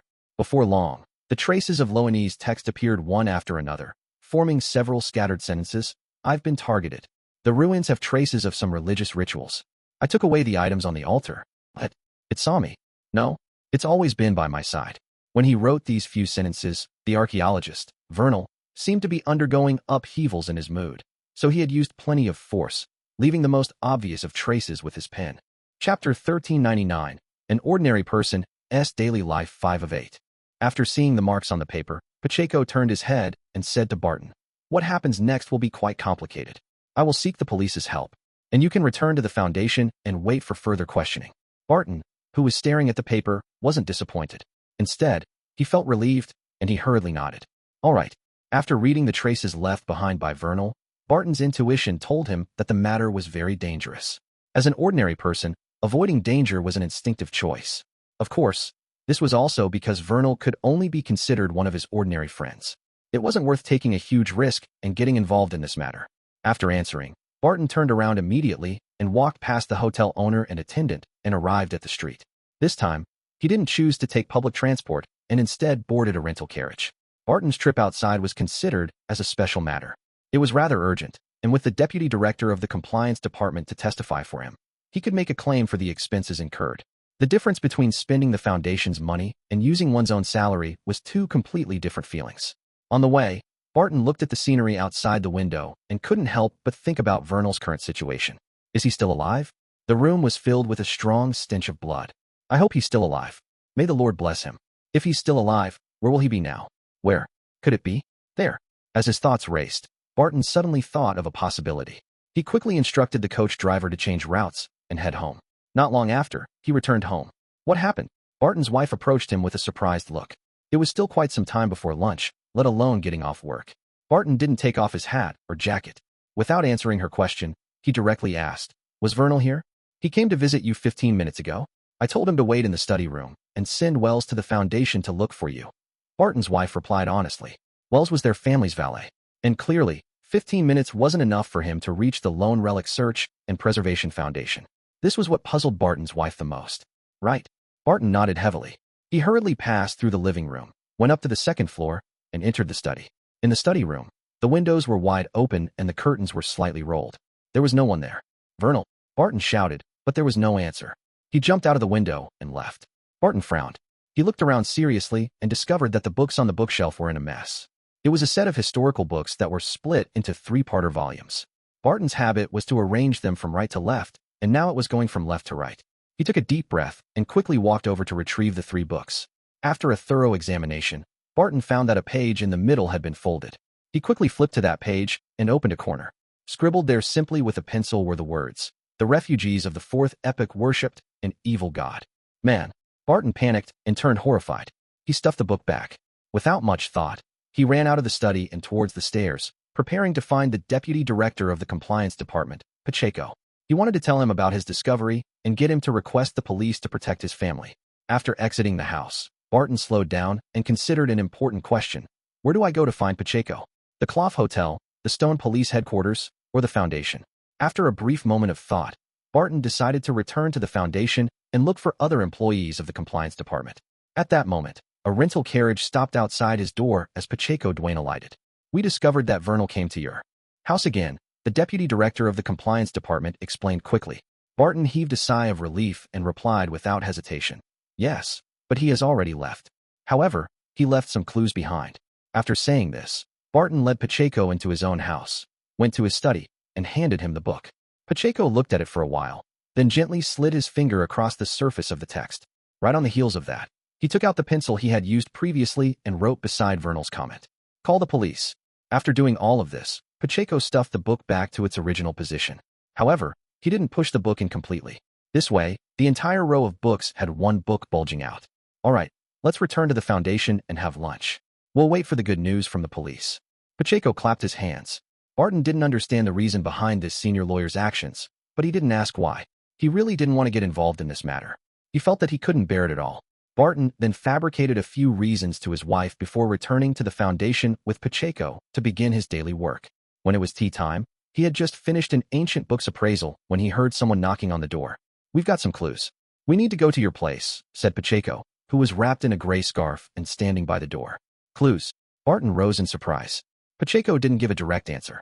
He spread out his hands and made an inviting gesture. Barton couldn't refuse and went home with the other party. Vernal came again. His wife clearly sensed that something was amiss and went to the door in horror. "It's fine. Just some minor problems."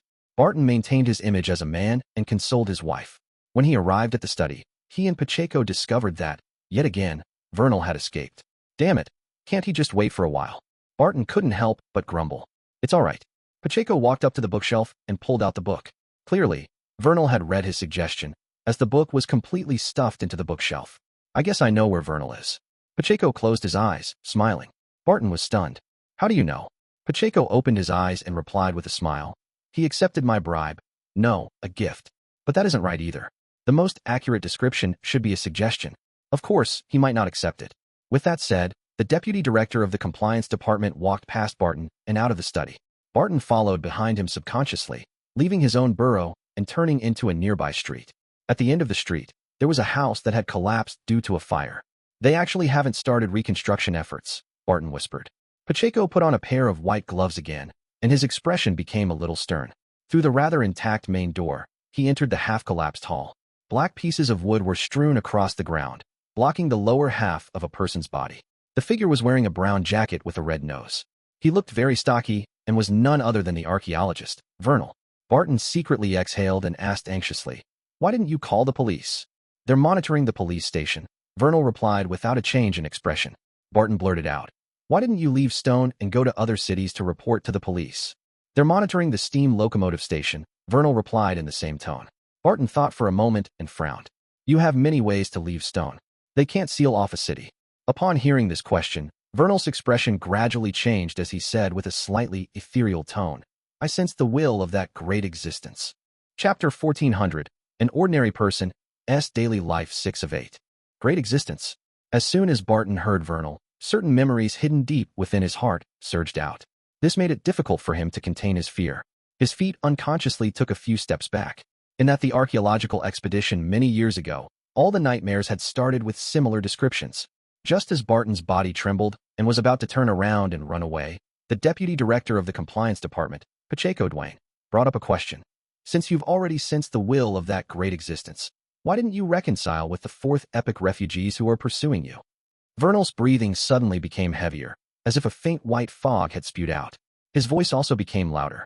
Their faith wasn't accepted with their whole body and mind. They still had some reservations.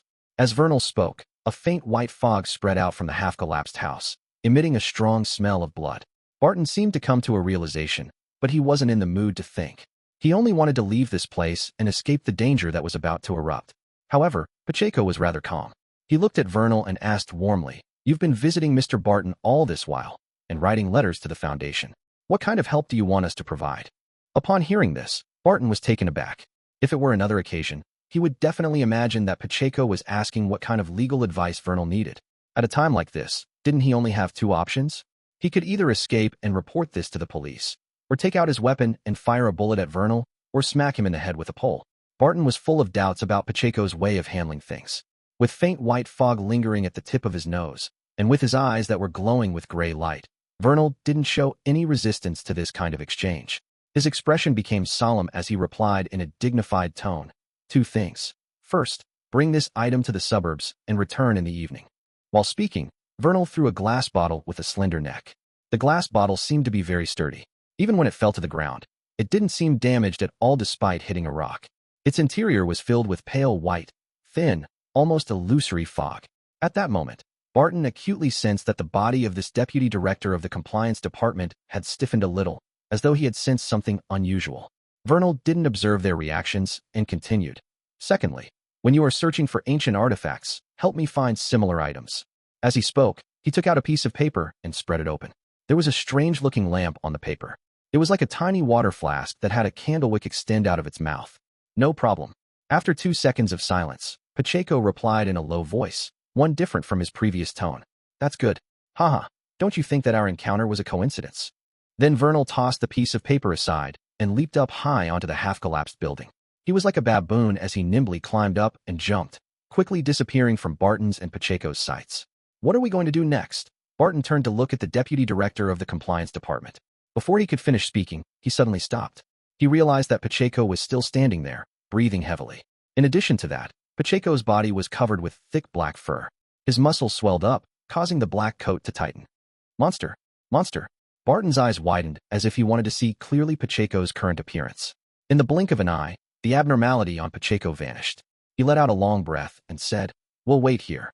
Do you need to pick them up? Barton pointed at the bottle and paper on the ground. The corners of Pacheco's mouth twitched as he said, You can pick it up, but you have to keep a distance from me. Later, Barton blurted out, Will the fog in that glass bottle affect you? There are things that even if you can't be certain about, it's best to not rashly attempt them. Pacheco still didn't give a direct answer. It's really tiring to communicate with him. After pondering for a while, Barton took a few steps forward and stopped in front of the bottle and paper. Just as he bent down to grab the two items, his eyes suddenly lit up with a weak light. Immediately after, a pair of boots appeared before his eyes.